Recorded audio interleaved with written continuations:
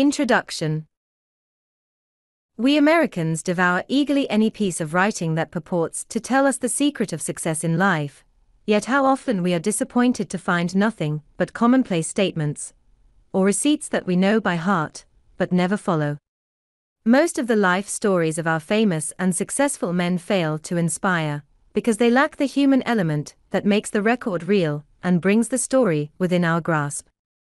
While we are searching far and near for some Aladdin's lamp to give coveted fortune, there is ready at our hand if we will only reach out and take it, like the charm in Milton's Comus. Unknown, and like esteemed, and the dull swain treads on it daily with his clouted shoon.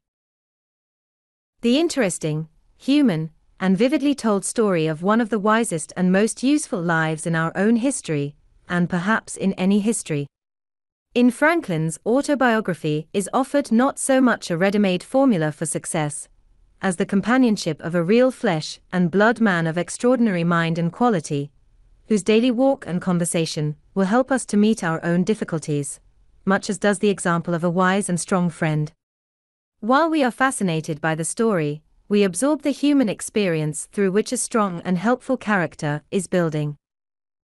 The thing that makes Franklin's autobiography different from every other life story of a great and successful man is just this human aspect of the account. Franklin told the story of his life, as he himself says, for the benefit of his posterity. He wanted to help them by the relation of his own rise from obscurity and poverty to eminence and wealth. He is not unmindful of the importance of his public services and their recognition, yet his accounts of these achievements are given only as a part of the story, and the vanity displayed is incidental and in keeping with the honesty of the recital. There is nothing of the impossible in the method and practice of Franklin, as he sets them forth. The youth who reads the fascinating story is astonished to find that Franklin in his early years struggled with the same everyday passions and difficulties that he himself experiences, and he loses the sense of discouragement that comes from a realization of his own shortcomings and inability to attain. There are other reasons why the autobiography should be an intimate friend of American young people.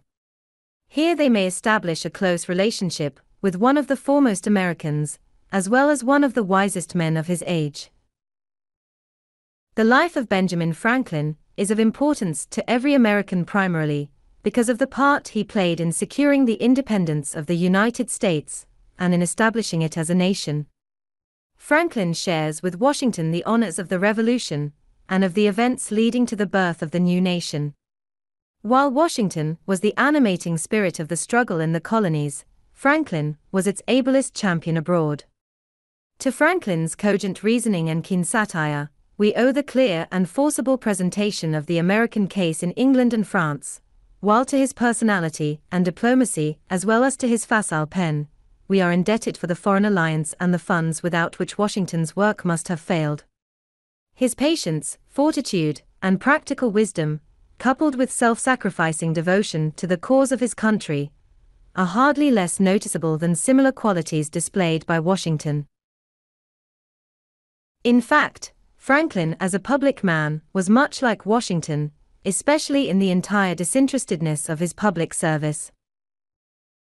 Franklin is also interesting to us, because by his life and teachings he has done more than any other American to advance the material prosperity of his countrymen. It is said that his widely and faithfully read maxims made Philadelphia and Pennsylvania wealthy, while Poor Richard's pithy sayings, translated into many languages, have had a worldwide influence. Franklin is a good type of our American manhood. Although not the wealthiest or the most powerful, he is undoubtedly, in the versatility of his genius and achievements, the greatest of our self-made men. The simple yet graphic story in the autobiography of his steady rise from humble boyhood in a tallow chandler shop, by industry, economy, and perseverance in self-improvement, to eminence, is the most remarkable of all the remarkable histories of our self-made men. It is in itself a wonderful illustration of the results possible to be attained in a land of unequaled opportunity by following Franklin's maxims. Franklin's fame, however, was not confined to his own country. Although he lived in a century notable for the rapid evolution of scientific and political thought and activity, yet no less a keen judge and critic than Lord Jeffrey, the famous editor of the Edinburgh Review, a century ago said that in one point of view the name of Franklin must be considered as standing higher than any of the others which illustrated the 18th century. Distinguished as a statesman, he was equally great as a philosopher, thus uniting in himself a rare degree of excellence in both these pursuits, to excel in either of which is deemed the highest praise. Franklin has indeed been aptly called many-sided. He was eminent in science and public service, in diplomacy and in literature. He was the Edison of his day, turning his scientific discoveries to the benefit of his fellow men. He perceived the identity of lightning and electricity, and set up the lightning rod. He invented the Franklin stove, still widely used, and refused to patent it. He possessed a masterly shrewdness in business and practical affairs. Carlyle called him the father of all the Yankees. He founded a fire company, assisted in founding a hospital, and improved the cleaning and lighting of streets. He developed journalism, established the American Philosophical Society, the Public Library in Philadelphia, and the University of Pennsylvania. He organized a postal system for the colonies, which was the basis of the present United States Post Office.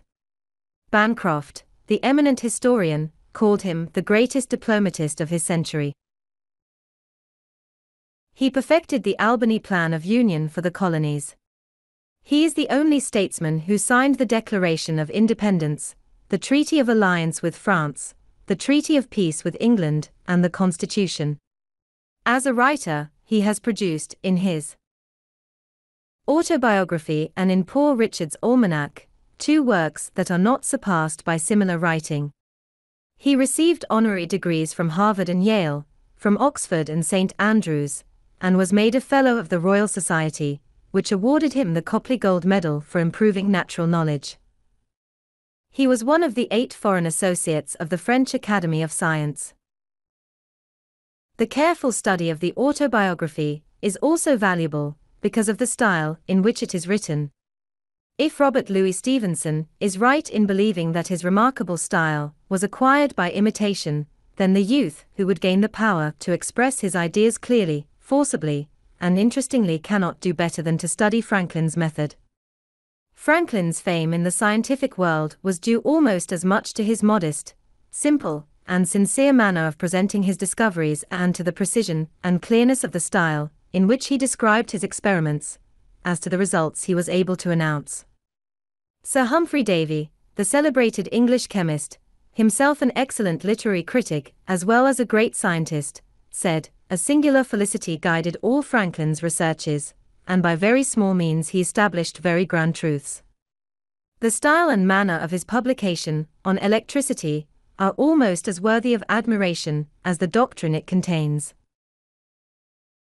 Franklin's place in literature is hard to determine, because he was not primarily a literary man. His aim in his writings, as in his life work, was to be helpful to his fellow men. For him writing was never an end in itself, but always a means to an end. Yet his success as a scientist, a statesman, and a diplomat, as well as socially, was in no little part due to his ability as a writer. His letters charmed all, and made his correspondence eagerly sought. His political arguments were the joy of his party and the dread of his opponents. His scientific discoveries were explained in language at once so simple and so clear that Ploughboy, an exquisite, could follow his thought, or his experiment to its conclusion. As far as American literature is concerned, Franklin has no contemporaries. Before the autobiography, only one literary work of importance had been produced in this country, Cotton Mather's Magnalia, a church history of New England in a ponderous, stiff style. Franklin was the first American author to gain a wide and permanent reputation in Europe. The autobiography, Poor Richard, Father Abraham's Speech, or The Way to Wealth, as well as some of the bagatelles, are as widely known abroad as any American writings. Franklin must also be classed as the first American humorist. English literature of the 18th century was characterized by the development of prose. Periodical literature reached its perfection early in the century in the Tatler and the Spectator of Addison and Steele. Pamphleteers flourished throughout the period. The homelier prose of Bunyan and Defoe gradually gave place to the more elegant and artificial language of Samuel Johnson, who set the standard for prose writing from 1745 onward. This century saw the beginnings of the modern novel, in Fielding's Tom Jones, Richardson's Clarissa Harlowe, Sterne's Tristram Shandy, and Goldsmith's Vicar of Wakefield. Gibbon wrote The Decline and Fall of the Roman Empire, Hume his History of England, and Adam Smith The Wealth of Nations. In the simplicity and vigor of his style, Franklin more nearly resembles the earlier group of writers. In his first essays, he was not an inferior imitator of Addison. In his numerous parables, moral allegories, and apologues he showed Bunyan's influence. But Franklin was essentially a journalist. In his swift, terse style, he is most like Defoe, who was the first great English journalist and master of the newspaper narrative. The style of both writers is marked by homely, vigorous expression, satire, burlesque, repartee. Here the comparison must end. Defoe and his contemporaries were authors. Their vocation was writing, and their success rests on the imaginative or creative power they displayed. To authorship Franklin laid no claim. He wrote no work of the imagination. He developed only incidentally a style in many respects as remarkable as that of his English contemporaries. He wrote the best autobiography in existence, one of the most widely known collections of maxims, and an unsurpassed series of political and social satires, because he was a man of unusual scope of power and usefulness, who knew how to tell his fellow men the secrets of that power and that usefulness. The story of the autobiography. The account of how Franklin's autobiography came to be written, and of the adventures of the original manuscript, forms in itself an interesting story. The autobiography is Franklin's longest work, and yet it is only a fragment. The first part, written as a letter to his son, William Franklin, was not intended for publication, and the composition is more informal and the narrative more personal than in the second part, from 1730 on, which was written with a view to publication. The entire manuscript shows little evidence of revision. In fact, the expression is so homely and natural that his grandson, William Temple Franklin, in editing the work changed some of the phrases, because he thought them inelegant and vulgar. The account of how Franklin's autobiography came to be written, and of the adventures of the original manuscript, forms in itself an interesting story. The autobiography is Franklin's longest work, and yet it is only a fragment. The first part, written as a letter to his son, William Franklin, was not intended for publication, and the composition is more informal and the narrative more personal than in the second part, from 1730 on, which was written with a view to publication. The entire manuscript shows little evidence of revision. In fact, the expression is so homely and natural that his grandson, William Temple Franklin, in editing the work changed some of the phrases, because he thought them inelegant and vulgar. Franklin began the story of his life while on a visit to his friend, Bishop Shipley, at Twyford, in Hampshire, southern England, in 1771. He took the manuscript, completed to 1731, with him when he returned to Philadelphia in 1775. It was left there with his other papers when he went to France in the following year, and disappeared during the confusion incident to the Revolution. 23 pages of closely written manuscript fell into the hands of Abel James, an old friend, who sent a copy to Franklin at Passy, near Paris, urging him to complete the story. Franklin took up the work at Passy in 1784, and carried the narrative forward a few months. He changed the plan to meet his new purpose of writing to benefit the young reader. His work was soon interrupted and was not resumed until 1788, when he was at home in Philadelphia. He was now old, infirm, and suffering, and was still engaged in public service.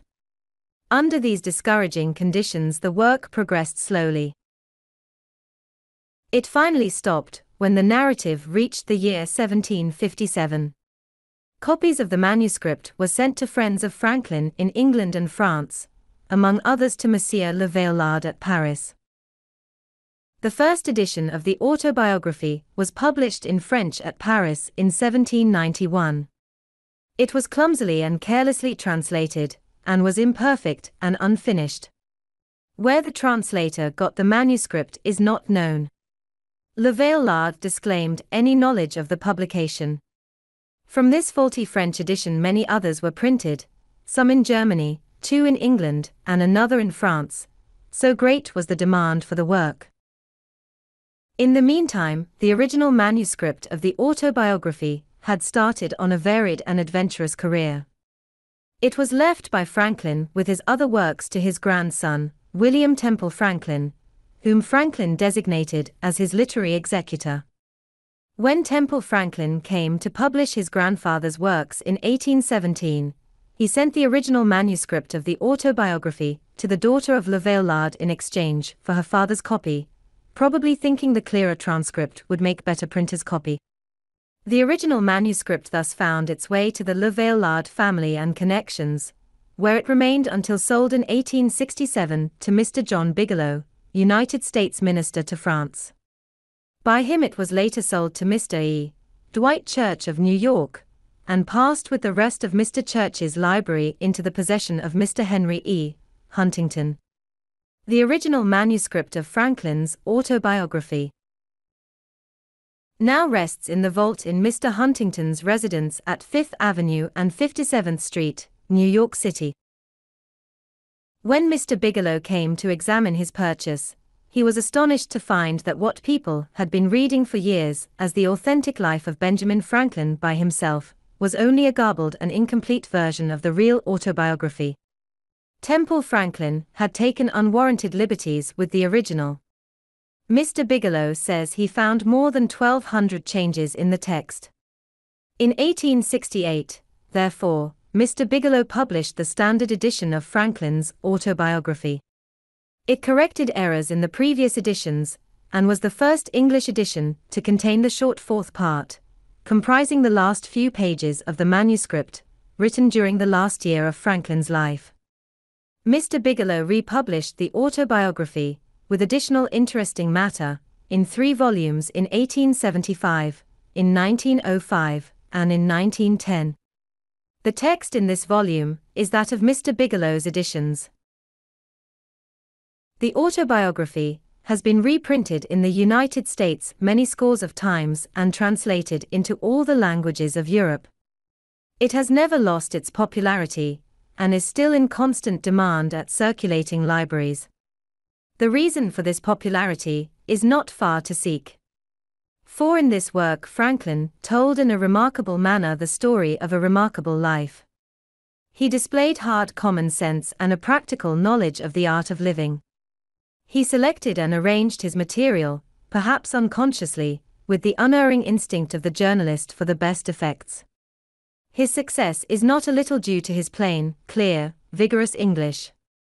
He used short sentences and words, homely expressions, apt illustrations, and pointed allusions. Franklin had a most interesting, varied, and unusual life. He was one of the greatest conversationalists of his time.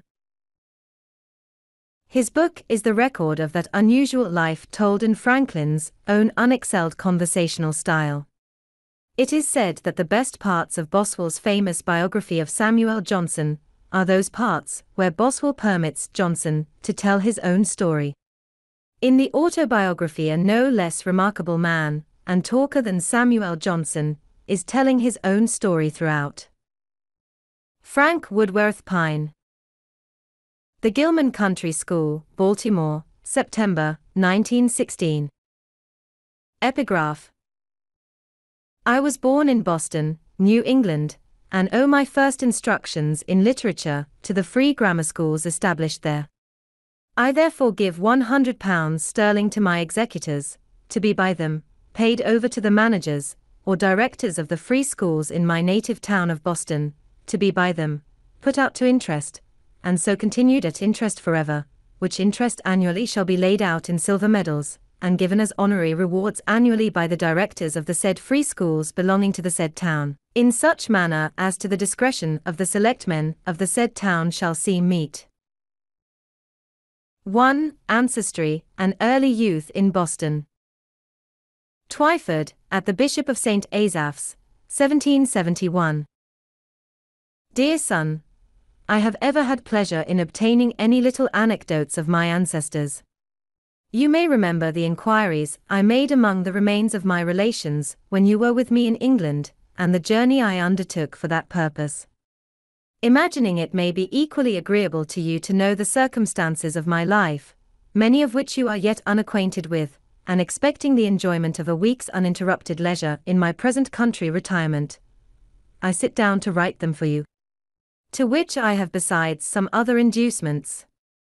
Having emerged from the poverty and obscurity in which I was born and bred, to a state of affluence and some degree of reputation in the world, and having gone so far through life with a considerable share of felicity, the conducing means I made use of, which with the blessing of God so well succeeded, my posterity may like to know, as they may find some of them suitable to their own situations, and therefore fit to be imitated. That felicity, when I reflected on it, has induced me sometimes to say, that were it offered to my choice, I should have no objection to a repetition of the same life from its beginning, only asking the advantages authors have in a second edition to correct some faults of the first. So I might, besides correcting the faults, change some sinister accidents and events of it for others more favorable. But though this were denied, I should still accept the offer. Since such a repetition is not to be expected, the next thing most like living one's life over again seems to be a recollection of that life, and to make that recollection as durable as possible by putting it down in writing.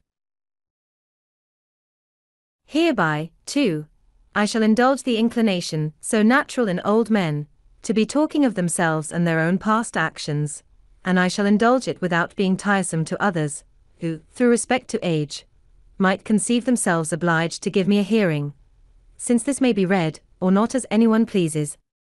And, lastly, I may as well confess it, since my denial of it will be believed by nobody, perhaps I shall a good deal gratify my own vanity.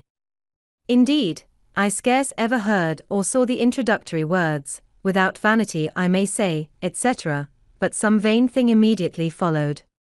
Most people dislike vanity in others, whatever share they have of it themselves, but I give it fair quarter wherever I meet with it, being persuaded that it is often productive of good to the possessor, and to others that are within his sphere of action, and therefore, in many cases, it would not be altogether absurd if a man were to thank God for his vanity among the other comforts of life.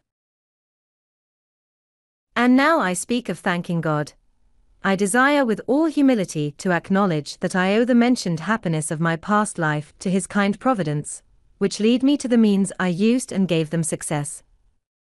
My belief of this induces me to hope, though I must not presume, that the same goodness will still be exercised toward me, in continuing that happiness, or enabling me to bear a fatal reverse, which I may experience as others have done, the complexion of my future fortune being known to Him only in whose power it is to bless to us even our afflictions. The notes one of my uncles, who had the same kind of curiosity in collecting family anecdotes, once put into my hands, furnished me with several particulars relating to our ancestors. From these notes I learned that the family had lived in the same village, Ecton, in Northamptonshire, for 300 years, and how much longer he knew not, perhaps from the time when the name of Franklin, that before was the name of an order of people, was assumed by them as a surname when others took surnames all over the kingdom, on a freehold of about 30 acres, aided by the smith's business, which had continued in the family till his time, the eldest son being always bred to that business, a custom which he and my father followed as to their eldest sons. When I searched the registers at Ecton, I found an account of their births, marriages and burials from the year 1555 only, there being no registers kept in that parish at any time preceding. By that register I perceived that I was the youngest son of the youngest son for 5 generations back.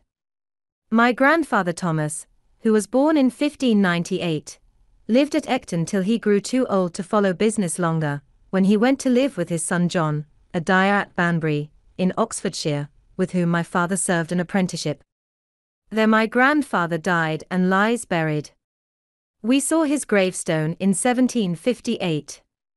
His eldest son Thomas lived in the house at Ecton, and left it with the land to his only child, a daughter, who, with her husband, one Fisher, of Wellingborough, sold it to Mr. Isted, now lord of the manor there. My grandfather had 4 sons that grew up, viz., Thomas, John, Benjamin and Josiah. I will give you what account I can of them at this distance from my papers, and if these are not lost in my absence, you will among them find many more particulars. Thomas was bred a smith under his father, but, being ingenious, and encouraged in learning, as all my brothers were, by an Esquire Palmer, then the principal gentleman in that parish, he qualified himself for the business of scrivener, became a considerable man in the county, was a chief mover of all public-spirited undertakings for the county or town of Northampton, and his own village, of which many instances were related of him, and much taken notice of and patronized by the then Lord Halifax. He died in 1702, January 6th, old style, just 4 years to a day before I was born. The account we received of his life and character from some old people at Ecton, I remember, struck you as something extraordinary, from its similarity to what you knew of mine. Had he died on the same day, you said, one might have supposed a transmigration. John was bred a dyer, I believe of woolens. Benjamin was bred a silk dyer, serving an apprenticeship at London. He was an ingenious man. I remember him well, for when I was a boy he came over to my father in Boston, and lived in the house with us some years.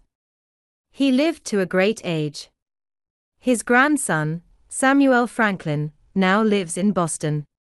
He left behind him 2 quarto volumes, Ms., of his own poetry, consisting of little occasional pieces addressed to his friends and relations, of which the following, sent to me, is a specimen. He had formed a shorthand of his own, which he taught me, but, never practicing it, I have now forgot it. I was named after this uncle, there being a particular affection between him and my father. He was very pious, a great attender of sermons of the best preachers, which he took down in his shorthand, and had with him many volumes of them. He was also much of a politician, too much, perhaps, for his station. There fell lately into my hands, in London, a collection he had made of all the principal pamphlets relating to public affairs, from 1641 to 1717. Many of the volumes are wanting as appears by the numbering, but there still remain 8 volumes in folio, and 24 in quarto and in octavo. A dealer in old books met with them, and knowing me by my sometimes buying of him, he brought them to me. It seems my uncle must have left them here when he went to America, which was about 50 years since. There are many of his notes in the margins. This obscure family of ours was early in the Reformation, and continued Protestants through the reign of Queen Mary, when they were sometimes in danger of trouble on account of their zeal against popery. They had got an English Bible, and to conceal and secure it, it was fastened open with tapes under and within the cover of a joint stool. When my great-great-grandfather read it to his family, he turned up the joint stool upon his knees, turning over the leaves then under the tapes. One of the children stood at the door to give notice if he saw the apparitor coming, who was an officer of the spiritual court. In that case the stool was turned down again upon its feet, when the Bible remained concealed under it as before. This anecdote I had from my uncle Benjamin. The family continued all of the Church of England till about the end of Charles II's reign, when some of the ministers that had been outed for nonconformity, holding conventicles in Northamptonshire, Benjamin and Josiah adhered to them, and so continued all their lives. The rest of the family remained with the Episcopal Church. Josiah, my father, married young, and carried his wife with 3 children into New England, about 1682. The conventicles having been forbidden by law, and frequently disturbed, induced some considerable men of his acquaintance to remove to that country, and he was prevailed with to accompany them thither, where they expected to enjoy their mode of religion with freedom. By the same wife he had 4 children more born there, and by a second wife 10 more, in all 17, of which I remember 13 sitting at one time at his table, who all grew up to be men and women, and married. I was the youngest son, and the youngest child but 2, and was born in Boston, New England. My mother, the second wife, was Abia Folger, daughter of Peter Folger, one of the first settlers of New England, of whom honorable mention is made by Cotton Mather, in his church history of that country, entitled Magnalia Christi Americana, as a godly, learned Englishman. If I remember the words rightly, I have heard that he wrote sundry small occasional pieces, but only one of them was printed, which I saw now many years since. It was written in 1675, in the homespun verse of that time and people, and addressed to those then concerned in the government there. It was in favor of liberty of conscience, and in behalf of the Baptists, Quakers, and other sectaries that had been under persecution, ascribing the Indian wars, and other distresses that had befallen the country, to that persecution, as so many judgments of God to punish so heinous an offense, and exhorting a repeal of those uncharitable laws.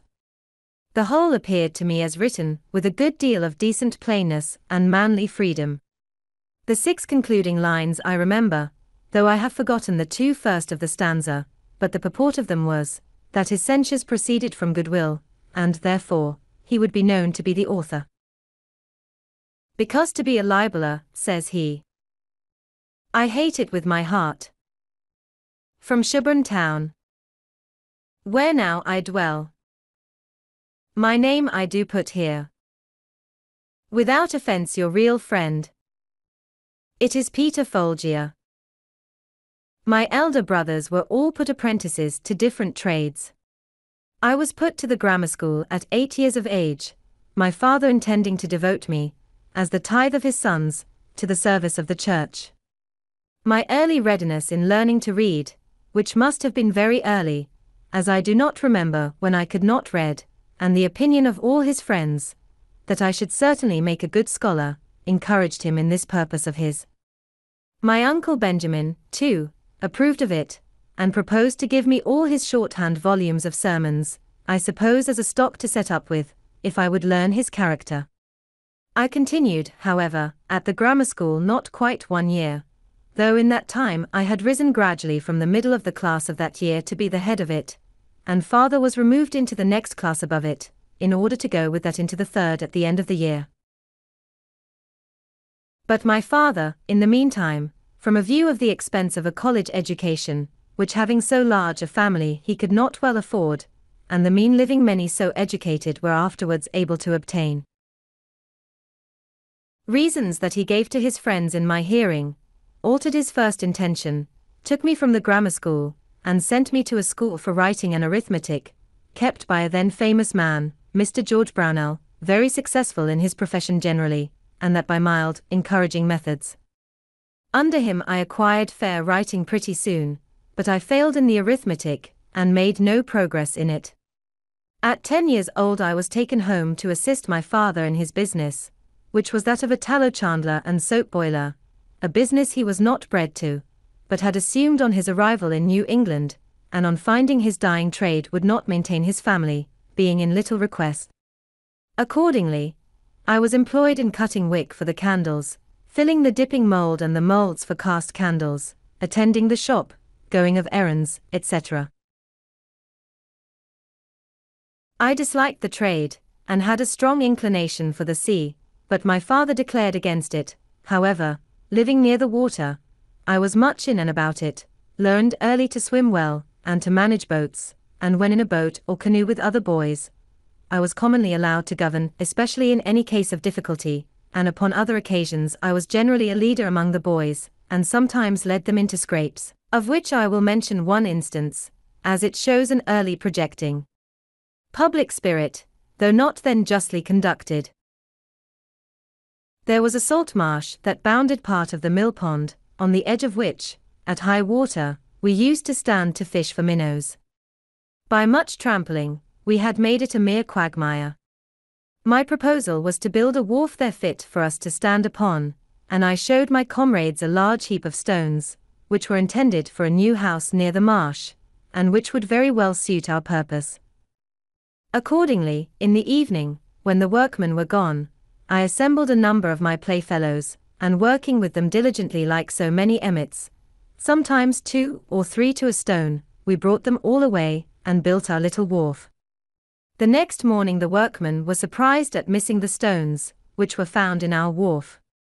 Inquiry was made after the removers, we were discovered and complained of, several of us were corrected by our fathers, and though I pleaded the usefulness of the work, mine convinced me that nothing was useful which was not honest.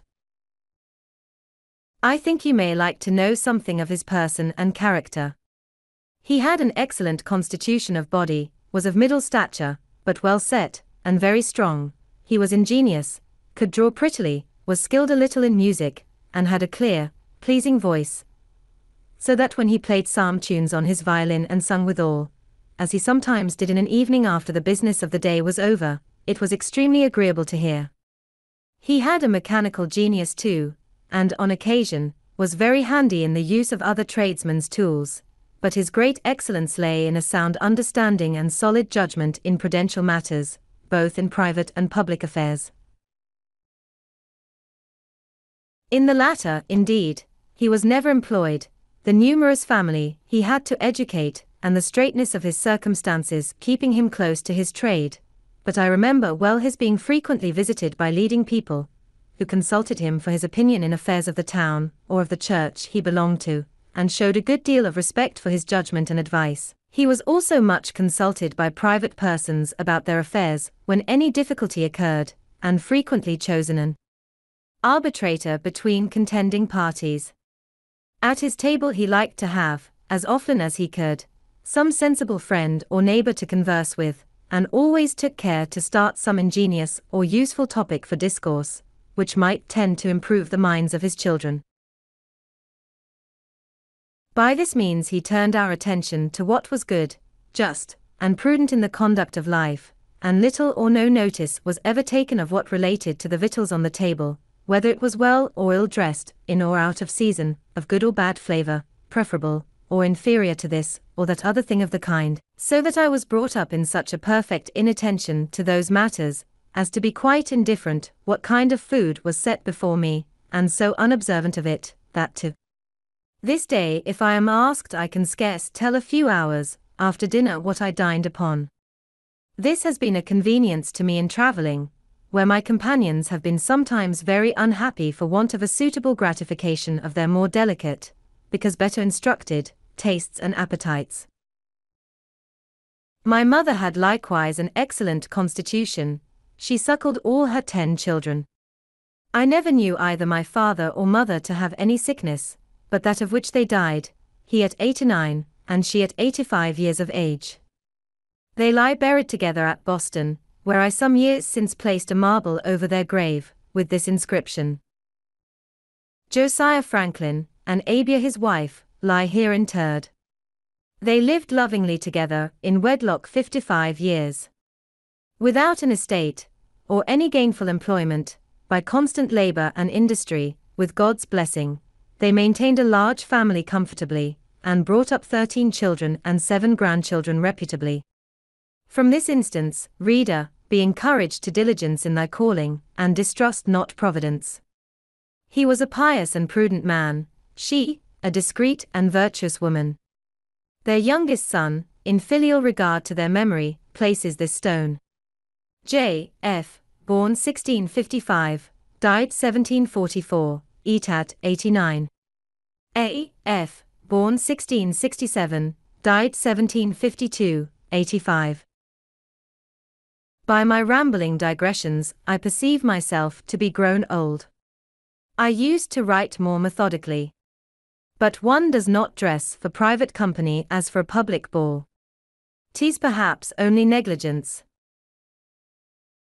To return, I continued thus employed in my father's business for 2 years, that is, till I was 12 years old, and my brother John, who was bred to that business, having left my father, married, and set up for himself at Rhode Island, there was all appearance that I was destined to supply his place, and become a tallow chandler.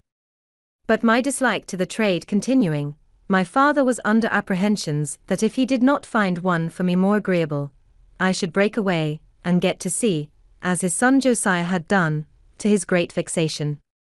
He therefore sometimes took me to walk with him, and see joiners, bricklayers, turners, braziers, etc., at their work, that he might observe my inclination, and endeavor to fix it on some trade or other on land.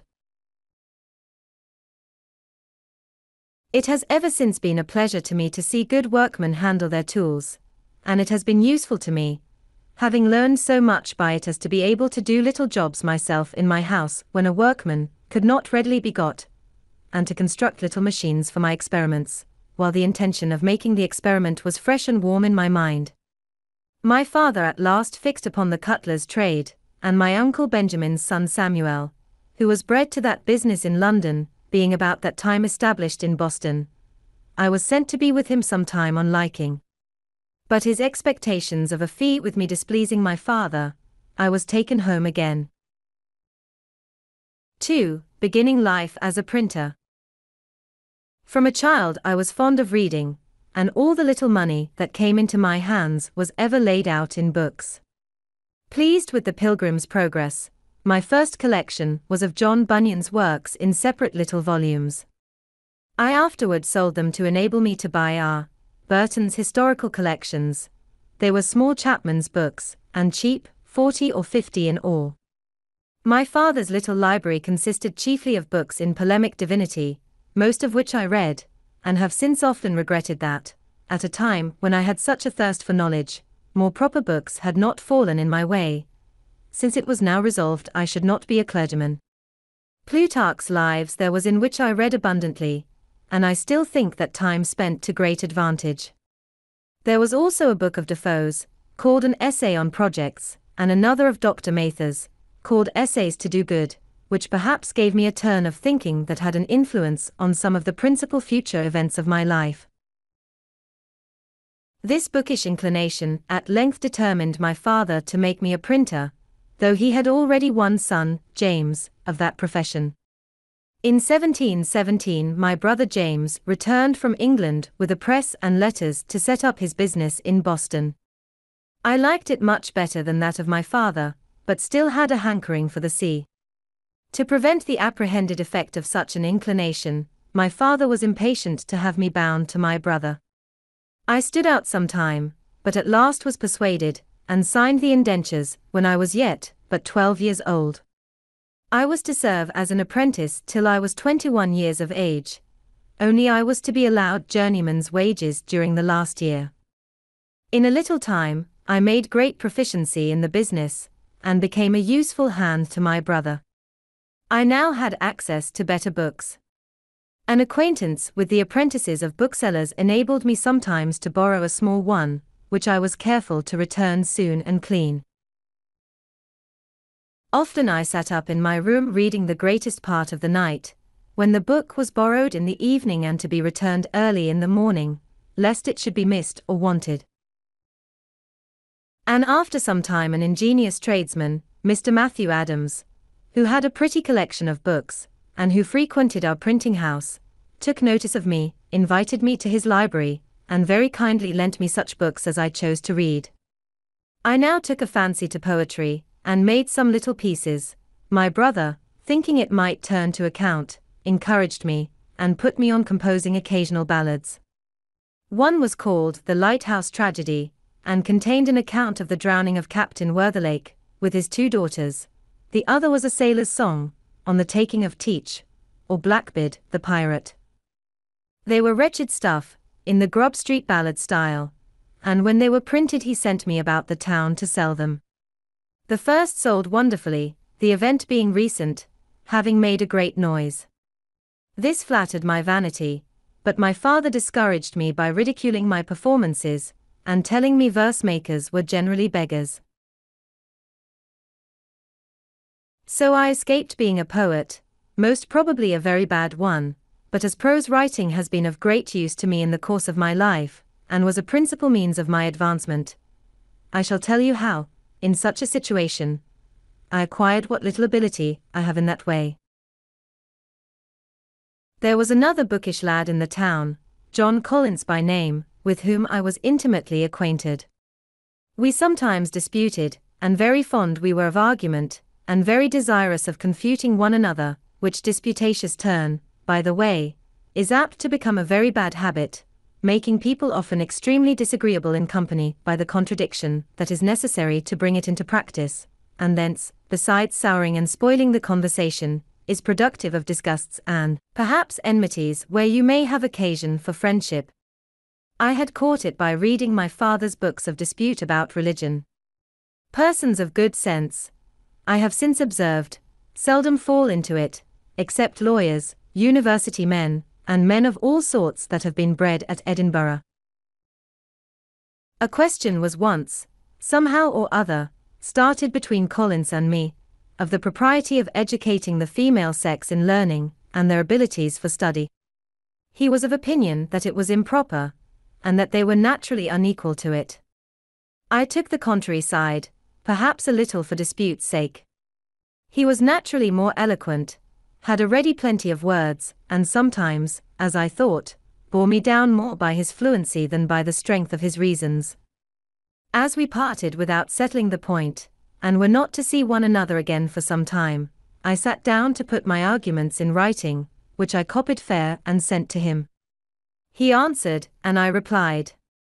3 or 4 letters of a side had passed, when my father happened to find my papers and read them. Without entering into the discussion, he took occasion to talk to me about the manner of my writing, observed that, though I had the advantage of my antagonist in correct spelling and pointing, which I owed to the printing house, I fell far short in elegance of expression, in method and in perspicuity, of which he convinced me by several instances. I saw the justice of his remarks, and thence grew more attentive to the manner in writing, and determined to endeavor at improvement. About this time, I met with an odd volume of The Spectator. It was the third. I had never before seen any of them. I bought it, read it over and over, and was much delighted with it. I thought the writing excellent, and wished, if possible, to imitate it. With this view I took some of the papers, and making short hints of the sentiment in each sentence, laid them by a few days and then, without looking at the book, tried to complete the papers again, by expressing each hinted sentiment at length, and as fully as it had been expressed before, in any suitable words that should come to hand. Then I compared my Spectator with the original, discovered some of my faults, and corrected them. But I found I wanted a stock of words, or a readiness in recollecting and using them, which I thought I should have acquired before that time if I had gone on making verses, since the continual occasion for words of the same import, but of different length, to suit the measure, or of different sound for the rhyme, would have laid me under a constant necessity of searching for variety, and also have tended to fix that variety in my mind, and make me master of it. Therefore I took some of the tales and turned them into verse, and after a time, when I had pretty well forgotten the prose, turned them back again. I also sometimes jumbled my collections of hints into confusion, and after some weeks endeavored to reduce them into the best order, before I began to form the full sentences, and complete the paper. This was to teach me method in the arrangement of thoughts. By comparing my work afterwards with the original, I discovered many faults and amended them, but I sometimes had the pleasure of fancying that, in certain particulars of small import, I had been lucky enough to improve the method of the language, and this encouraged me to think I might possibly in time come to be a tolerable English writer, of which I was extremely ambitious. My time for these exercises and for reading was at night, after work or before it began in the morning, or on Sundays, when I contrived to be in the printing house alone, evading as much as I could the common attendance on public worship which my father used to exact of me when I was under his care, and which indeed I still thought a duty, though I could not, as it seemed to me, afford time to practice it. When about 16 years of age I happened to meet with a book, written by one Tryon, recommending a vegetable diet. I determined to go into it. My brother, being yet unmarried, did not keep house, but boarded himself and his apprentices in another family. My refusing to eat flesh occasioned an inconveniency, and I was frequently chid for my singularity. I made myself acquainted with Tryon's manner of preparing some of his dishes, such as boiling potatoes or rice, making hasty pudding, and a few others, and then proposed to my brother, that if he would give me, weekly, half the money he paid for my board, I would board myself. He instantly agreed to it, and I presently found that I could save half what he paid me. This was an additional fund for buying books. But I had another advantage in it. My brother and the rest going from the printing house to their meals, I remained there alone, and dispatching presently my light repast, which often was no more than a biscuit, or a slice of bread, a handful of raisins, or a tart from the pastrycook's, and a glass of water, had the rest of the time till their return for study, in which I made the greater progress, from that greater clearness of head and quicker apprehension, which usually attend temperance in eating and drinking. And now it was that, being on some occasion made ashamed of my ignorance in figures, which I had twice failed in learning when at school, I took Cocker's book of arithmetic, and went through the whole by myself with great ease. I also read Sellers and Shermy's books of navigation, and became acquainted with the little geometry they contain, but never proceeded far in that science. And I read about this time Locke on Human Understanding, and the Art of Thinking, by Messrs. Du Port Royal. While I was intent on improving my language, I met with an English grammar, I think it was Greenwood's, at the end of which there were 2 little sketches of the arts of rhetoric and logic, the latter finishing with a specimen of a dispute in the Socratic method. And soon after I procured Xenophon's Memorable Things of Socrates, wherein there are many instances of the same method. I was charmed with it, adopted it, dropped my abrupt contradiction, and positive argumentation, and put on the humble inquirer and doubter.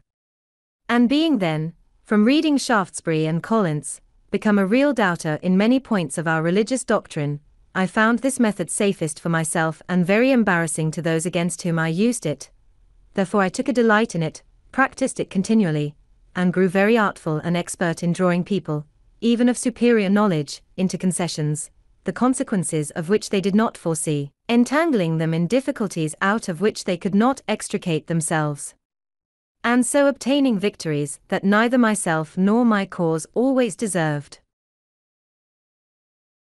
I continued this method some few years, but gradually left it, retaining only the habit of expressing myself in terms of modest diffidence, never using, when I advanced anything that may possibly be disputed, the words certainly, undoubtedly, or any others that give the air of positiveness to an opinion, but rather say, I conceive or apprehend a thing to be so and so, it appears to me, or I should think it so or so, for such and such reasons, or I imagine it to be so, or it is so, if I am not mistaken. This habit, I believe, has been of great advantage to me when I have had occasion to inculcate my opinions, and persuade men into measures that I have been from time to time engaged in promoting, and as the chief ends of conversation are to inform or to be informed, to please or to persuade. I wish well-meaning, sensible men would not lessen their power of doing good by a positive, assuming manner, that seldom fails to disgust, tends to create opposition, and to defeat every one of those purposes for which speech was given to us, to wit, giving or receiving information or pleasure.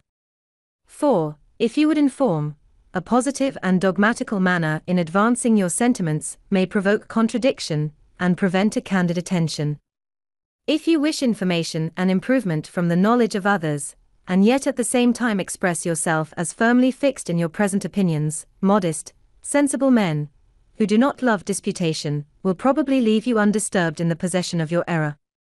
And by such a manner, you can seldom hope to recommend yourself in pleasing your hearers, or to persuade those whose concurrence you desire. Pope says, judiciously, men should be taught as if you taught them not, and things unknown proposed as things forgot.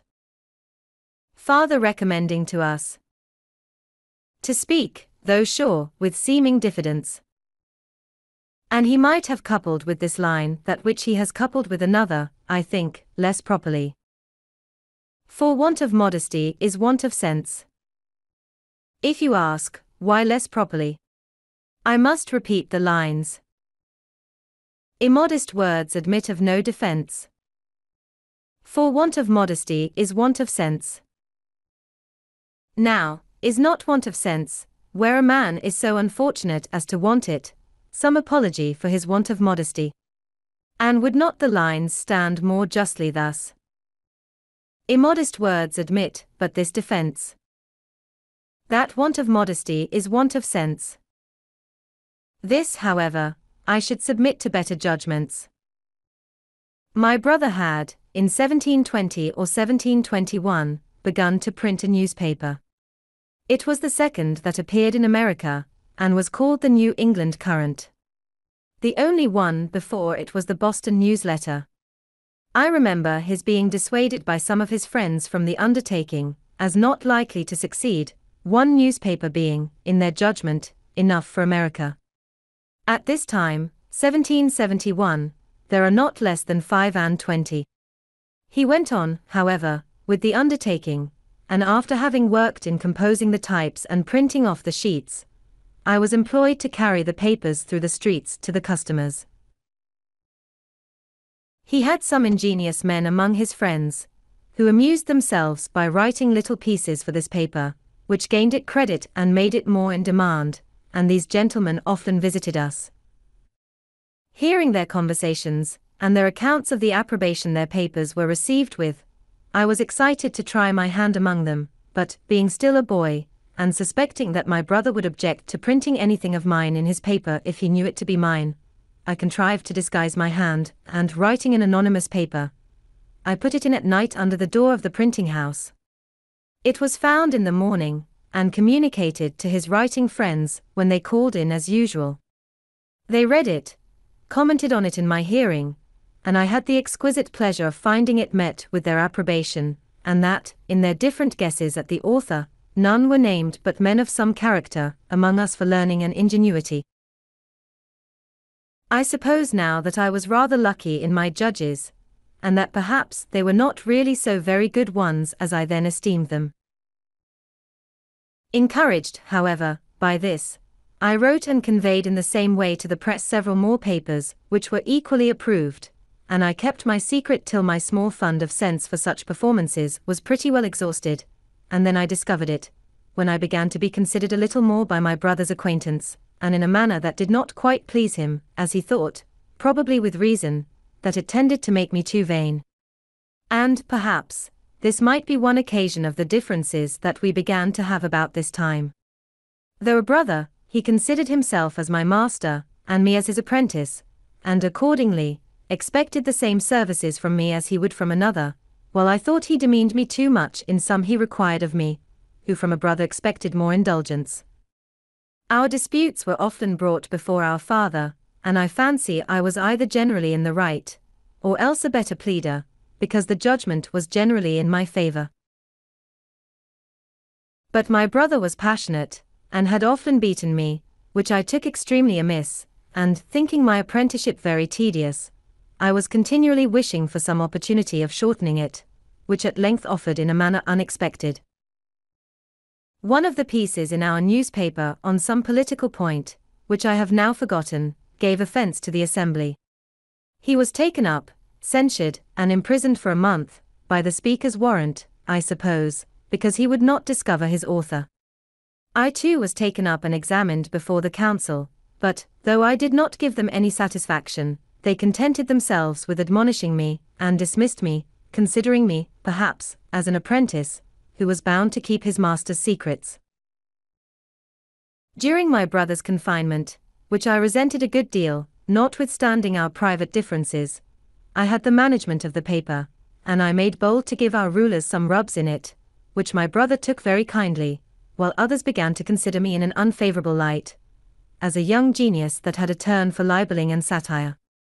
My brother's discharge was accompanied with an order of the House, a very odd one, that James Franklin should no longer print the paper called the New England Current. There was a consultation held in our printing house among his friends, what he should do in this case.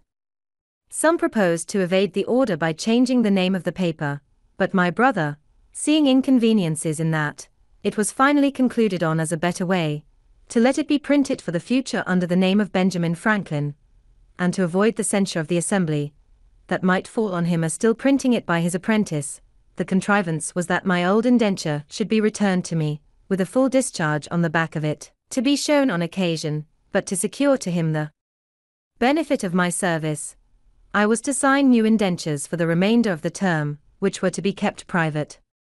A very flimsy scheme it was, however. It was immediately executed, and the paper went on accordingly, under my name for several months. At length, a fresh difference arising between my brother and me, I took upon me to assert my freedom, presuming that he would not venture to produce the new indentures. It was not fair in me to take this advantage, and this I therefore reckon one of the first errata of my life, but the unfairness of it weighed little with me, when under the impressions of resentment for the blows his passion too often urged him to bestow upon me. Though he was otherwise not an ill-natured man, perhaps I was too saucy and provoking. When he found I would leave him, he took care to prevent my getting employment in any other printing house of the town, by going round and speaking to every master, who accordingly refused to give me work. I then thought of going to New York, as the nearest place where there was a printer, and I was rather inclined to leave Boston, when I reflected that I had already made myself a little obnoxious to the governing party, and from the arbitrary proceedings of the Assembly in my brother's case, it was likely I might, if I stayed, soon bring myself into scrapes, and farther, that my indiscreet disputations about religion began to make me pointed at with horror by good people as an infidel or atheist. I determined on the point, but my father now siding with my brother, I was sensible that, if I attempted to go openly, means would be used to prevent me. My friend Collins, therefore, undertook to manage a little for me.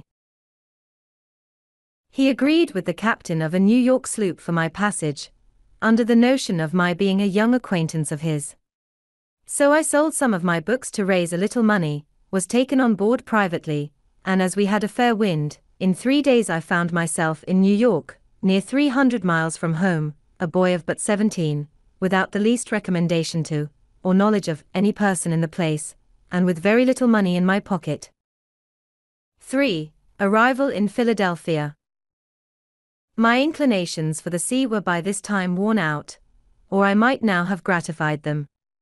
But, having a trade, and supposing myself a pretty good workman, I offered my service to the printer in the place, old Mr. William Bradford, who had been the first printer in Pennsylvania, but removed from thence upon the quarrel of George Keith.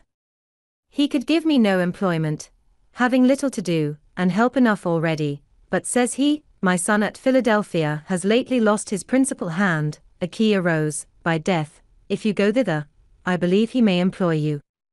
Philadelphia was 100 miles further. I set out, however, in a boat for Amboy, leaving my chest and things to follow me round by sea.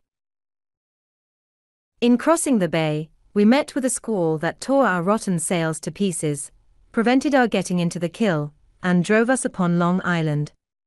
In our way, a drunken Dutchman, who was a passenger too, fell overboard.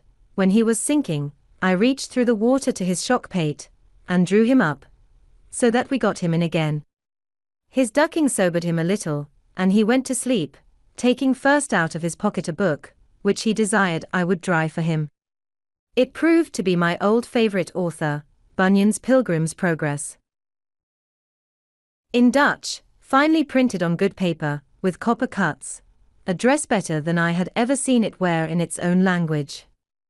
I have since found that it has been translated into most of the languages of Europe, and suppose it has been more generally read than any other book, except perhaps the Bible. Honest John was the first that I know of who mixed narration and dialogue, a method of writing very engaging to the reader, who in the most interesting parts finds himself, as it were, brought into the company and present at the discourse. Defoe in his Crusoe, his Moll Flanders, Religious Courtship, Family Instructor, and other pieces, has imitated it with success, and Richardson has done the same in his Pamela, etc. When we drew near the island, we found it was at a place where there could be no landing, there being a great surf on the stony beach. So we dropped anchor, and swung round towards the shore. Some people came down to the water edge and hallooed to us, as we did to them, but the wind was so high, and the surf so loud, that we could not hear so as to understand each other. There were canoes on the shore, and we made signs, and hallooed that they should fetch us, but they either did not understand us, or thought it impracticable, so they went away, and night coming on, we had no remedy but to wait till the wind should abate, and in the meantime the boatman and I concluded to sleep, if we could, and so crowded into the scuttle, with the Dutchman, who was still wet, and the spray beating over the head of our boat, leaked through to us, so that we were soon almost as wet as he. In this manner we lay all night, with very little rest, but, the wind abating the next day, we made a shift to reach Amboy before night, having been 30 hours on the water, without victuals, or any drink, but a bottle of filthy rum, and the water we sailed on being salt. In the evening I found myself very feverish, and went into bed, but, having read somewhere that cold water drank plentifully was good for a fever, I followed the prescription, sweat plentifully most of the night, my fever left me, and in the morning, crossing the ferry, I proceeded on my journey on foot, having 50 miles to Burlington, where I was told I should find boats that would carry me the rest of the way to Philadelphia. It rained very hard all the day. I was thoroughly soaked, and by noon a good deal tired, so I stopped at a poor inn, where I stayed all night, beginning now to wish that I had never left home. I cut so miserable a figure, too, that I found, by the questions asked me, I was suspected to be some runaway servant, and in danger of being taken up on that suspicion. However, I proceeded the next day, and got in the evening to an inn, within 8 or 10 miles of Burlington, kept by one Dr. Brown. He entered into conversation with me while I took some refreshment, and finding I had read a little, became very sociable and friendly. Our acquaintance continued as long as he lived. He had been, I imagine, an itinerant doctor, for there was no town in England, or country in Europe, of which he could not give a very particular account. He had some letters, and was ingenious, but much of an unbeliever, and wickedly undertook, some years after, to travesty the Bible in doggerel verse, as Cotton had done Virgil. By this means he set many of the facts in a very ridiculous light, and might have hurt weak minds if his work had been published, but it never was. At his house I lay that night, and the next morning reached Burlington, but had the mortification to find that the regular boats were gone a little before my coming, and no other expected to go before Tuesday, this being Saturday, wherefore I returned to an old woman in the town, of whom I had bought gingerbread to eat on the water, and asked her advice. She invited me to lodge at her house till a passage by water should offer, and being tired with my foot travelling, I accepted the invitation. She, understanding I was a printer, would have had me stay at that town and follow my business, being ignorant of the stock necessary to begin with. She was very hospitable, gave me a dinner of ox cheek, with great goodwill, accepting only of a pot of ale in return, and I thought myself fixed till Tuesday should come. However, walking in the evening by the side of the river, a boat came by, which I found was going towards Philadelphia, with several people in her. They took me in, and as there was no wind, we rowed all the way, and about midnight, not having yet seen the city, some of the company were confident we must have passed it, and would row no farther, the others knew not where we were. So we put toward the shore, got into a creek, landed near an old fence, with the rails of which we made a fire, the night being cold in October, and there we remained till daylight. Then one of the company knew the place to be Cooper's Creek, a little above Philadelphia, which we saw as soon as we got out of the creek, and arrived there about 8 or 9 o'clock on the Sunday morning, and landed at the Market Street wharf. I have been the more particular in this description of my journey, and shall be so of my first entry into that city, that you may in your mind compare such unlikely beginnings with the figure I have since made there. I was in my working dress, my best clothes being to come round by sea. I was dirty from my journey, my pockets were stuffed out with shirts and stockings, and I knew no soul nor where to look for lodging. I was fatigued with travelling, rowing, and want of rest. I was very hungry, and my whole stock of cash consisted of a Dutch dollar, and about a shilling in copper. The latter I gave the people of the boat for my passage, who at first refused it, on account of my rowing, but I insisted on their taking it.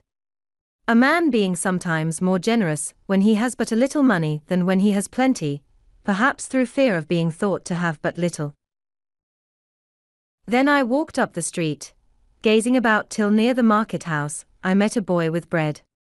I had made many a meal on bread, and inquiring where he got it, I went immediately to the baker's he directed me to, in 2nd Street, and asked for biscuit, intending such as we had in Boston, but they, it seems, were not made in Philadelphia. Then I asked for a 3-penny loaf, and was told they had none such. So not considering or knowing the difference of money, and the greater cheapness, nor the names of his bread, I bade him give me 3-penny worth of any sort. He gave me, accordingly, 3 great puffy rolls. I was surprised at the quantity, but took it, and having no room in my pockets, walked off with a roll under each arm, and eating the other. Thus I went up Market Street as far as 4th Street, passing by the door of Mr. Reed, my future wife's father, when she, standing at the door, saw me, and thought I made, as I certainly did, a most awkward, ridiculous appearance. Then I turned and went down Chestnut Street and part of Walnut Street, eating my roll all the way, and, coming round, found myself again at Market Street Wharf, near the boat I came in, to which I went for a draught of the river water, and being filled with one of my rolls, gave the other 2 to a woman and her child that came down the river in the boat with us, and were waiting to go farther. Thus refreshed, I walked again up the street, which by this time had many clean-dressed people in it, who were all walking the same way. I joined them, and thereby was led into the great meeting house of the Quakers near the market. I sat down among them, and after looking round a while and hearing nothing said, being very drowsy through labor and want of rest the preceding night, I fell fast asleep, and continued so till the meeting broke up, when one was kind enough to rouse me. This was, therefore, the first house I was in, or slept in Philadelphia. Walking down again toward the river, and looking in the faces of people, I met a young Quaker man, whose countenance I liked, and accosting him, requested he would tell me where a stranger could get lodging. We were then near the sign of the 3 Mariners. Here, says he, is one place that entertains strangers, but it is not a reputable house. If thee wilt walk with me, I'll show thee a better. He brought me to the Crooked Billet in Water Street. Here I got a dinner, and while I was eating it, several sly questions were asked me, as it seemed to be suspected from my youth and appearance, that I might be some runaway. After dinner, my sleepiness returned, and being shown to a bed, I lay down without undressing, and slept till 6 in the evening, was called to supper, went to bed again very early, and slept soundly till next morning. Then I made myself as tidy as I could, and went to Andrew Bradford the printer's. I found in the shop the old man his father, whom I had seen at New York, and who, traveling on horseback, had got to Philadelphia before me. He introduced me to his son, who received me civilly, gave me a breakfast, but told me he did not at present want a hand, being lately supplied with one, but there was another printer in town, lately set up, one Keimer, who, perhaps, might employ me. If not, I should be welcome to lodge at his house, and he would give me a little work to do now and then till fuller business should offer. The old gentleman said he would go with me to the new printer, and when we found him, "Neighbor," says Bradford, "I have brought to see you a young man of your business, perhaps you may want such a one." He asked me a few questions, put a composing stick in my hand to see how I worked, and then said he would employ me soon, though he had just then nothing for me to do, and taking old Bradford, whom he had never seen before, to be one of the town's people that had a good will for him, entered into a conversation on his present undertaking and prospects, while Bradford, not discovering that he was the other printer's father, on Keimer's saying he expected soon to get the greatest part of the business into his own hands, drew him on by artful questions, and starting little doubts, to explain all his views, what interest he relied on, and in what manner he intended to proceed. I, who stood by and heard all, saw immediately that one of them was a crafty old sophister, and the other a mere novice. Bradford left me with Keimer, who was greatly surprised when I told him who the old man was.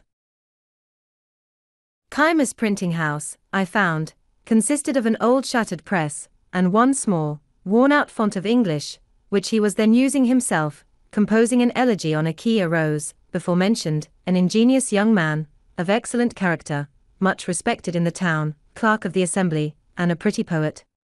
Keimer made verses too, but very indifferently. He could not be said to write them, for his manner was to compose them in the types directly out of his head. So there being no copy, but one pair of cases, and the elegy likely to require all the letter, no one could help him. I endeavored to put his press, which he had not yet used, and of which he understood nothing, into order fit to be worked with, and, promising to come and print off his elegy as soon as he should have got it ready, I returned to Bradford's, who gave me a little job to do for the present, and there I lodged and dieted. A few days after, Keimer sent for me to print off the elegy.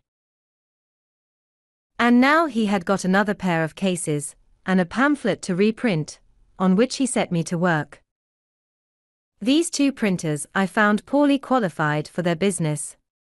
Bradford had not been bred to it, and was very illiterate, and Keimer, though something of a scholar, was a mere compositor, knowing nothing of presswork.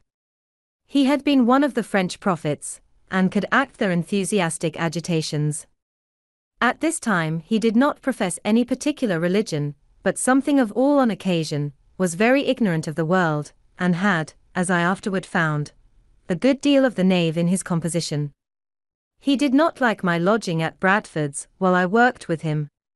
He had a house, indeed, but without furniture, so he could not lodge me, but he got me a lodging at Mr. Reed's before mentioned, who was the owner of his house, and my chest and clothes being come by this time, I made rather a more respectable appearance in the eyes of Miss Reed than I had done when she first happened to see me eating my roll in the street.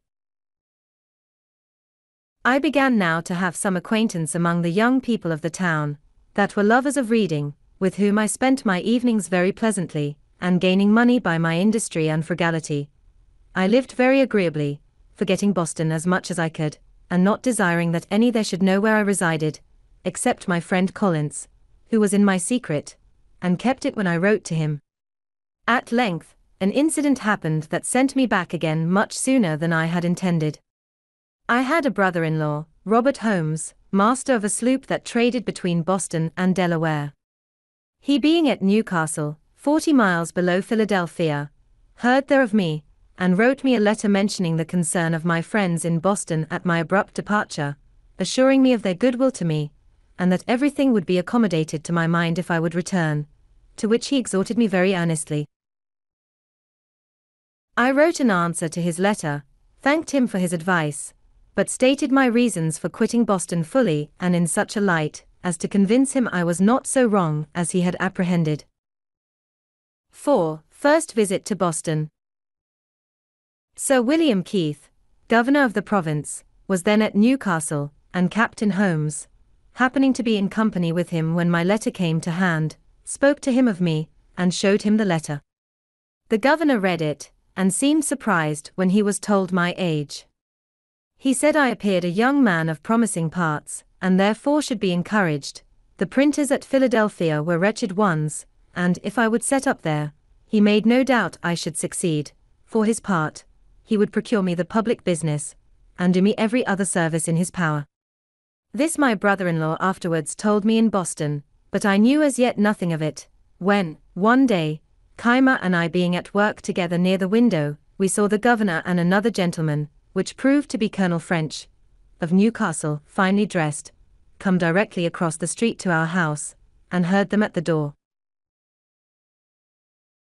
Keimer ran down immediately, thinking it a visit to him, but the governor inquired for me, came up, and with a condescension and politeness I had been quite unused to, made me many compliments, desired to be acquainted with me, blamed me kindly for not having made myself known to him when I first came to the place, and would have me away with him to the tavern, where he was going with Colonel French to taste, as he said, some excellent Madeira.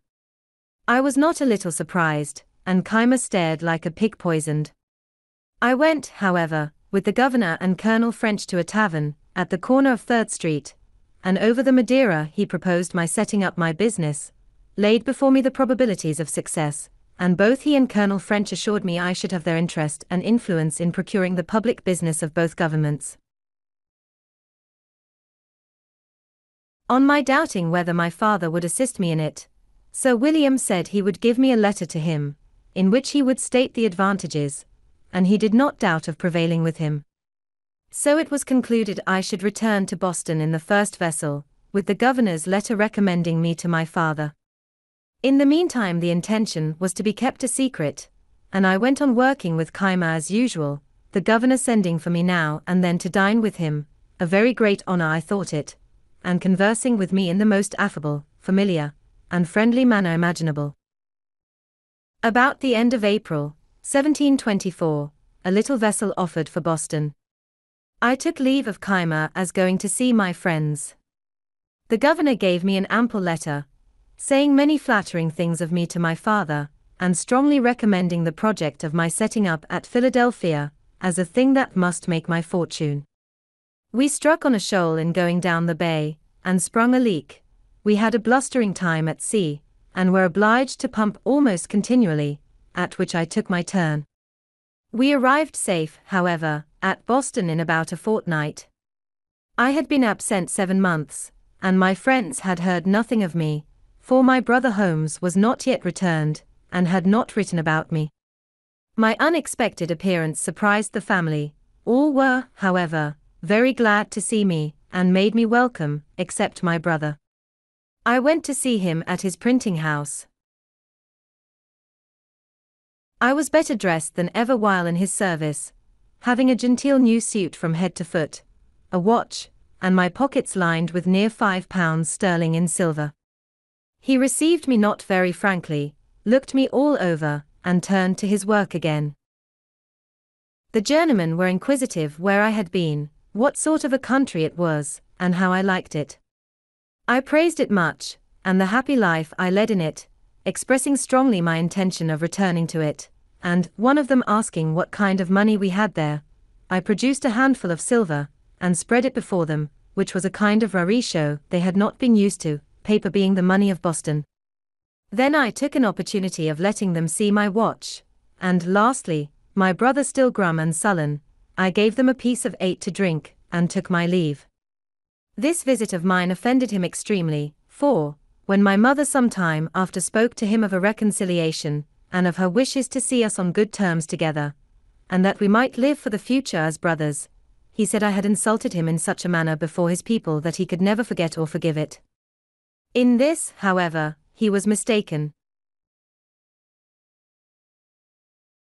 My father received the governor's letter with some apparent surprise, but said little of it to me for some days. When Captain Holmes returning he showed it to him, asked him if he knew Keith, and what kind of man he was, adding his opinion that he must be of small discretion to think of setting a boy up in business who wanted yet 3 years of being at man's estate.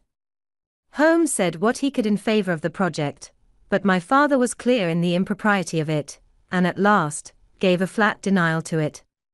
Then he wrote a civil letter to Sir William, thanking him for the patronage he had so kindly offered me, but declining to assist me as yet in setting up, I being, in his opinion, too young to be trusted with the management of a business so important, and for which the preparation must be so expensive.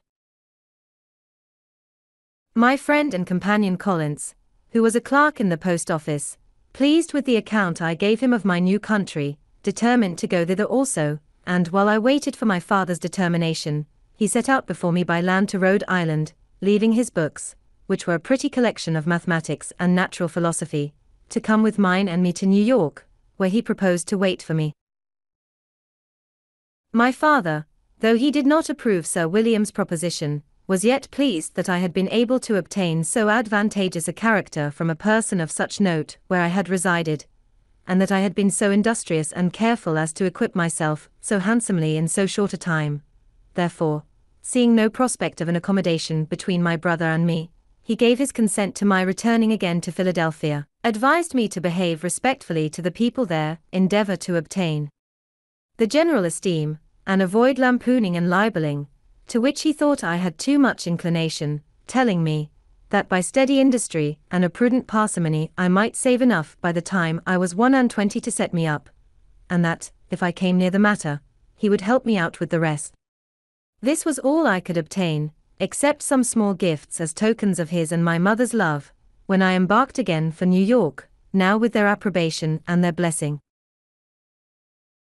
The sloop putting in at Newport, Rhode Island, I visited my brother John, who had been married and settled there some years.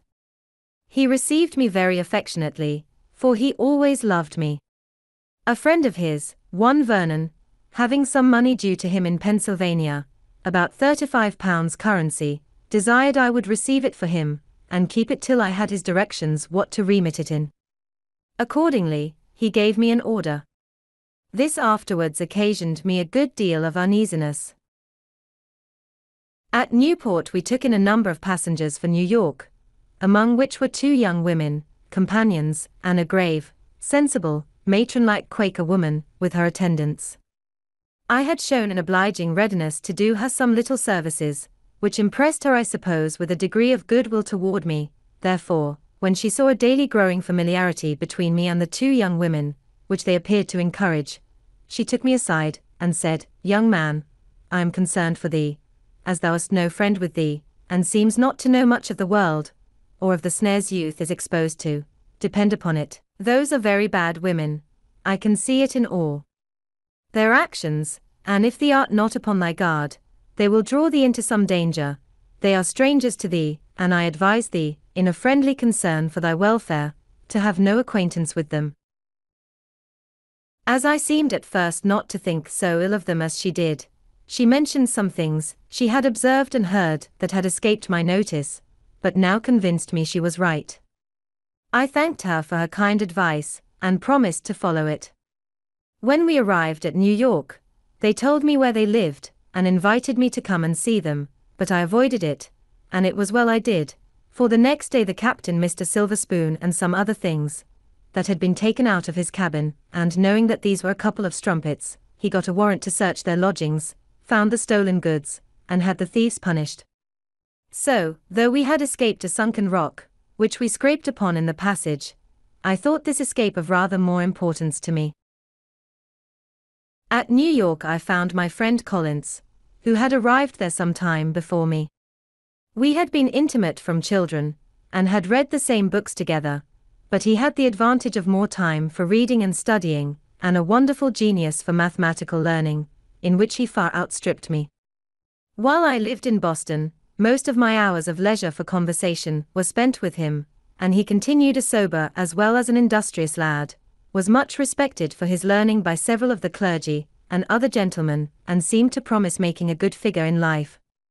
But, during my absence, he had acquired a habit of sotting with brandy, and I found by his own account, and what I heard from others, that he had been drunk every day since his arrival at New York, and behaved very oddly.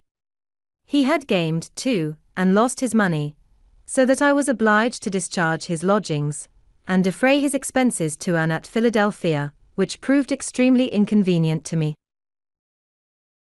The then governor of New York, Burnet, son of Bishop Burnet, hearing from the captain that a young man, one of his passengers, had a great many books, desired he would bring me to see him. I waited upon him accordingly, and should have taken Collins with me but that he was not sober. The governor treated me with great civility, showed me his library, which was a very large one, and we had a good deal of conversation about books and authors. This was the second governor, who had done me the honor to take notice of me, which, to a poor boy like me, was very pleasing. We proceeded to Philadelphia. I received on the way Vernon's money, without which we could hardly have finished our journey. Collins wished to be employed in some counting house, but whether they discovered his drumming by his breath, or by his behavior, though he had some recommendations, he met with no success in any application, and continued lodging and boarding at the same house with me, and at my expense. Knowing I had that money of Vernon's, he was continually borrowing of me, still promising repayment as soon as he should be in business. At length he had got so much of it that I was distressed to think what I should do in case of being called on to remit it. His drinking continued, about which we sometimes quarrelled, for, when a little intoxicated, he was very fractious. Once, in a boat on the Delaware with some other young men, he refused to row in his turn. "I will be rowed home," says he. "We will not row you," says I. "You must, or stay all night on the water," says he, "just as you please." The others said, "Let us row, what signifies it?" But, my mind being soured with his other conduct, I continued to refuse. So he swore he would make me row, or throw me overboard, and coming along, stepping on the thwarts, toward me, when he came up and struck at me, I clapped my hand under his crutch, and rising, pitched him head foremost into the river. I knew he was a good swimmer, and so was under little concern about him, but before he could get round to lay hold of the boat, we had with a few strokes pulled her out of his reach, and ever when he drew near the boat, we asked if he would row, striking a few strokes to slide her away from him. He was ready to die with vexation, and obstinately would not promise to row. However, seeing him at last beginning to tire, we lifted him in and brought him home dripping wet in the evening. We hardly exchanged a civil word afterwards, and a West India captain, who had a commission to procure a tutor for the sons of a gentleman at Barbados, happening to meet with him, agreed to carry him thither. He left me then, promising to remit me the first money he should receive in order to discharge the debt, but I never heard of him after. The breaking into this money of Vernon's was one of the first great errata of my life, and this affair showed that my father was not much out in his judgment when he supposed me too young to manage business of importance. But Sir William, on reading his letter, said he was too prudent. There was great difference in persons, and discretion did not always accompany years, nor was youth always without it. "And since he will not set you up," says he, "I will do it myself. Give me an inventory of the things necessary to be had from England, and I will send for them. You shall repay me when you are able. I am resolved to have a good printer here, and I am sure you must succeed." This was spoken with such an appearance of cordiality, that I had not the least doubt of his meaning what he said. I had hitherto kept the proposition of my setting up a secret in Philadelphia, and I still kept it. Had it been known that I depended on the governor, probably some friend, that knew him better, would have advised me not to rely on him, as I afterwards heard it as his known character, to be liberal of promises, which he never meant to keep. Yet, unsolicited as he was by me, how could I think his generous offers insincere? I believed him one of the best men in the world. I presented him an inventory of a little print house, amounting by my computation, to about £100 sterling.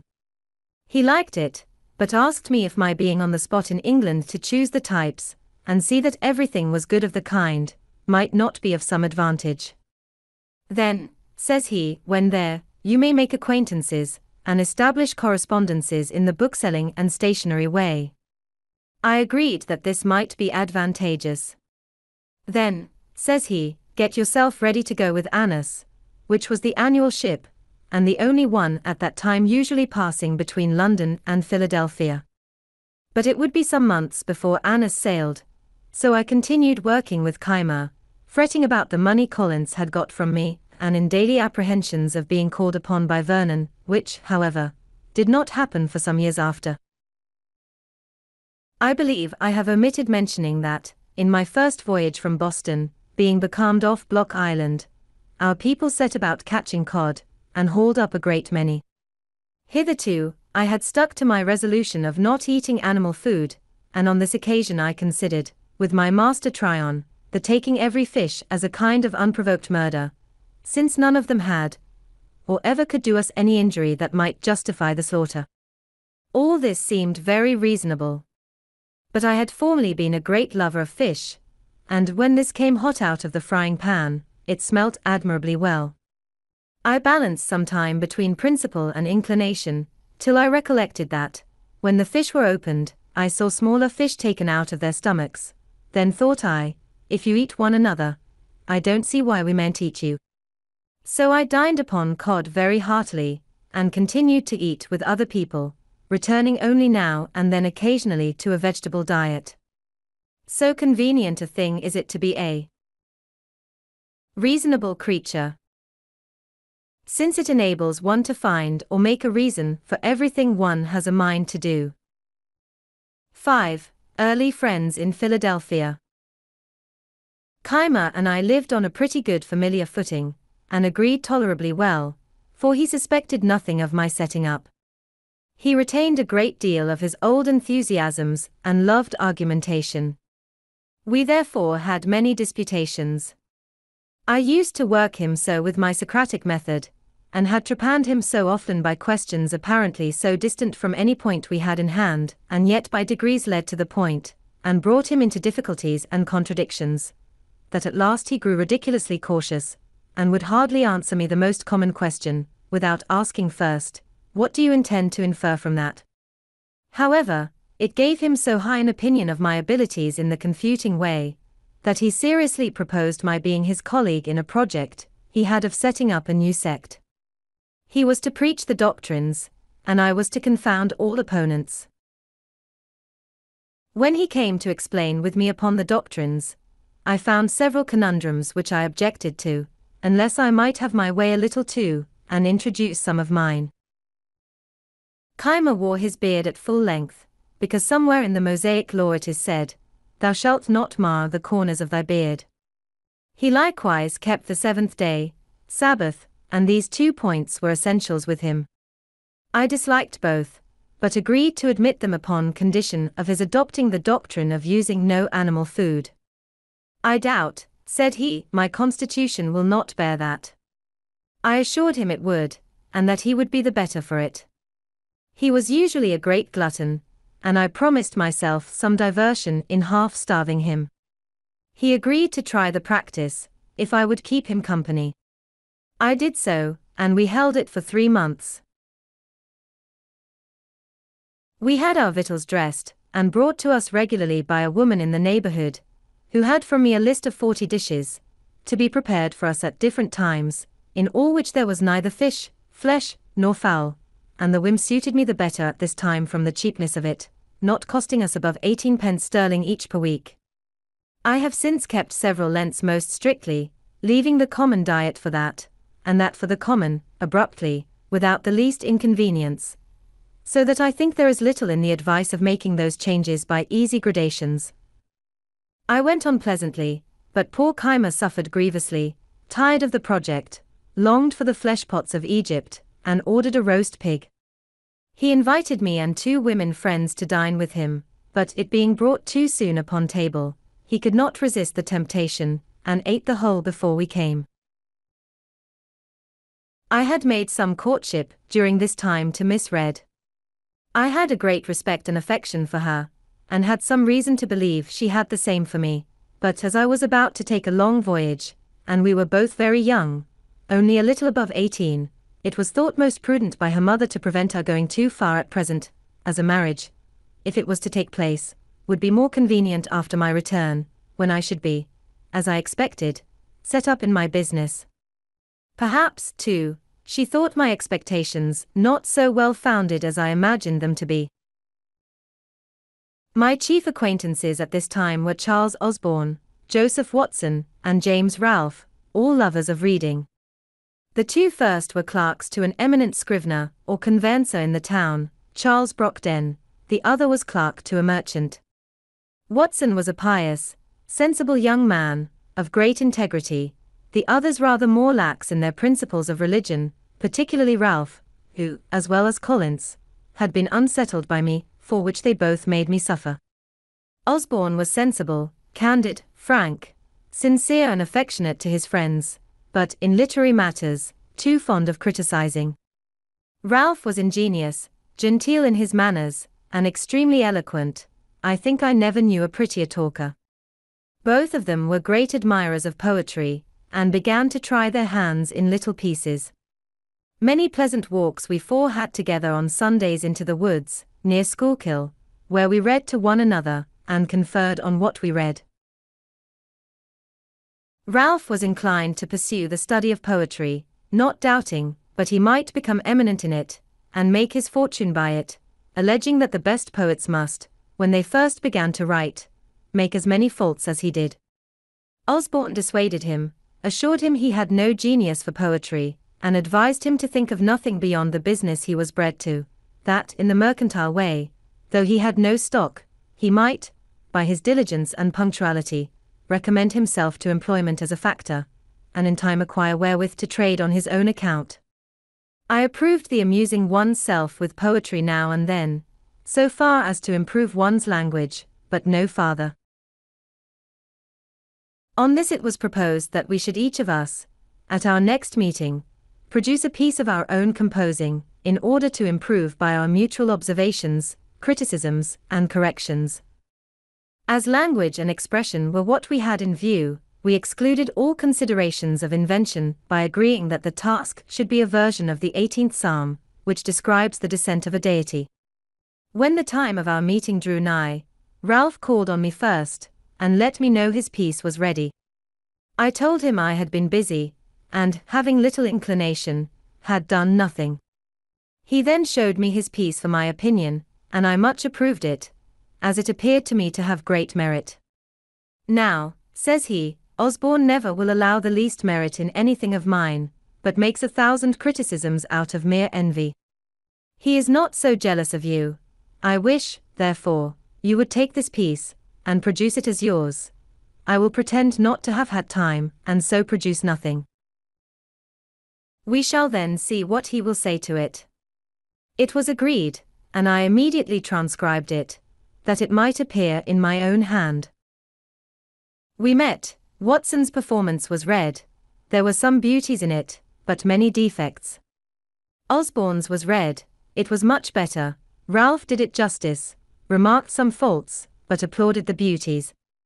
He himself had nothing to produce.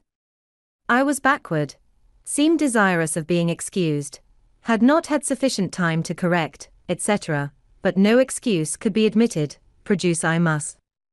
It was read and repeated. Watson and Osborne gave up the contest, and joined in applauding it. Ralph only made some criticisms, and proposed some amendments, but I defended my text. Osborne was against Ralph, and told him he was no better a critic than poet, so he dropped the argument. As they two went home together, Osborne expressed himself still more strongly in favor of what he thought my production, having restrained himself before, as he said, lest I should think it flattery. But who would have imagined, said he, that Franklin had been capable of such a performance, such painting, such force, such fire? He has even improved the original. In his common conversation he seems to have no choice of words, he hesitates and blunders, and yet, good God! How he writes!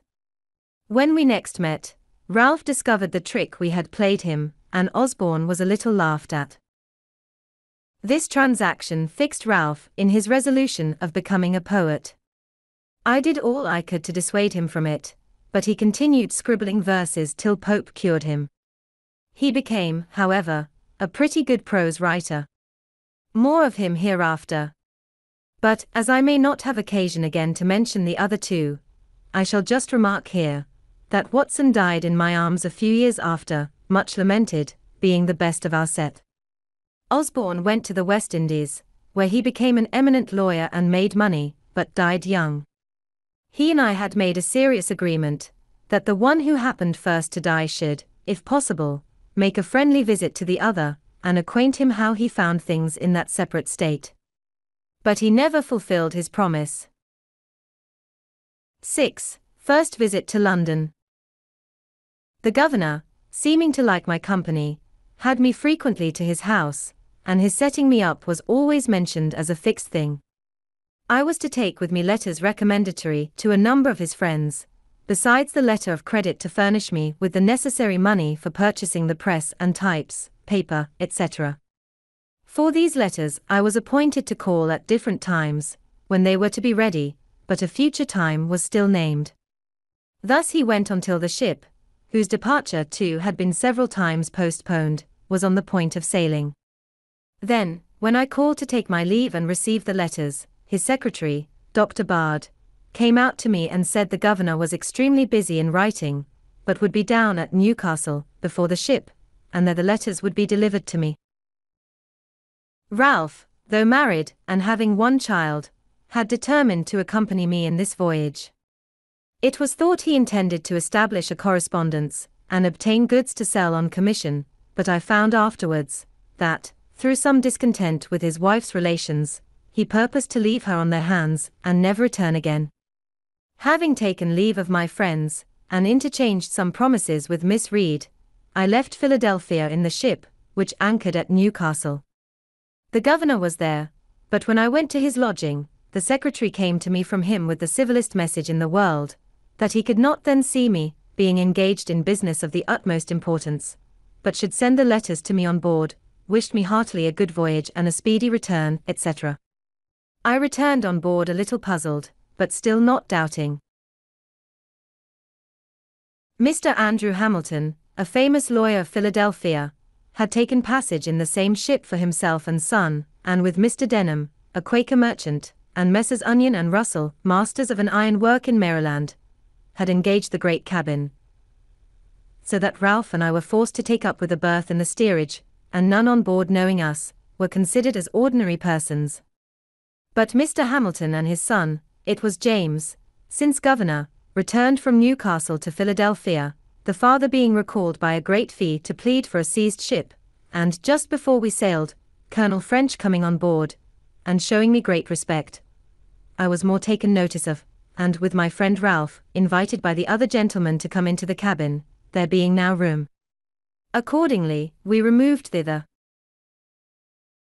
Understanding that Colonel French had brought on board the governor's despatches, I asked the captain for those letters that were to be under my care.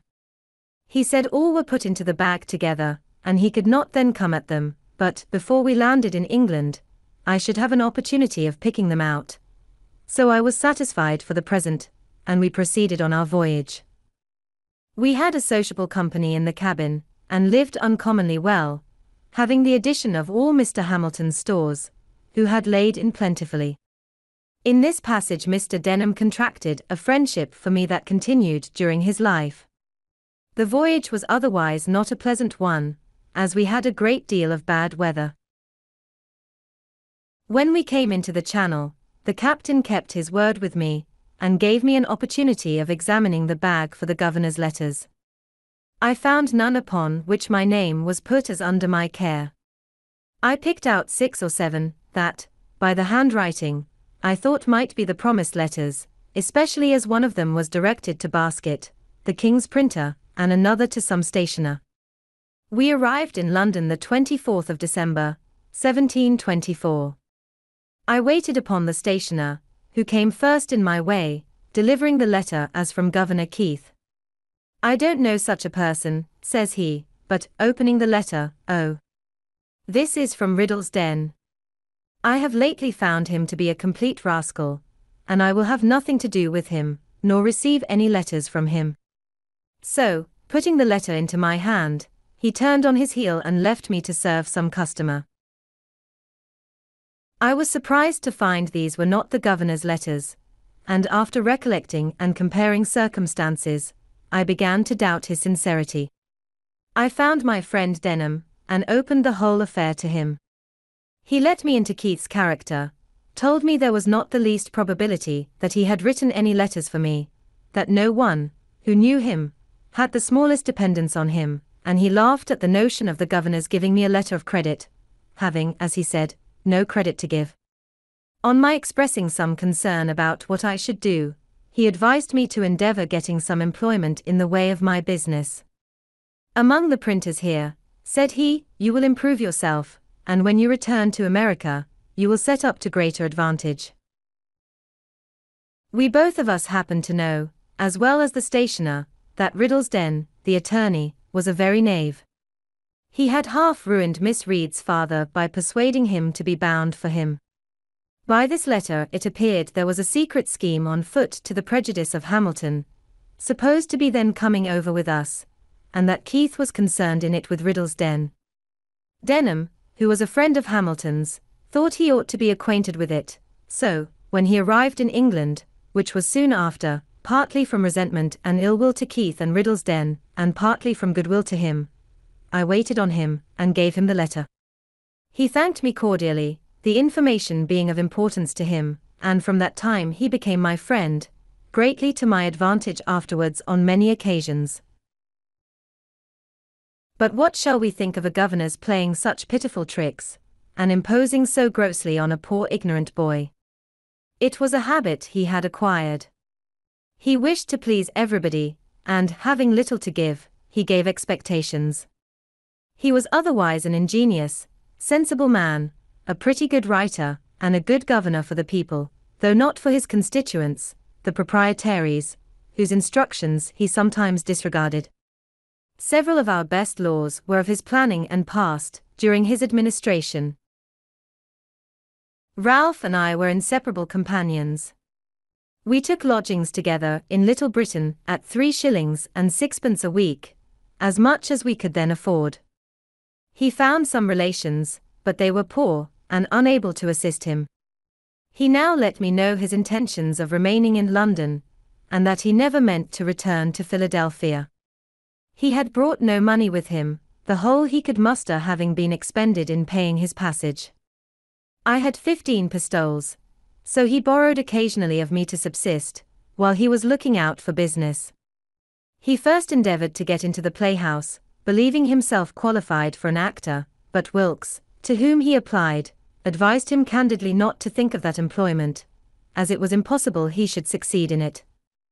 Then he proposed to Roberts, a publisher in Paternoster Row, to write for him a weekly paper like The Spectator, on certain conditions, which Roberts did not approve.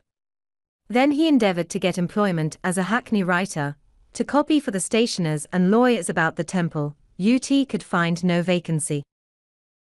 I immediately got into work at Palmer's, then a famous printing house in Bartholomew Close, and here I continued near a year. I was pretty diligent, but spent with Ralph a good deal of my earnings in going to plays and other places of amusement. We had together consumed all my pistoles, and now just rubbed on from hand to mouth. He seemed quite to forget his wife and child, and I, by degrees, my engagements with Miss Red, to whom I never wrote more than one letter, and that was to let her know I was not likely soon to return. This was another of the great errata of my life, which I should wish to correct if I were to live it over again. In fact, by our expenses, I was constantly kept unable to pay my passage.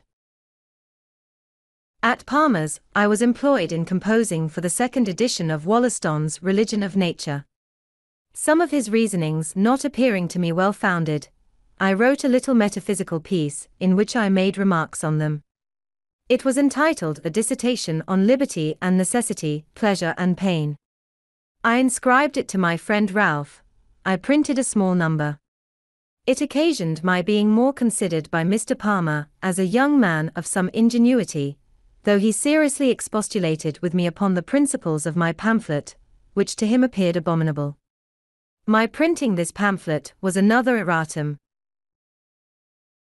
While I lodged in Little Britain, I made an acquaintance with one Wilcox, a bookseller, whose shop was at the next door. He had an immense collection of second-hand books. Circulating libraries were not then in use, but we agreed that, on certain reasonable terms, which I have now forgotten, I might take, read, and return any of his books. This I esteemed a great advantage, and I made as much use of it as I could. My pamphlet by some means falling into the hands of one Lyons, a surgeon, author of a book entitled The Infallibility of Human Judgment, it occasioned an acquaintance between us. He took great notice of me, called on me often to converse on those subjects, carried me to the Horns, a pale alehouse in Lane, Cheapside, and introduced me to Dr. Mandeville, author of The Fable of the Bees, who had a club there, of which he was the sole, being a most facetious, entertaining companion. Lyons, too, introduced me to Dr. Pemberton, at Batson's Coffee House, who promised to give me an opportunity, some time or other, of seeing Sir Isaac Newton, of which I was extremely desirous, but this never happened. I had brought over a few curiosities, among which the principal was a purse made of the asbestos, which purifies by fire. Sir Hans Sloane heard of it, came to see me, and invited me to his house in Bloomsbury Square, where he showed me all his curiosities, and persuaded me to let him add that to the number, for which he paid me handsomely. In our house there lodged a young woman, a milliner, who, I think, had a shop in the cloisters. She had been genteelly bred, was sensible and lively, and of most pleasing conversation. Ralph read plays to her in the evenings, they grew intimate, she took another lodging, and he followed her. They lived together some time, but, he being still out of business, and her income not sufficient to maintain them with her child, he took a resolution of going from London, to try for a country school, which he thought himself well qualified to undertake, as he wrote an excellent hand, and was a master of arithmetic and accounts.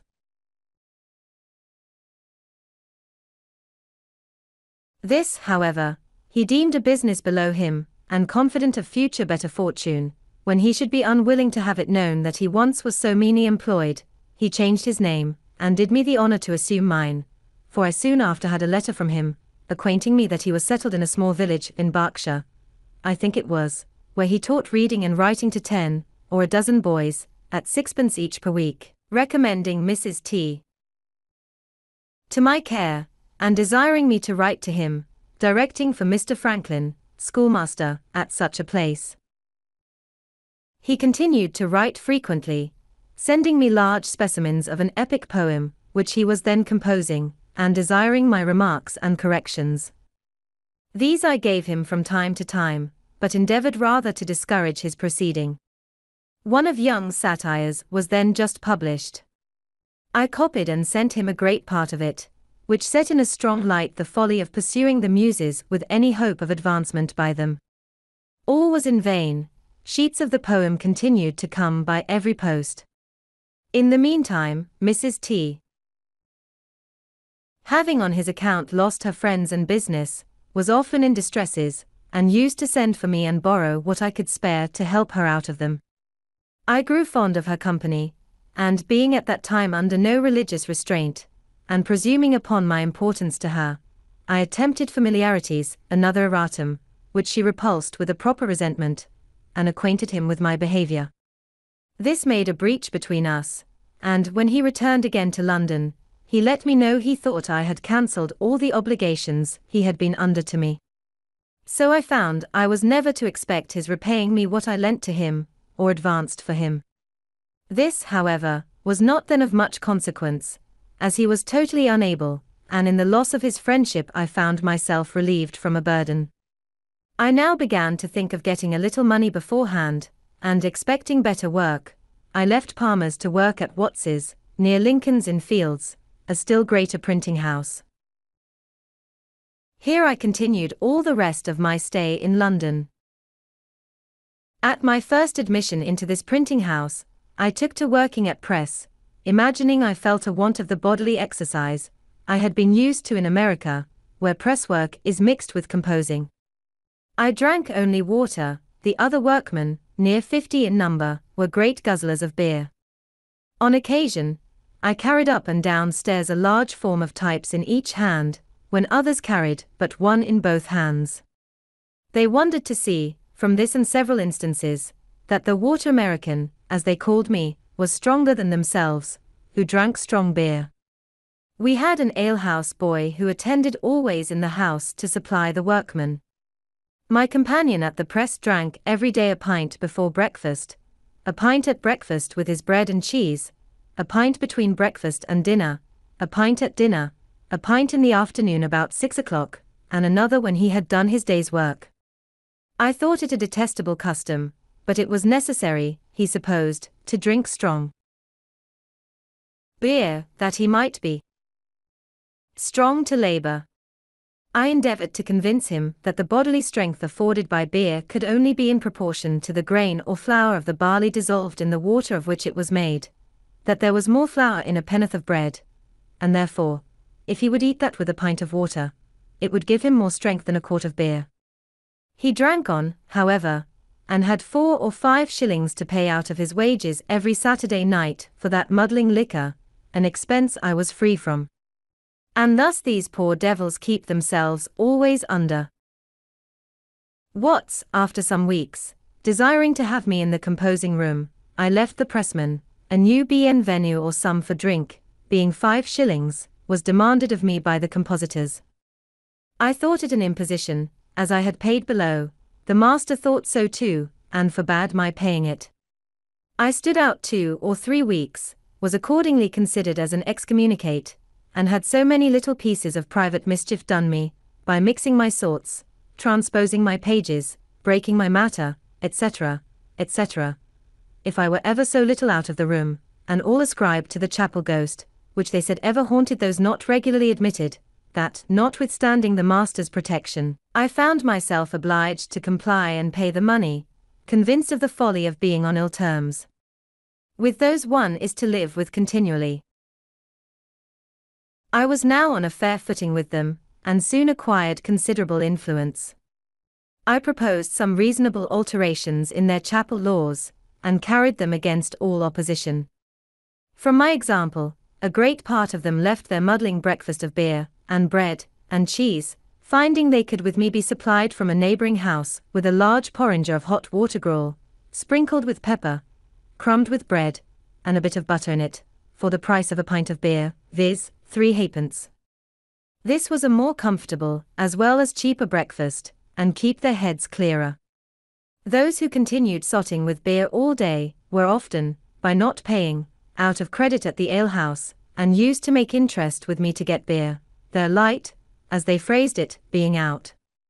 I watched the pay table on Saturday night, and collected what I stood engaged for them, having to pay sometimes near 30 shillings a week on their accounts. This, and my being esteemed a pretty good Ridgeite, that is, a jocular verbal satirist, supported my consequence in the society. My constant attendance, I never making a Saint Monday, recommended me to the master, and my uncommon quickness at composing occasioned my being put upon all work of dispatch, which was generally better paid. So I went on now very agreeably. My lodging in Little Britain being too remote, I found another in Duke Street, opposite to the Romish Chapel. It was 2 pair of stairs backwards, at an Italian warehouse. A widow lady kept the house.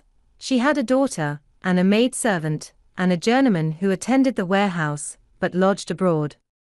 After sending to inquire my character, at the house where I last lodged, she agreed to take me in at the same rate, 3s. per week, cheaper, as she said, from the protection she expected in having a man lodge in the house. She was a widow, an elderly woman, had been bred a Protestant, being a clergyman's daughter, but was converted to the Catholic religion by her husband, whose memory she much revered, had lived much among people of distinction, and knew 1,000 anecdotes of them as far back as the times of Charles II.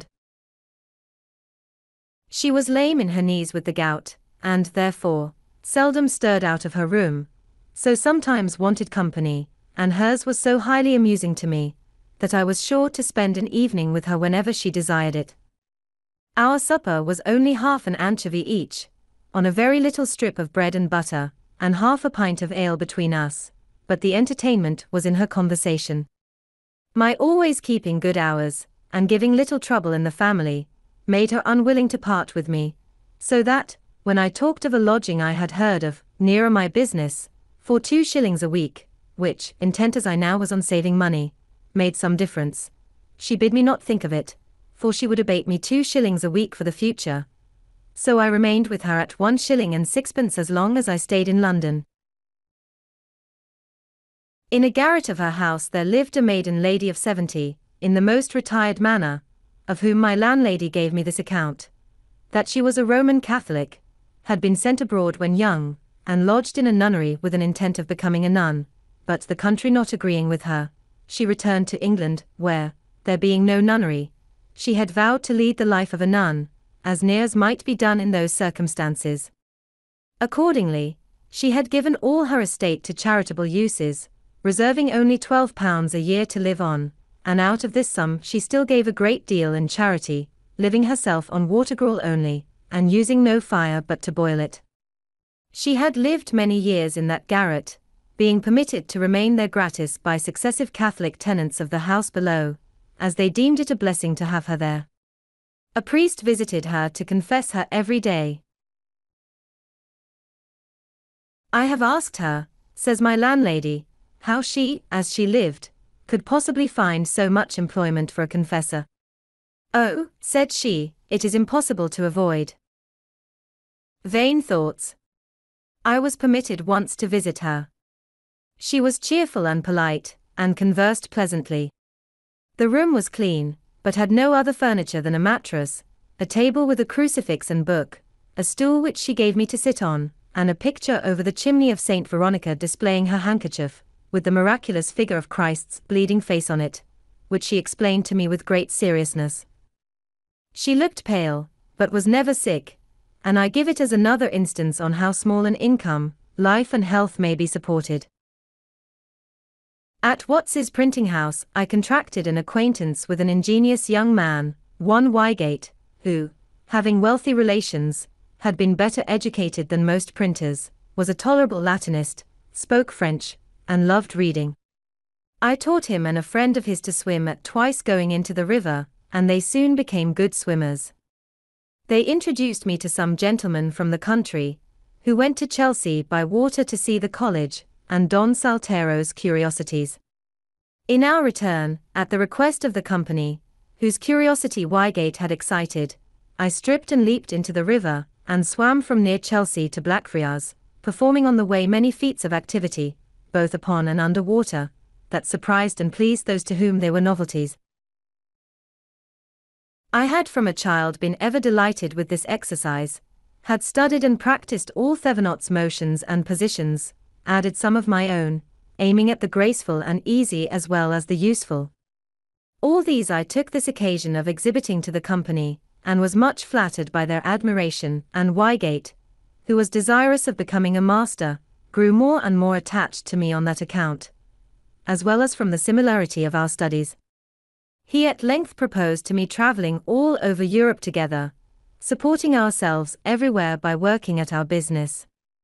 I was once inclined to it, but, mentioning it to my good friend Mr. Denham, with whom I often spent an hour when I had leisure, he dissuaded me from it, advising me to think only of returning to Pennsylvania, which he was now about to do. I must record one trait of this good man's character. He had formerly been in business at Bristol, but failed in debt to a number of people, compounded and went to America.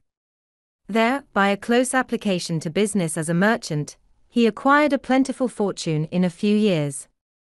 Returning to England in the ship with me, he invited his old creditors to an entertainment, at which he thanked them for the easy composition they had favoured him with, and when they expected nothing but the treat, every man at the first remove found under his plate an order on a banker for the full amount of the unpaid remainder with interest. He now told me he was about to return to Philadelphia, and should carry over a great quantity of goods in order to open a store there. He proposed to take me over as his clerk, to keep his books, in which he would instruct me, copy his letters, and attend the store. He added, that, as soon as I should be acquainted with mercantile business, he would promote me by sending me with a cargo of flour and bread, etc., to the West Indies, and procure me commissions from others which would be profitable, and if I managed well, would establish me handsomely. The thing pleased me, for I was grown tired of London, remembered with pleasure the happy months I had spent in Pennsylvania, and wished again to see it. Therefore I immediately agreed on the terms of £50 a year, Pennsylvania money, less, indeed, than my present gettings as a compositor, but affording a better prospect. I now took leave of printing, as I thought, forever, and was daily employed in my new business, going about with Mr. Denham among the tradesmen to purchase various articles, and seeing them packed up, doing errands, calling upon workmen to dispatch, etc., and when all was on board, I had a few days' leisure.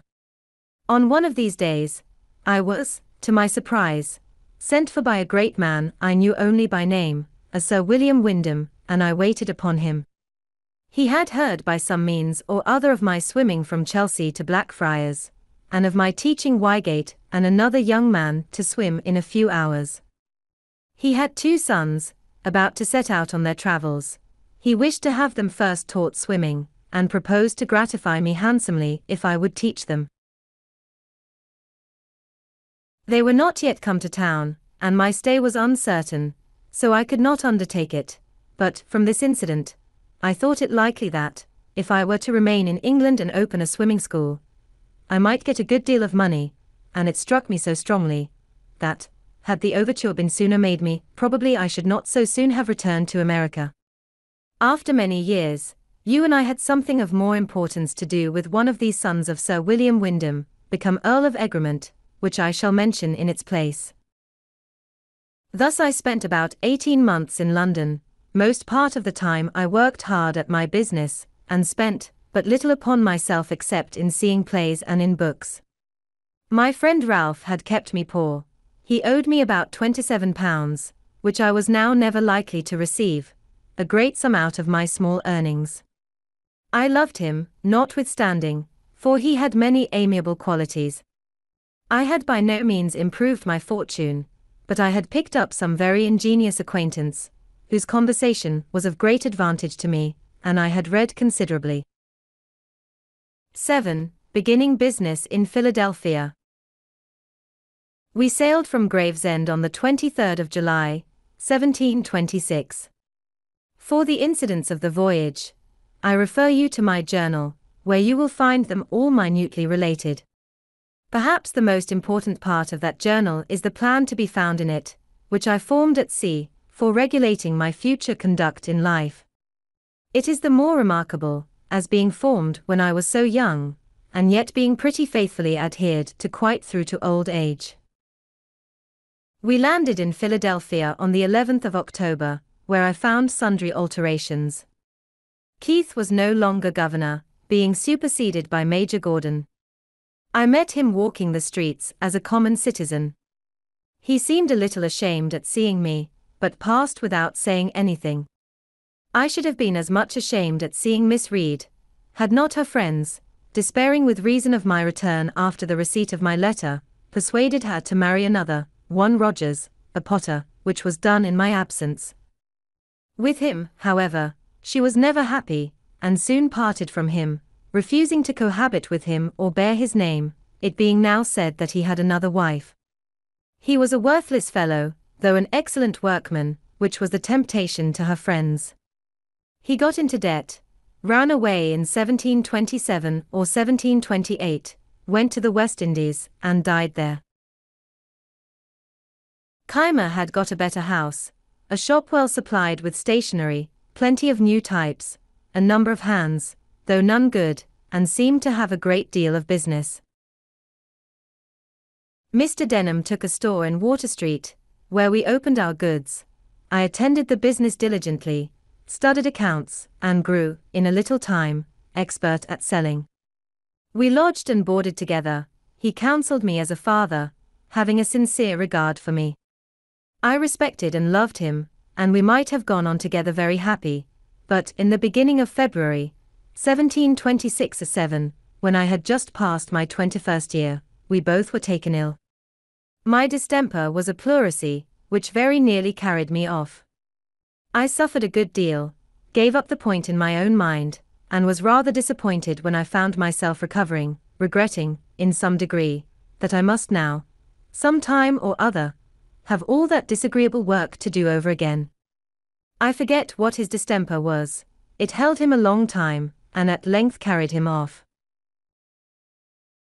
He left me a small legacy in a nuncupative will, as a token of his kindness for me, and he left me once more to the wide world, for the store was taken into the care of his executors, and my employment under him ended. My brother-in-law, Holmes, being now at Philadelphia, advised my return to my business, and Keimer tempted me, with an offer of large wages by the year, to come and take the management of his printing house, that he might better attend his stationer's shop. I had heard a bad character of him in London from his wife and her friends, and was not fond of having any more to do with him. I tried for farther employment as a merchant's clerk, but, not readily meeting with any, I closed again with Keimer.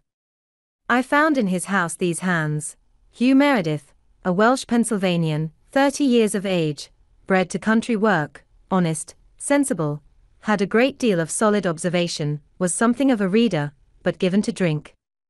Stephen Potts, a young countryman of full age, bred to the same, of uncommon natural parts, and great wit and humour, but a little idle. These he had agreed with at extreme low wages per week to be raised a shilling every 3 months, as they would deserve by improving in their business, and the expectation of these high wages, to come on hereafter, was what he had drawn them in with. Meredith was to work at press, Potts at bookbinding, which he, by agreement, was to teach them, though he knew neither one nor t'other. John, a wild Irishman, brought up to no business, whose service, for 4 years, Keimer had purchased from the captain of a ship, he, too, was to be made a pressman. George Webb, an Oxford scholar, whose time for 4 years he had likewise bought, intending him for a compositor, of whom more presently, and David Harry, a country boy, whom he had taken apprentice. I soon perceived that the intention of engaging me at wages so much higher than he had been used to give, was, to have these raw, cheap hands formed through me, and as soon as I had instructed them, then they being all articled to him, he should be able to do without me. I went on, however, very cheerfully, put his printing house in order, which had been in great confusion, and brought his hands by degrees to mind their business, and to do it better. It was an odd thing to find an Oxford scholar in the situation of a bought servant. He was not more than 18 years of age, and gave me this account of himself: that he was born in Gloucester, educated at a grammar school there, had been distinguished among the scholars for some apparent superiority in performing his part, when they exhibited plays, belonged to the witty club there, and had written some pieces in prose and verse, which were printed in the Gloucester newspapers. Thence he was sent to Oxford, where he continued about a year, but not well satisfied, wishing, of all things, to see London, and become a player.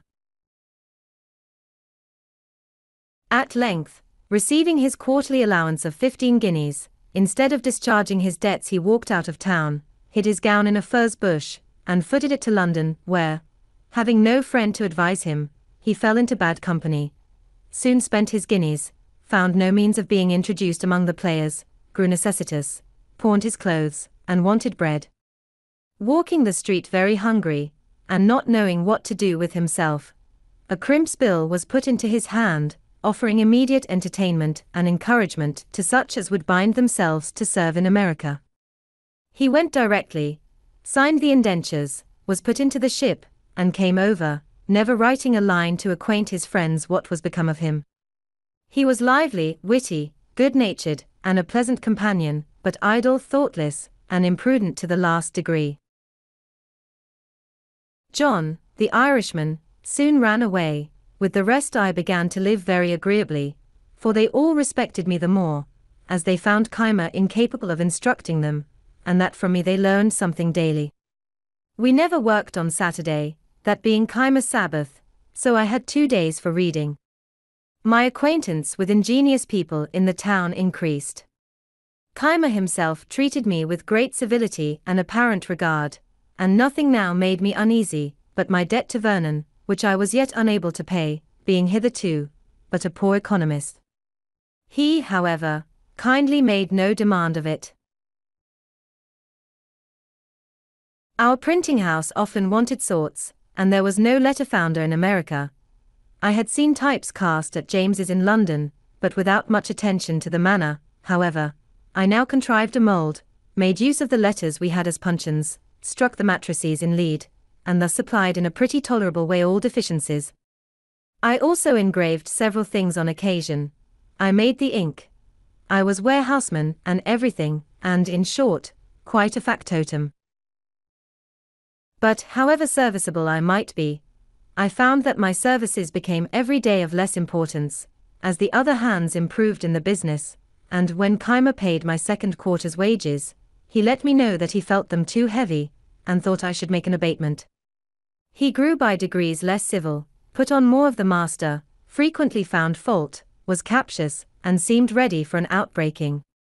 I went on, nevertheless, with a good deal of patience, thinking that his encumbered circumstances were partly the cause. At length a trifle snapped our connections, for, a great noise happening near the courthouse, I put my head out of the window to see what was the matter. Keimer, being in the street, looked up and saw me, called out to me in a loud voice and angry tone to mind my business, adding some reproachful words, that nettled me the more for their publicity, all the neighbors who were looking out on the same occasion being witnesses how I was treated. He came up immediately into the printing house, continued the quarrel, high words passed on both sides. He gave me the quarter's warning we had stipulated, expressing a wish that he had not been obliged to so long a warning. I told him his wish was unnecessary, for I would leave him that instant, and so, taking my hat, walked out of doors, desiring Meredith, whom I saw below, to take care of some things I left, and bring them to my lodgings. Meredith came accordingly in the evening, when we talked my affair over. He had conceived a great regard for me, and was very unwilling that I should leave the house while he remained in it. He dissuaded me from returning to my native country, which I began to think of. He reminded me that Keimer was in debt for all he possessed, that his creditors began to be uneasy, that he kept his shop miserably, sold often without profit for ready money, and often trusted without keeping accounts, that he must therefore fail, which would make a vacancy I might profit of. I objected my want of money. He then let me know that his father had a high opinion of me, and from some discourse that had passed between them, he was sure would advance money to set us up, if I would enter into partnership with him. My time, says he, will be out with Keimer in the spring. By that time we may have our press and types in from London. I am sensible I am no workman. If you like it, your skill in the business shall be set against the stock I furnish, and we will share the profits equally. The proposal was agreeable, and I consented. His father was in town and approved of it, the more as he saw I had great influence with his son, had prevailed on him to abstain long from dram drinking, and he hoped might break him of that wretched habit entirely, when we came to be so closely connected. I gave an inventory to the father, who carried it to a merchant. The things were sent for, the secret was to be kept till they should arrive, and in the meantime I was to get work, if I could, at the other printing house. But I found no vacancy there, and so remained idle a few days, when Keimer, on a prospect of being employed to print some paper money in New Jersey, which would require cuts and various types that I only could supply, and apprehending Bradford might engage me and get the job from him, sent me a very civil message, that old friends should not part for a few words, the effect of sudden passion, and wishing me to return. Meredith persuaded me to comply, as it would give more opportunity for his improvement under my daily instructions. So I returned, and we went on more smoothly than for some time before. The New Jersey job was obtained. I contrived a copperplate press for it, the first that had been seen in the country. I cut several ornaments and checks for the bills. We went together to Burlington, where I executed the whole to satisfaction, and he received so large a sum for the work as to be enabled thereby to keep his head much longer above water. At Burlington, I made an acquaintance with many principal people of the province. Several of them had been appointed by the Assembly a committee to attend the press, and take care that no more bills were printed than the law directed. They were therefore, by turns, constantly with us, and generally he who attended, brought with him a friend or two for company. My mind having been much more improved by reading than Keimer's, I suppose it was for that reason my conversation seemed to be more valued. They had me to their houses, introduced me to their friends, and showed me much civility, while he, though the master, was a little neglected. In truth, he was an odd fish, ignorant of common life, fond of rudely opposing received opinions, slovenly to extreme dirtiness, enthusiastic in some points of religion, and a little knavish withal. We continued there near 3 months, and by that time I could reckon among my acquired friends, Judge Allen, Samuel Bustill, the Secretary of the Province, Isaac Pearson, Joseph Cooper, and several of the Smiths, members of Assembly, and Isaac Decow, the Surveyor General. The latter was a shrewd, sagacious old man, who told me that he began for himself, when young, by wheeling clay for brickmakers, learned to write after he was of age, carried the chain for surveyors, who taught him surveying, and he had now by his industry acquired a good estate, and says he, I foresee that you will soon work this man out of his business, and make a fortune in it at Philadelphia. He had not then the least intimation of my intention to set up there or anywhere. These friends were afterwards of great use to me, as I occasionally was to some of them. They all continued their regard for me as long as they lived. Before I enter upon my public appearance in business, it may be well to let you know the then state of my mind with regard to my principles and morals, that you may see how far those influenced the future events of my life. My parents had early given me religious impressions, and brought me through my childhood piously in the dissenting way. But I was scarce 15, when, after doubting by turns of several points, as I found them disputed in the different books I read, I began to doubt of revelation itself. Some books against deism fell into my hands. They were said to be the substance of sermons preached at Boyle's lectures. It happened that they wrought an effect on me quite contrary to what was intended by them, for the arguments of the deists, which were quoted to be refuted, appeared to me much stronger than the refutations. In short, I soon became a thorough deist. My arguments perverted some others, particularly Collins and Ralph, but each of them having afterwards wronged me greatly without the least compunction, and recollecting Keith's conduct towards me, who was another freethinker, and my own towards Vernon and Miss Read, which at times gave me great trouble, I began to suspect that this doctrine, though it might be true, was not very useful. My London pamphlet, which had for its motto these lines of Dryden: "Whatever is right, though purblind man sees but a part o' the chain, the nearest link, his eyes not carrying to the equal beam, that poises all above."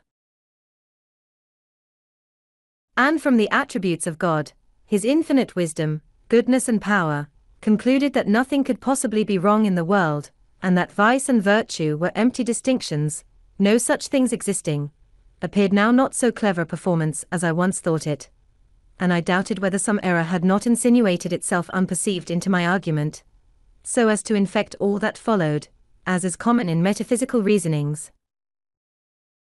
I grew convinced that truth, sincerity, and integrity in dealings between man and man were of the utmost importance to the felicity of life, and I formed written resolutions, which still remain in my journal book, to practice them ever while I lived.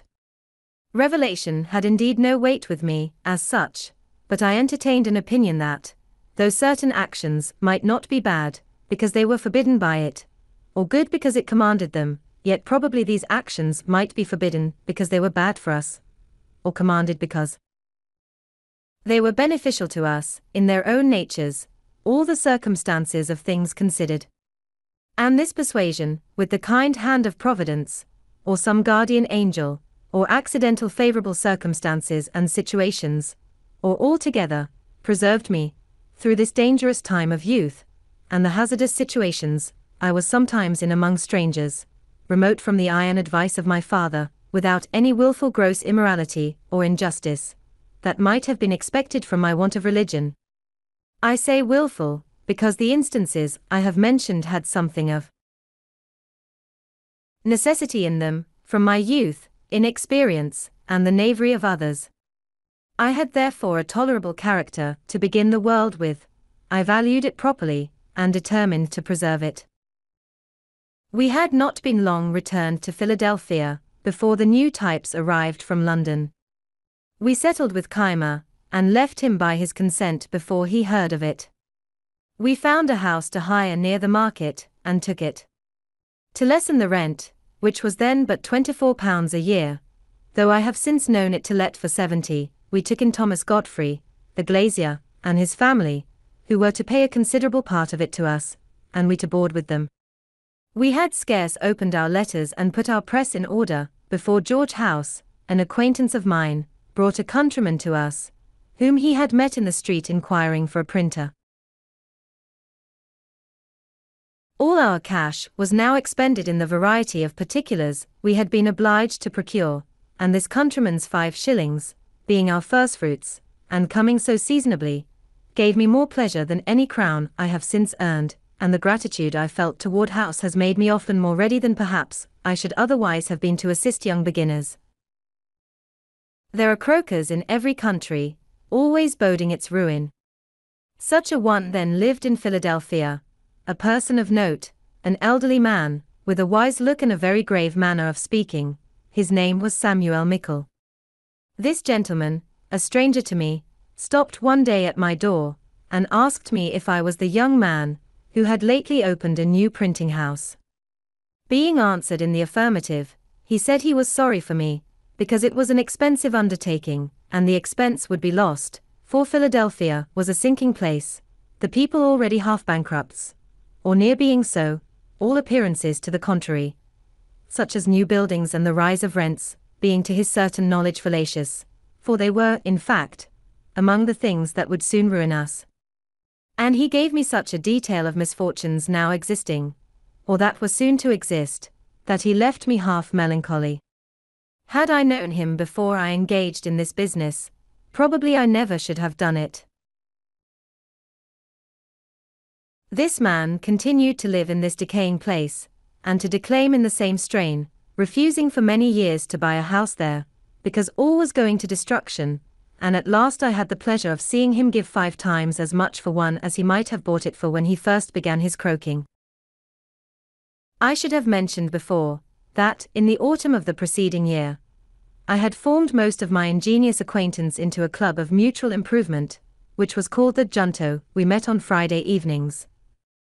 The rules that I drew up required that every member, in his turn, should produce 1 or more queries on any point of morals, politics, or natural philosophy, to be discussed by the company, and once in 3 months produce, and read an essay of his own writing, on any subject he pleased. Our debates were to be under the direction of a president, and to be conducted in the sincere spirit of inquiry after truth, without fondness for dispute, or desire of victory, and, to prevent warmth, all expressions of positiveness in opinions, or direct contradiction, were after some time made contraband, and prohibited under small pecuniary penalties.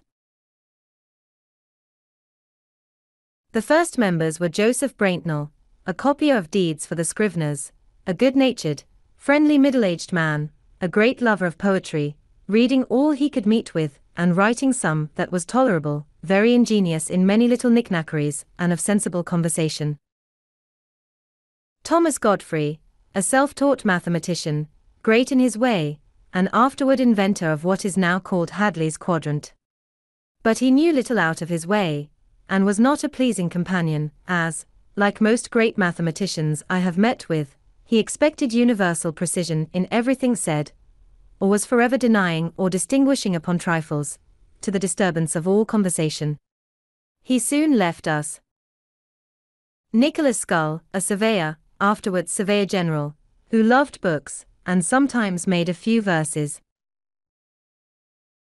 William Parsons, bred a shoemaker, but, loving reading, had acquired a considerable share of mathematics, which he first studied with a view to astrology, that he afterwards laughed at it. He also became surveyor general. William Morgridge, a joiner, a most exquisite mechanic, and a solid, sensible man. Hugh Meredith, Stephen Potts, and George Webb I have characterized before. Robert Grace, a young gentleman of some fortune, generous, lively, and witty, a lover of punning and of his friends. And William Coleman, then a merchant's clerk, about my age, who had the coolest, clearest head, the best heart, and the exactest morals of almost any man I ever met with. He became afterwards a merchant of great note, and one of our provincial judges. Our friendship continued without interruption to his death, upwards of 40 years, and the club continued almost as long, and was the best school of philosophy, morality, and politics that then existed in the province, for our queries, which were read the week preceding their discussion, put us upon reading with attention upon the several subjects, that we might speak more to the purpose, and here, too, we acquired better habits of conversation, everything being studied in our rules which might prevent our disgusting each other. From hence the long continuance of the club, which I shall have frequent occasion to speak further of hereafter. But my giving this account of it here is to show something of the interest I had, every one of these exerting themselves in recommending business to us. Braintnell particularly procured us from the Quakers the printing 40 sheets of their history, the rest being to be done by Keimer, and upon this we worked exceedingly hard, for the price was low. It was a folio, pro patria size, in pica, with long primer notes. I composed of it a sheet a day, and Meredith worked it off at press. It was often 11 at night, and sometimes later, before I had finished my distribution for the next day's work, for the little jobs sent in by our other friends now and then put us back. This struck the rest, and we soon after had offers from one of them to supply us with stationery, but as yet we did not choose to engage in shop business. This struck the rest, and we soon after had offers from one of them to supply us with stationery, but as yet we did not choose to engage in shop business. I mention this industry the more particularly and the more freely, though it seems to be talking in my own praise, that those of my posterity, who shall read it, may know the use of that virtue, when they see its effects in my favor throughout this relation. George Webb, who had found a female friend that lent him wherewith to purchase his time of Keimer, now came to offer himself as a journeyman to us. We could not then employ him, but I foolishly let him know as a secret that I soon intended to begin a newspaper, and might then have work for him. My hopes of success, as I told him, were founded on this, that the then only newspaper, printed by Bradford, was a paltry thing, wretchedly managed, no way entertaining, and yet was profitable to him. I therefore thought a good paper would scarcely fail of good encouragement. I requested Webb not to mention it, but he told it to Keimer, who immediately, to be beforehand with me, published proposals for printing one himself, on which Webb was to be employed. I resented this, and to counteract them, as I could not yet begin our paper, I wrote several pieces of entertainment for Bradford's paper, under the title of The Busy Body, which Braintnell continued some months. By this means the attention of the public was fixed on that paper, and Keimer's proposals, which we burlesqued and ridiculed, were disregarded. He began his paper, however, and after carrying it on 3/4 of a year, with at most only 90 subscribers, he offered it to me for a trifle, and I, having been ready some time to go on with it, took it in hand directly, and it proved in a few years extremely profitable to me. I perceive that I am apt to speak in the singular number, though our partnership still continued. The reason may be that, in fact, the whole management of the business lay upon me. Meredith was no compositor, a poor pressman, and seldom sober. My friends lamented my connection with him, but I was to make the best of it. Our first papers made a quite different appearance from any before in the province, a better type, and better printed, but some spirited remarks of my writing, on the dispute then going on between Governor Burnett and the Massachusetts Assembly, struck the principal people, occasioned the paper and the manager of it to be much talked of, and in a few weeks brought them all to be our subscribers. Their example was followed by many, and our number went on growing continually. This was one of the first good effects of my having learned a little to scribble. Another was, that the leading men, seeing a newspaper now in the hands of one who could also handle a pen, thought it convenient to oblige and encourage me. Bradford still printed the votes and laws and other public business. He had printed an address of the House to the governor, in a coarse, blundering manner. We reprinted it elegantly and correctly, and sent one to every member. They were sensible of the difference. It strengthened the hands of our friends in the House, and they voted us their printers for the year ensuing. Among my friends in the house I must not forget Mr. Hamilton, before mentioned, who was then returned from England, and had a seat in it. He interested himself for me strongly in that instance, as he did in many others afterward, continuing his patronage till his death. Mr. Vernon, about this time, put me in mind of the debt I owed him, but did not press me. I wrote him an ingenuous letter of acknowledgment, craved his forbearance a little longer, which he allowed me, and as soon as I was able, I paid the principal with interest, and many thanks, so that erratum was in some degree corrected. But now another difficulty came upon me which I had never the least reason to expect. Mr. Meredith's father, who was to have paid for our printing house, according to the expectations given me, was able to advance only £100 currency, which had been paid, and 100 more was due to the merchant, who grew impatient, and sued us all. We gave bail, but saw that, if the money could not be raised in time, the suit must soon come to a judgment and execution, and our hopeful prospects must, with us, be ruined, as the press and letters must be sold for payment, perhaps at half price. In this distress 2 true friends, whose kindness I have never forgotten, nor ever shall forget while I can remember anything, came to me separately, unknown to each other, and without any application from me, offering each of them to advance me all the money that should be necessary to enable me to take the whole business upon myself, if that should be practicable.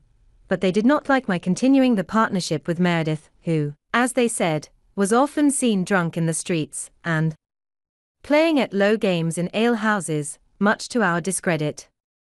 These 2 friends were William Coleman and Robert Grace. I told them I could not propose a separation, while any prospect remained of the Merediths fulfilling their part of our agreement, because I thought myself under great obligations to them for what they had done, and would do if they could, but if they finally failed in their performance, and our partnership must be dissolved, I should then think myself at liberty to accept the assistance of my friends. Thus the matter rested for some time, when I said to my partner, "Perhaps your father is dissatisfied at the part you have undertaken in this affair of ours, and is unwilling to advance for you and me what he would for you alone. If that is the case, tell me, and I will resign the whole to you, and go about my business." "No," said he, "my father has really been disappointed, and is really unable, and I am unwilling to distress him farther. I see this is a business I am not fit for. I was bred a farmer, and it was a folly in me to come to town, and put myself, at 30 years of age, an apprentice to learn a new trade.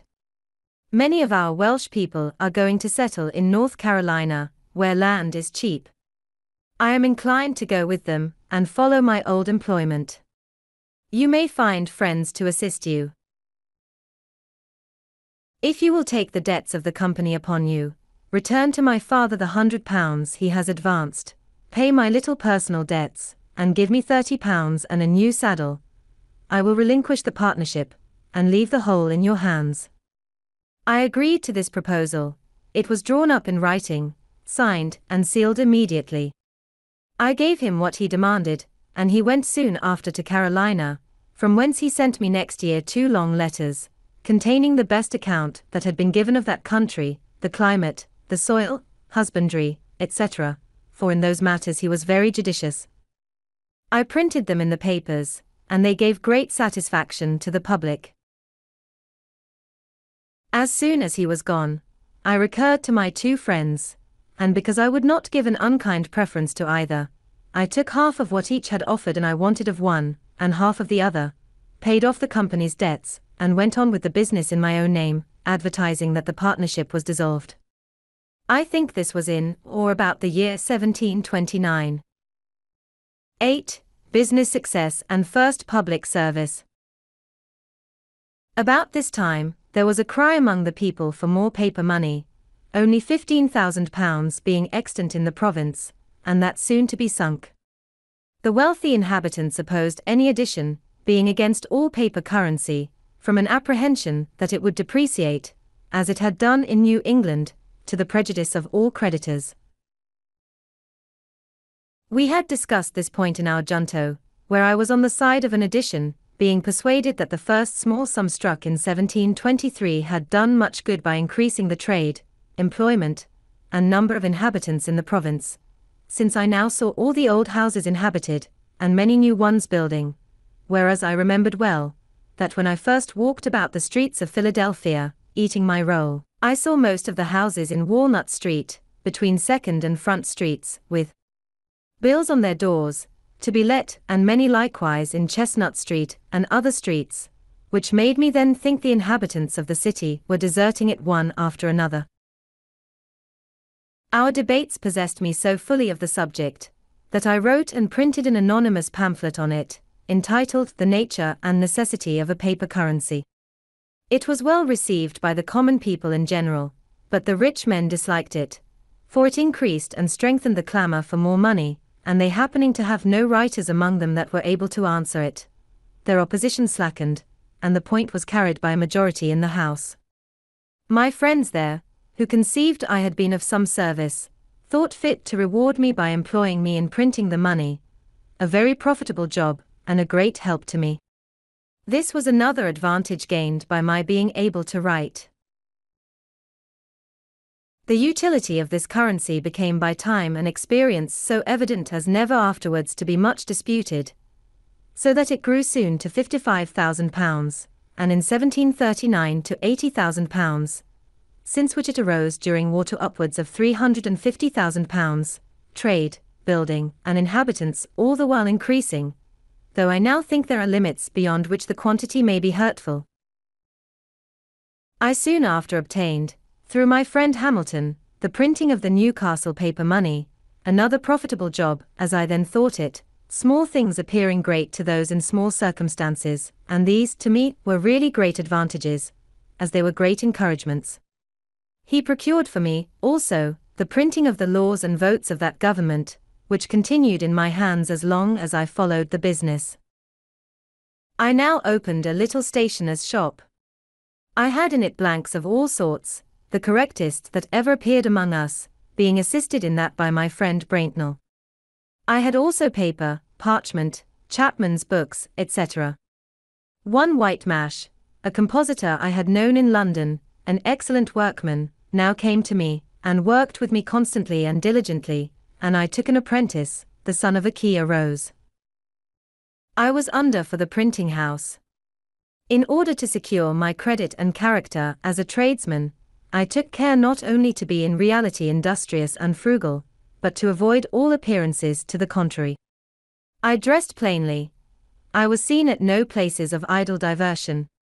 I never went out a fishing or shooting. A book, indeed, sometimes debauched me from my work, but that was seldom, snug, and gave no scandal, and, to show that I was not above my business, I sometimes brought home the paper I purchased at the stores through the streets on a wheelbarrow. Thus being esteemed an industrious, thriving young man, and paying duly for what I bought, the merchants who imported stationery solicited my custom, others proposed supplying me with books, and I went on swimmingly. In the meantime, Keimer's credit and business declining daily, he was at last forced to sell his printing house to satisfy his creditors. He went to Barbados, and there lived some years in very poor circumstances. His apprentice, David Harry, whom I had instructed while I worked with him, set up in his place at Philadelphia, having bought his materials. I was at first apprehensive of a powerful rival in Harry, as his friends were very able, and had a good deal of interest. I therefore proposed a partnership to him, which he, fortunately for me, rejected with scorn.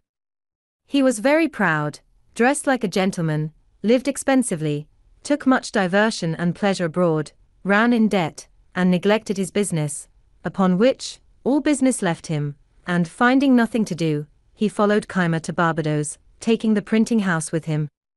There this apprentice employed his former master as a journeyman, they quarrelled often, Harry went continually behindhand, and at length was forced to sell his types and return to his country work in Pennsylvania.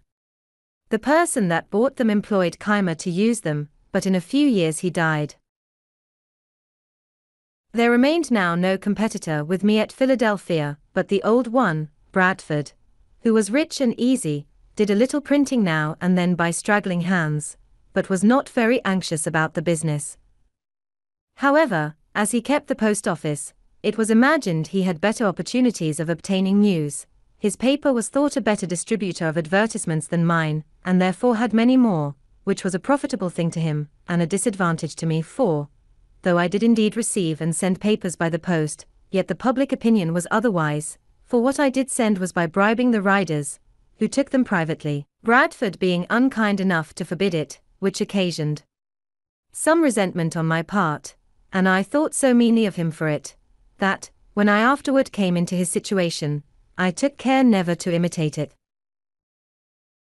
I had hitherto continued to board with Godfrey, who lived in part of my house with his wife and children, and had one side of the shop for his glazes business, though he worked little, being always absorbed in his mathematics. Mrs. Godfrey projected a match for me with a relation's daughter, took opportunities of bringing us often together, till a serious courtship on my part ensued, the girl being in herself very deserving. The old folks encouraged me by continual invitations to supper, and by leaving us together, till at length it was time to explain. Mrs. Godfrey managed our little treaty. I let her know that I expected as much money with their daughter as would pay off my remaining debt for the printing house, which I believe was not then above £100. She brought me word they had no such sum to spare. I said they might mortgage their house in the loan office. The answer to this, after some days, was, that they did not approve the match, that, on inquiry of Bradford, they had been informed the printing business was not a profitable one, the types would soon be worn out, and more wanted, that S. Keimer and D. Harry had failed one after the other, and I should probably soon follow them, and, therefore, I was forbidden the house, and the daughter shut up.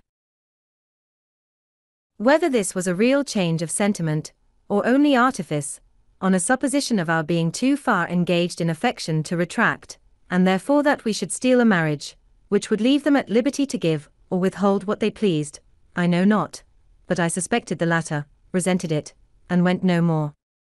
Mrs. Godfrey brought me afterward some more favourable accounts of their disposition, and would have drawn me on again, but I declared absolutely my resolution to have nothing more to do with that family. This was resented by the Godfreys, we differed, and they removed, leaving me the whole house, and I resolved to take no more inmates. But this affair having turned my thoughts to marriage, I looked round me and made overtures of acquaintance in other places, but soon found that, the business of a printer being generally thought a poor one, I was not to expect money with a wife, unless with such a one as I should not otherwise think agreeable. A friendly correspondence as neighbours and old acquaintances had continued between me and Mrs. Reed's family, who all had a regard for me from the time of my first lodging in their house. I was often invited there and consulted in their affairs, wherein I sometimes was of service. I pitied poor Miss Reed's unfortunate situation, who was generally dejected, seldom cheerful, and avoided company.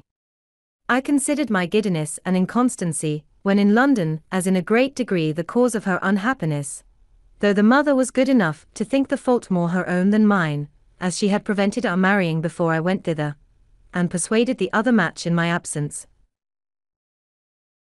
Our mutual affection was revived, but there were now great objections to our union.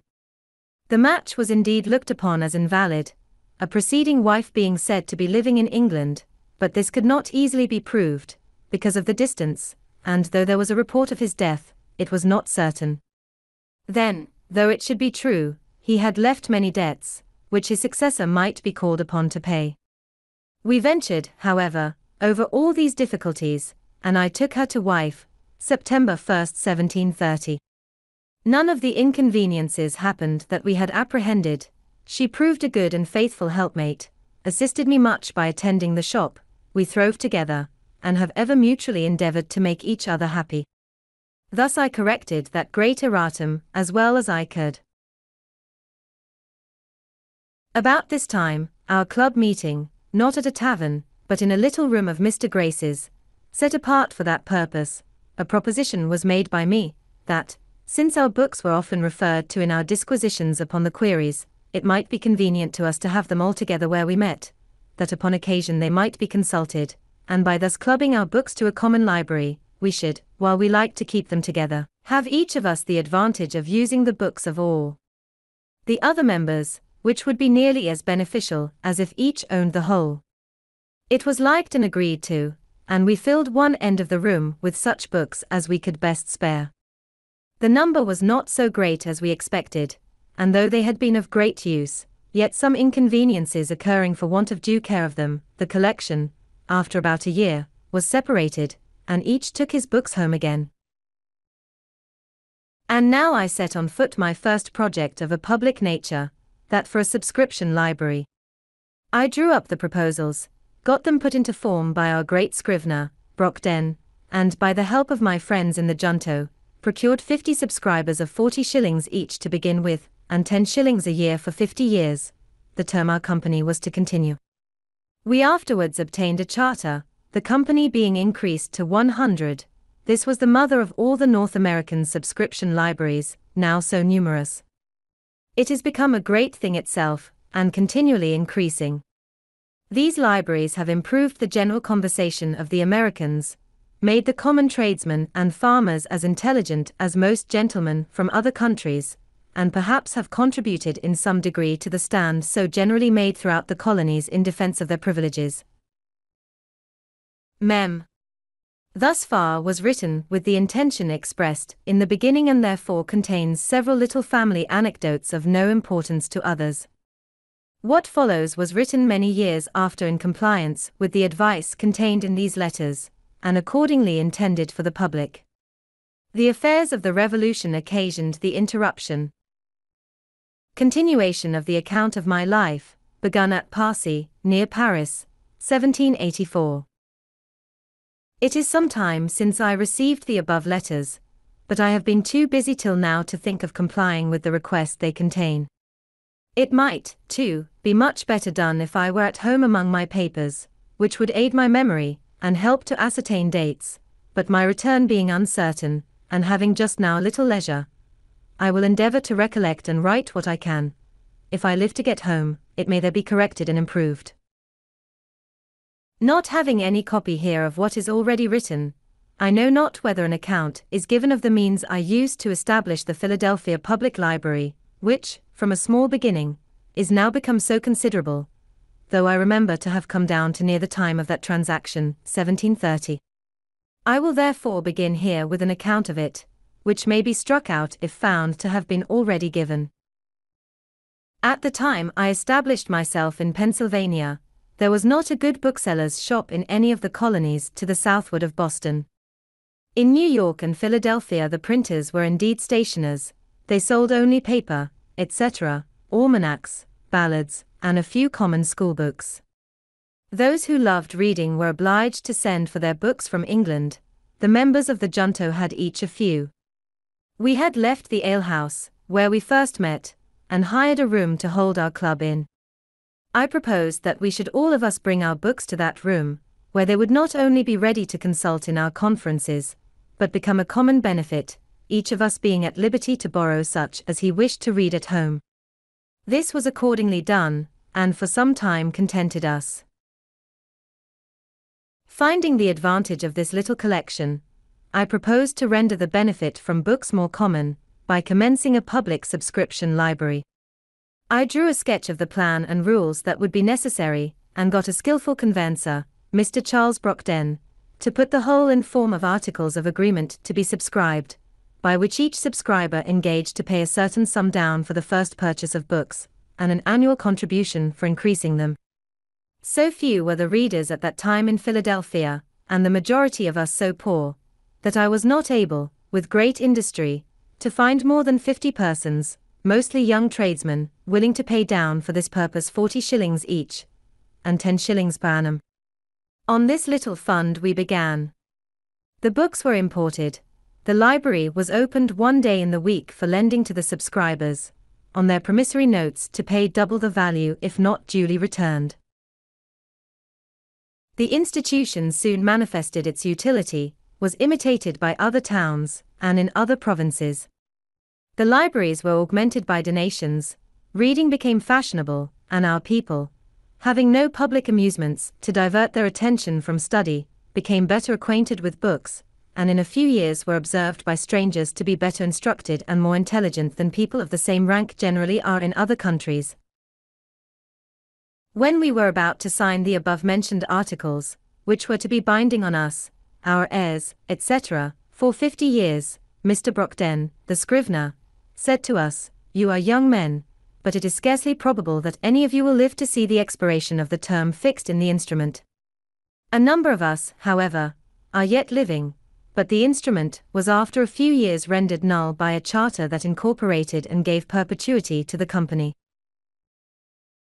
The objections and reluctances I met with in soliciting the subscriptions made me soon feel the impropriety of presenting one's self as the proposer of any useful project that might be supposed to raise one's reputation in the smallest degree above that of one's neighbors, when one has need of their assistance to accomplish that project. I therefore put myself as much as I could out of sight, and stated it as a scheme of a number of friends who had requested me to go about and propose it to such as they thought lovers of reading.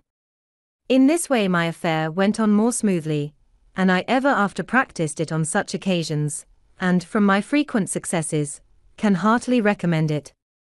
The present little sacrifice of your vanity will afterwards be amply repaid.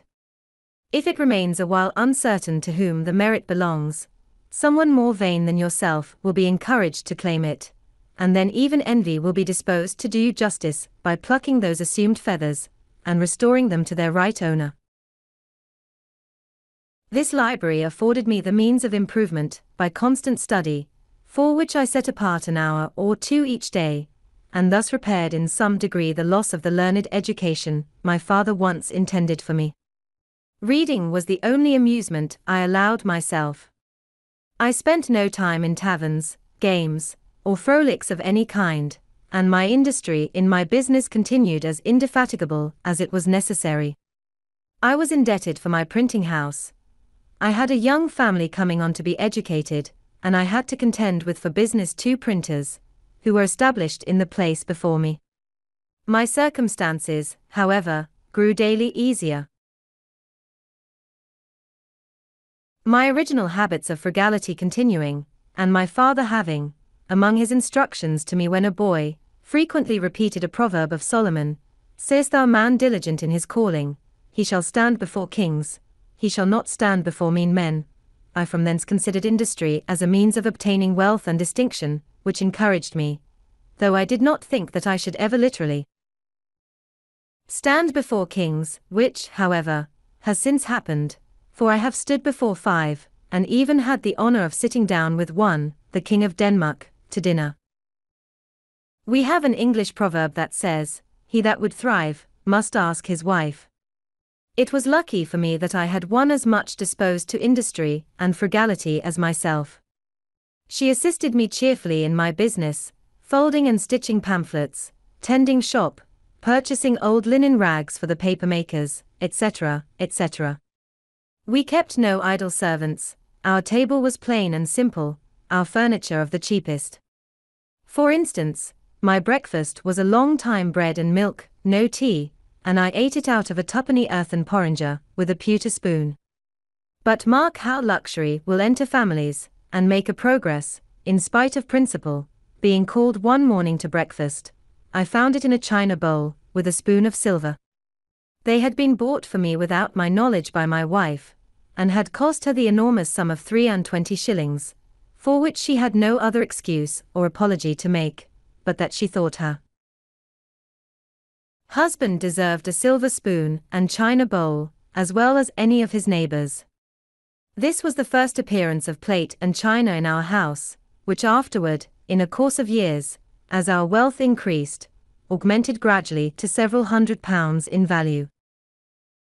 I had been religiously educated as a Presbyterian, and though some of the dogmas of that persuasion, such as the eternal decrees of God, election, reprobation, etc., appeared to me unintelligible, others doubtful, and I early absented myself from the public assemblies of the sect, Sunday being my studying day. I never was without some religious principles. I never doubted, for instance, the existence of the deity, that he made the world, and governed it by his providence, that the most acceptable service of God was the doing good to man, that our souls are immortal, and that all crime will be punished, and virtue rewarded, either here or hereafter. These I esteemed the essentials of every religion, and being to be found in all the religions we had in our country, I respected them all, though with different degrees of respect, as I found them more or less mixed with other articles, which, without any tendency to inspire, promote, or confirm morality, served principally to divide us and make us unfriendly to one another. This respect to all, with an opinion that the worst had some good effects, induced me to avoid all discourse that might tend to lessen the good opinion another might have of his own religion, and as our province increased in people, and new places of worship were continually wanted, and generally erected by voluntary contribution, my mite for such purpose, whatever might be the sect, was never refused. Though I seldom attended any public worship, I had still an opinion of its propriety, and of its utility when rightly conducted, and I regularly paid my annual subscription for the support of the only Presbyterian minister or meeting we had in Philadelphia. He used to visit me sometimes as a friend, and admonished me to attend his administrations, and I was now and then prevailed on to do so, once for 5 Sundays successively. Had he been in my opinion a good preacher, perhaps I might have continued, notwithstanding the occasion I had for the Sunday's leisure in my course of study, but his discourses were chiefly either polemic arguments, or explications of the peculiar doctrines of our sect, and were all to me very dry, uninteresting, and unedifying, since not a single moral principle was inculcated or enforced, their aim seeming to be rather to make us Presbyterians than good citizens. At length he took for his text that verse of the 4th chapter of Philippians, "Finally, brethren, whatsoever things are true, honest, just, pure, lovely, or of good report, if there be any virtue, or any praise, think on these things." And I imagined, in a sermon on such a text, we could not miss of having some morality. But he confined himself to 5 points only, as meant by the apostle, viz. 1. Keeping holy the Sabbath day. 2. Being diligent in reading the Holy Scriptures. 3. Attending duly the public worship. 4. Partaking of the sacrament. 5. Paying a due respect to God's ministers. These might be all good things, but as they were not the kind of good things that I expected from that text, I despaired of ever meeting with them from any other, was disgusted, and attended his preaching no more. I had some years before composed a little liturgy, or form of prayer, for my own private use, viz., in 1728, entitled, Articles of Belief and Acts of Religion. I returned to the use of this, and went no more to the public assemblies. My conduct might be blamable, but I leave it, without attempting further to excuse it, my present purpose being to relate facts, and not to make apologies for them. 9. Plan for attaining moral perfection. It was about this time I conceived the bold and arduous project of arriving at moral perfection. I wished to live without committing any fault at any time. I would conquer all that either natural inclination, custom, or company might lead me into. As I knew, or thought I knew, what was right and wrong, I did not see why I might not always do the one and avoid the other. But I soon found I had undertaken a task of more difficulty than I had imagined. While my care was employed in guarding against one fault, I was often surprised by another. Habit took the advantage of inattention, inclination was sometimes too strong for reason.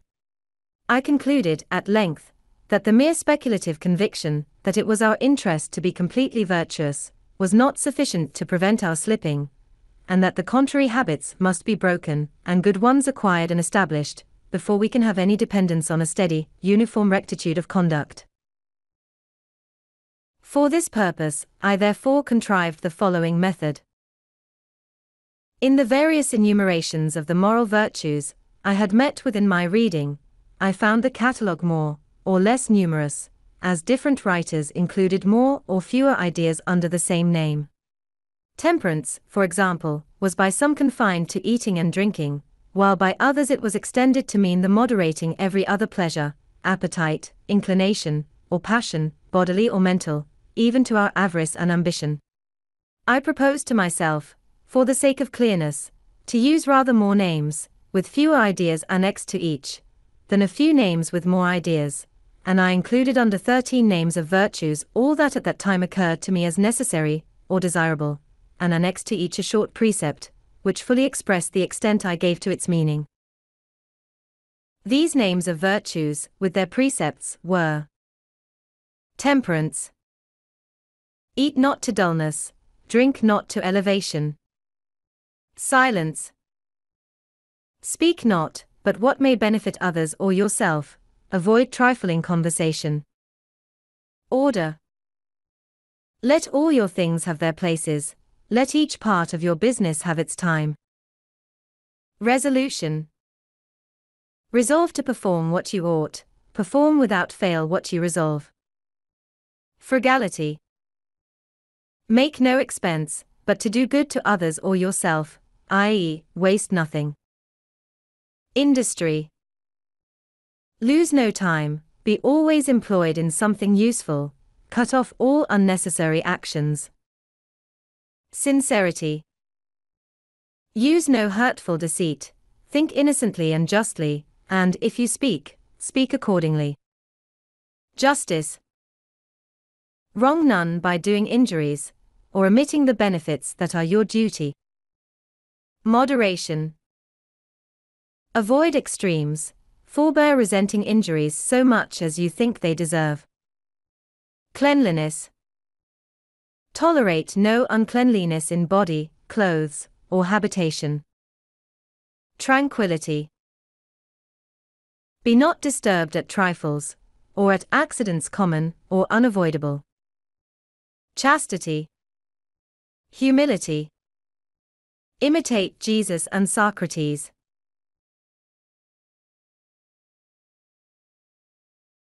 My intention being to acquire the habitude of all these virtues, I judged it would be well not to distract my attention by attempting the whole at once, but to fix it on one of them at a time, and when I should be master of that, then to proceed to another, and so on, till I should have gone through the 13, and as the previous acquisition of some might facilitate the acquisition of certain others, I arranged them with that view, as they stand above. Temperance first, as it tends to procure that coolness and clearness of head, which is so necessary where constant vigilance was to be kept up, and guard maintained against the unremitting attraction of ancient habits, and the force of perpetual temptations.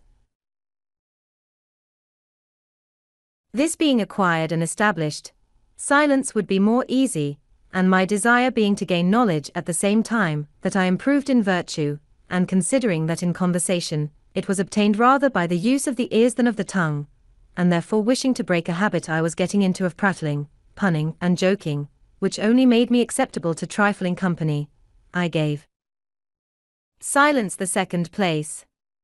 This and the next order, I expected would allow me more time for attending to my project and my studies.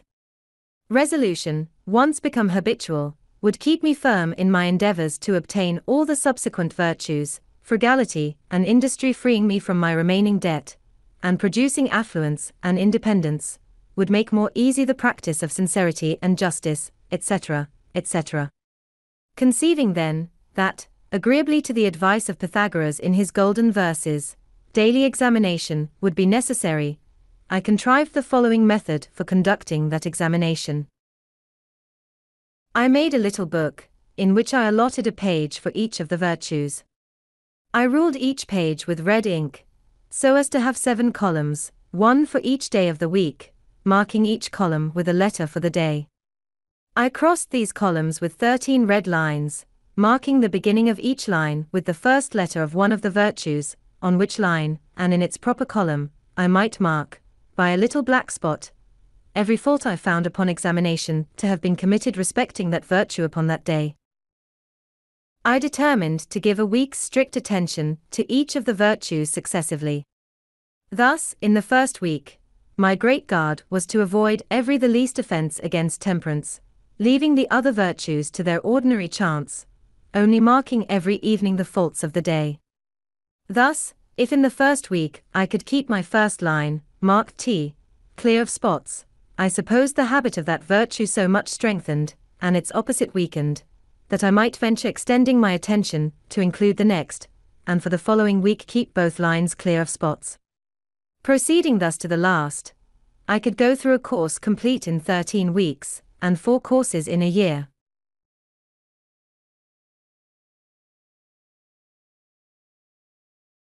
And like him who, having a garden to weed, does not attempt to eradicate all the bad herbs at once, which would exceed his reach and his strength, but works on one of the beds at a time, and having accomplished the first, proceeds to a second. So I should have, I hoped, the encouraging pleasure of seeing on my pages the progress I made in virtue, by clearing successively my lines of their spots, till in the end, by a number of courses, I should be happy in viewing a clean book, after a 13 weeks daily examination. This my little book had for its motto these lines from Addison's Cato. Here will I hold, if there's a power above us. And that there is, all nature cries aloud. Through all her works, he must delight in virtue. And that which he delights in must be happy. Another from Cicero. O vitae philosophia dux. O virtutum indagatrix expultrix vitiorum. Unus dies, benit ex preceptis tuis actus, peccanti immortalitate ist antiponendus. Another from the Proverbs of Solomon, speaking of wisdom or virtue. Length of days is in her right hand, and in her left hand riches and honor. Her ways are ways of pleasantness, and all her paths are peace. Proverbs 3 verses 16 and 17. And conceiving God to be the fountain of wisdom, I thought it right and necessary to solicit his assistance for obtaining it. To this end I formed the following little prayer, which was prefixed to my tables of examination, for daily use. O powerful goodness, bountiful Father, merciful Guide, increase in me that wisdom which discovers my truest interest. Strengthen my resolutions to perform what that wisdom dictates. Accept my kind offices to thy other children as the only return in my power for thy continual favors to me. I used also sometimes a little prayer which I took from Thomson's poems, viz. Father of light and life, thou good supreme. O teach me what is good, teach me thyself. Save me from folly, vanity, and vice. From every low pursuit, and fill my soul with knowledge, conscious peace, and virtue pure. Sacred, substantial, never-fading bliss. The precept of order requiring that every part of my business should have its allotted time, one page in my little book contained the following scheme of employment for the 24 hours of a natural day. The morning. 5 Question. What good shall I do this day?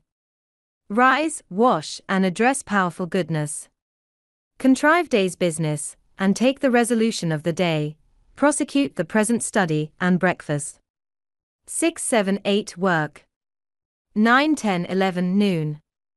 12 Read, or overlook my accounts, and dine. 1, 2 Work. 3, 4, 5 Evening. Question. What good have I done today? 6 Put things in their places. Supper. Music or diversion, or conversation. Examination of the day. 7, 8, 9 Night. 10 Sleep. 11, 12 1, 2, 3, 4. I entered upon the execution of this plan for self-examination, and continued it with occasional intermissions for some time. I was surprised to find myself so much fuller of faults than I had imagined, but I had the satisfaction of seeing them diminish. To avoid the trouble of renewing now and then my little book, which, by scraping out the marks on the paper of old faults to make room for new ones in a new course, became full of holes, I transferred my tables and precepts to the ivory leaves of a memorandum book, on which the lines were drawn with red ink, that made a durable stain, and on those lines I marked my faults with a black lead pencil, which marks I could easily wipe out with a wet sponge. After a while I went through one course only in a year, and afterward only one in several years, till at length I omitted them entirely, being employed in voyages and business abroad, with a multiplicity of affairs that interfered. But I always carried my little book with me. My scheme of order gave me the most trouble, and I found that, though it might be practicable where a man's business was such as to leave him the disposition of his time, that of a journeyman printer, for instance, it was not possible to be exactly observed by a master, who must mix with the world, and often receive people of business at their own hours. Order. 2. With regard to places for things, papers, etc., I found extremely difficult to acquire. I had not been early accustomed to it, and having an exceeding good memory, I was not so sensible of the inconvenience attending want of method.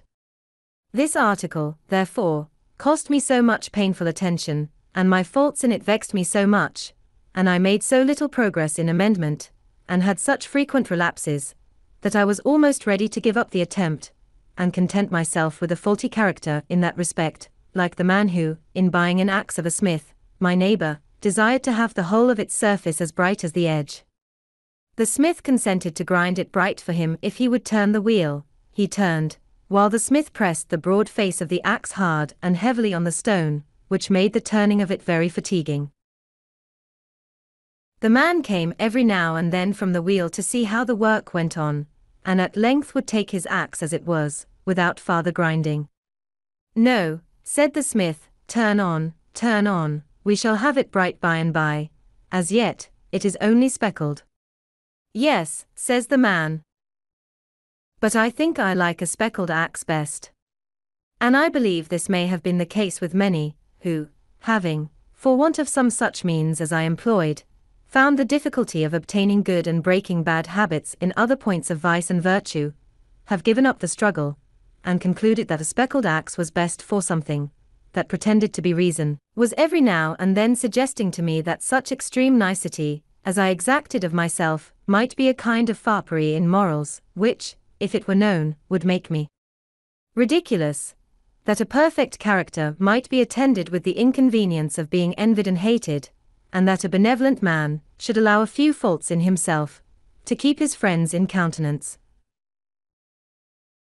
In truth, I found myself incorrigible with respect to order, and now I am grown old, and my memory bad, I feel very sensibly the want of it. But, on the whole, though I never arrived at the perfection I had been so ambitious of obtaining, but fell far short of it, yet I was, by the endeavor, a better and a happier man than I otherwise should have been if I had not attempted it. As those who aim at perfect writing by imitating the engraved copies, though they never reach the wished-for excellence of those copies, their hand is mended by the endeavor, and is tolerable while it continues fair and legible.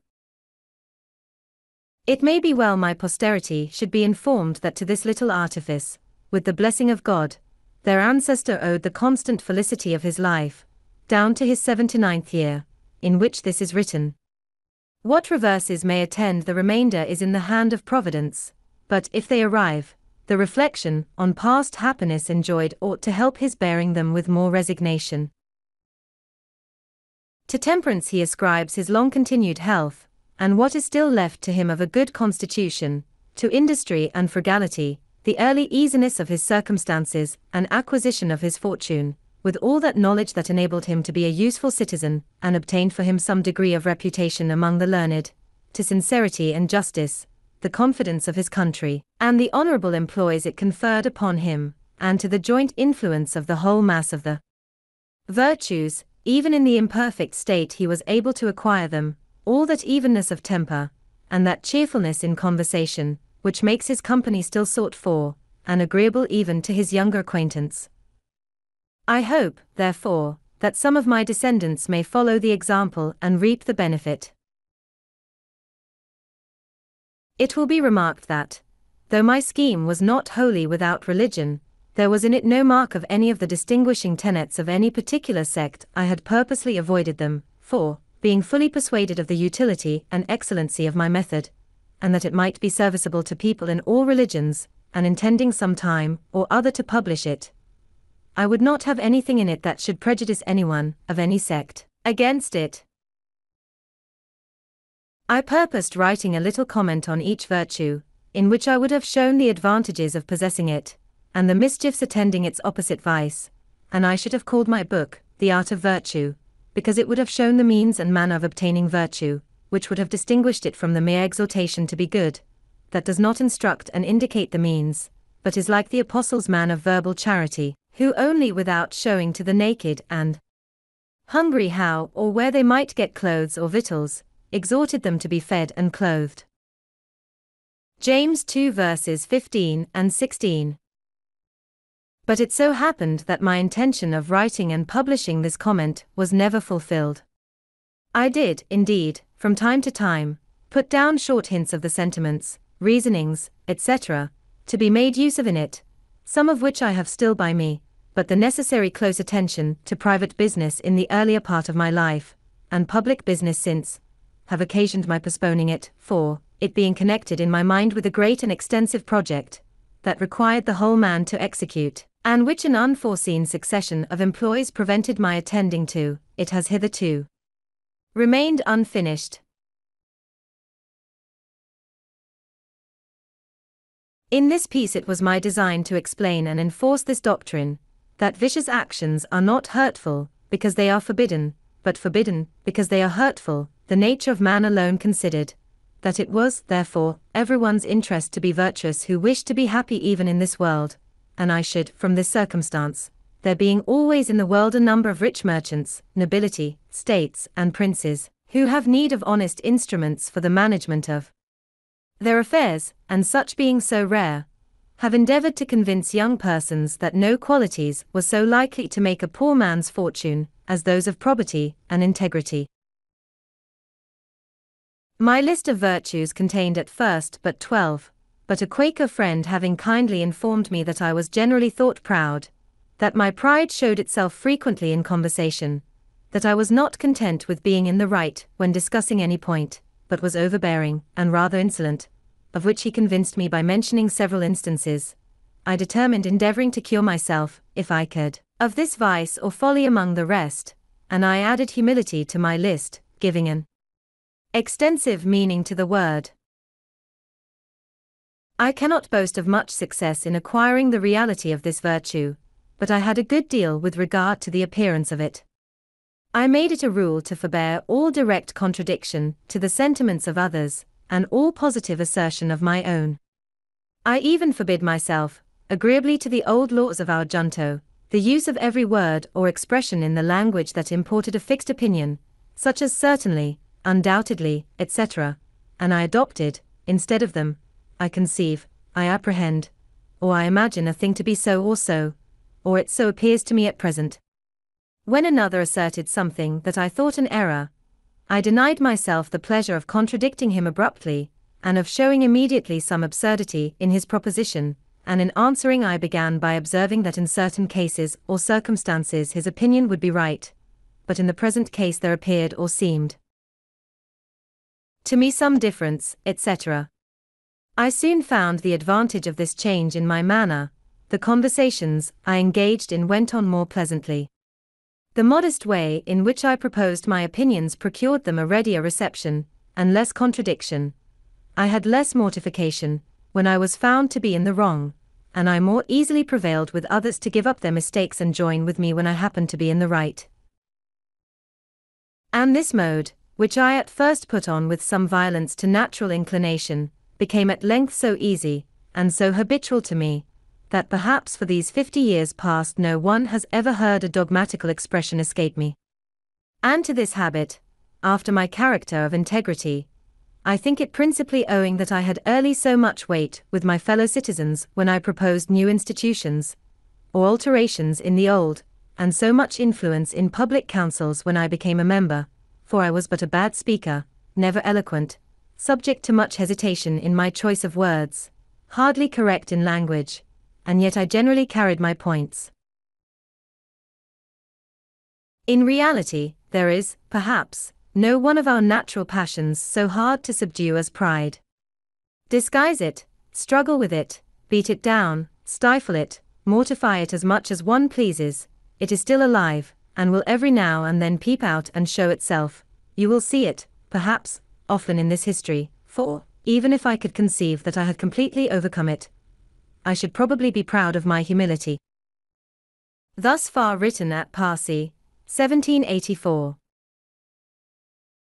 I am now about to write at home, August, 1788, but cannot have the help expected from my papers, many of them being lost in the war. I have, however, found the following. Having mentioned a great and extensive project, which I had conceived, it seems proper that some account should be here given of that project and its object.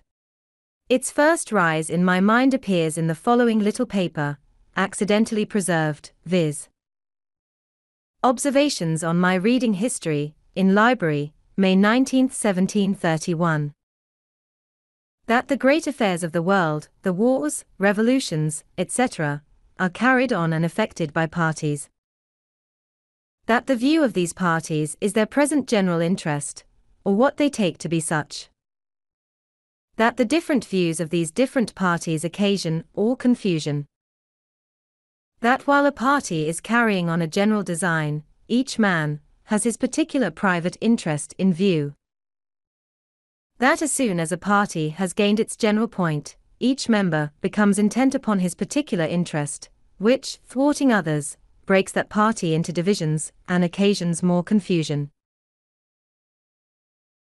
That few in public affairs act from a mere view of the good of their country, whatever they may pretend, and, though their actings bring real good to their country, yet men primarily considered that their own and their country's interest was united, and did not act from a principle of benevolence.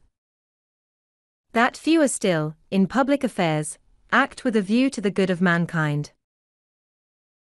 There seems to me at present to be great occasion for raising a united party for virtue, by forming the virtuous and good men of all nations into a regular body, to be governed by suitable good and wise rules, which good and wise men may probably be more unanimous in their obedience to, than common people are to common laws.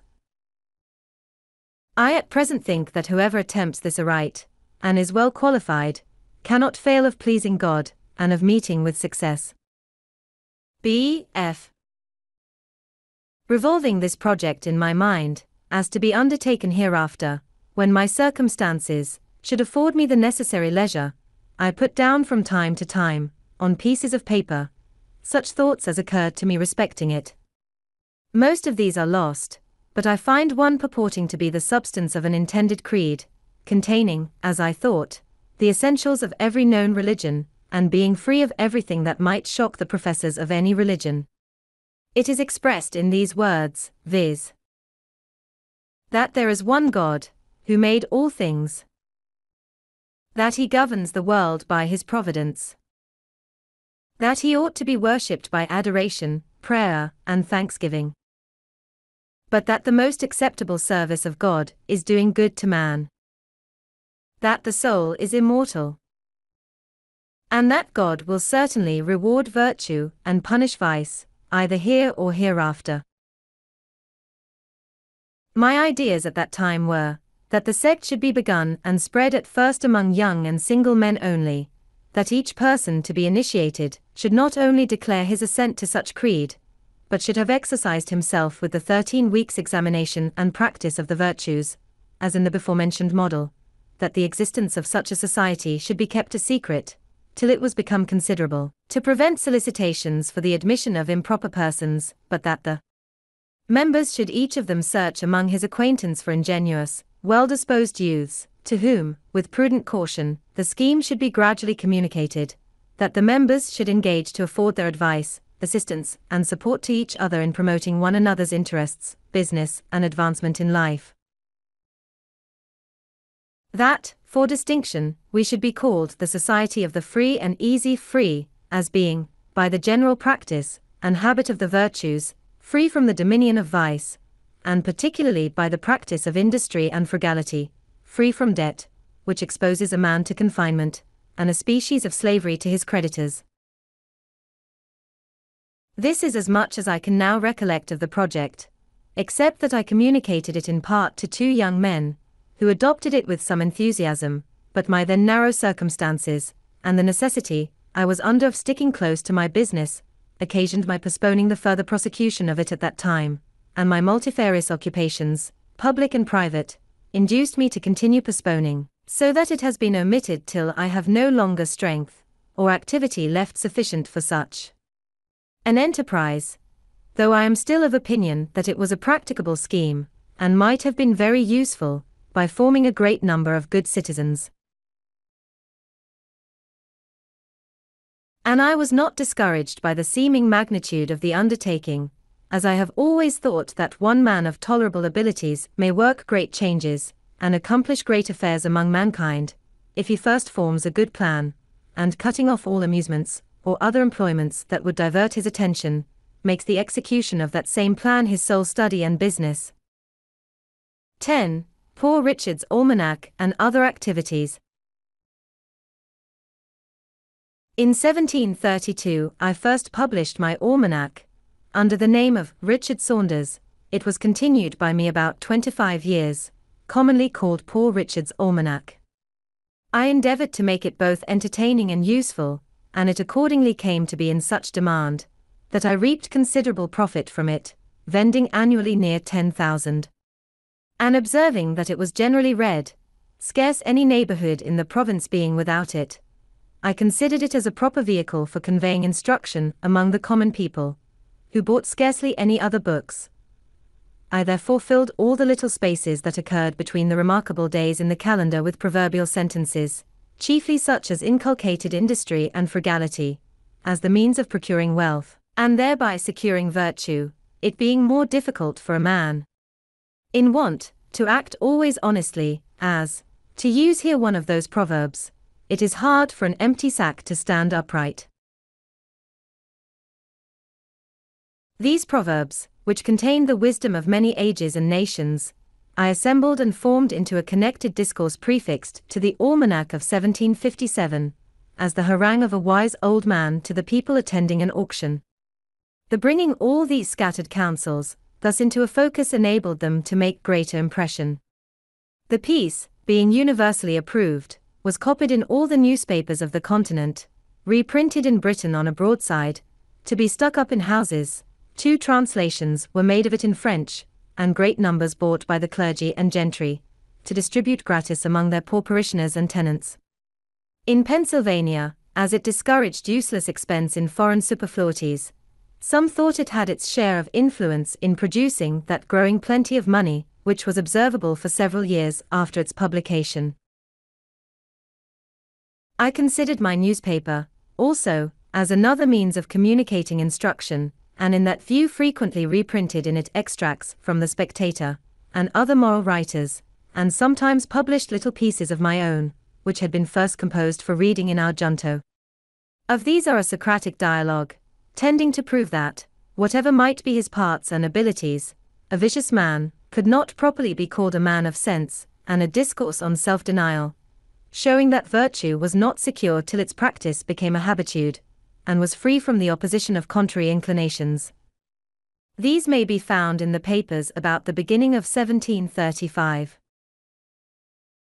In the conduct of my newspaper, I carefully excluded all libeling and personal abuse, which is of late years become so disgraceful to our country.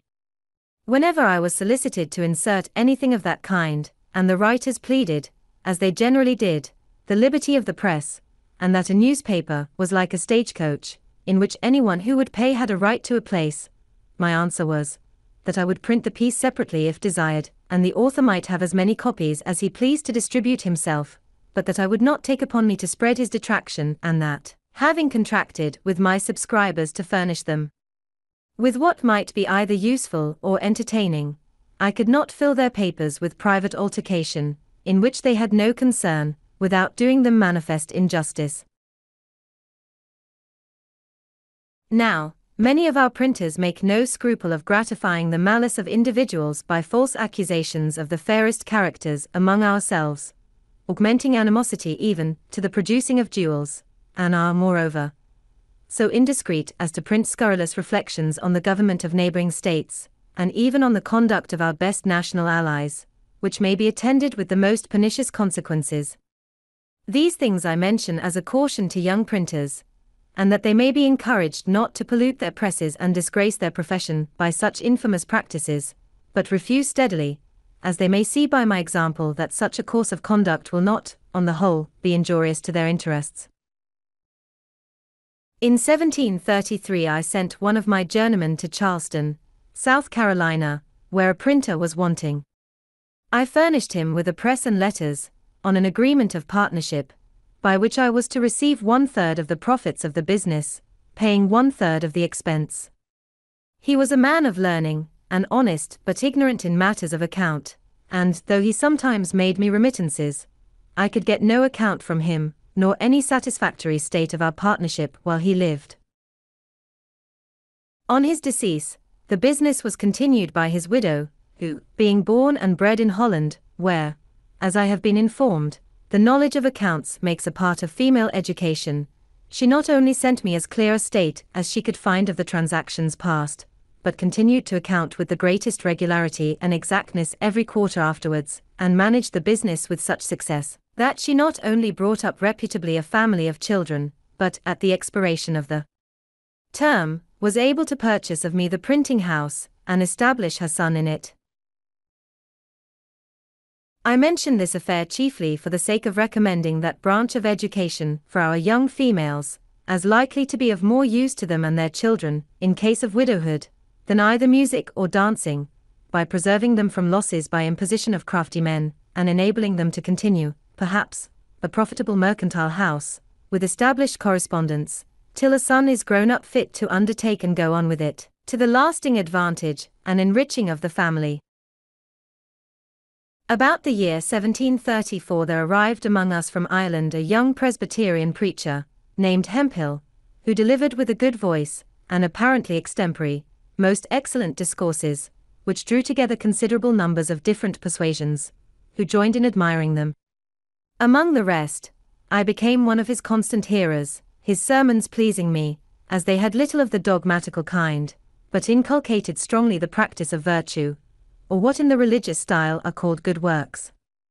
Those, however, of our congregation, who considered themselves as orthodox Presbyterians, disapproved his doctrine, and were joined by most of the old clergy, who arraigned him of heterodoxy before the synod, in order to have him silenced. I became his zealous partisan, and contributed all I could to raise a party in his favor, and we combated for him a while with some hopes of success.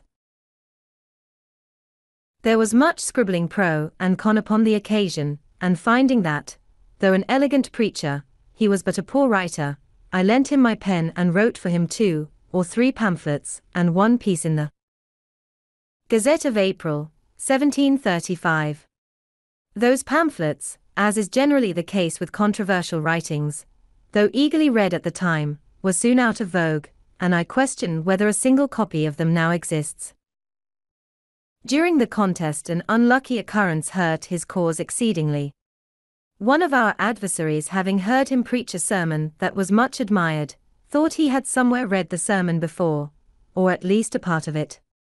On search, he found that part quoted at length, in one of the British Reviews, from a discourse of Dr. Foster's. This detection gave many of our party disgust, who accordingly abandoned his cause, and occasioned our more speedy discomfiture in the synod.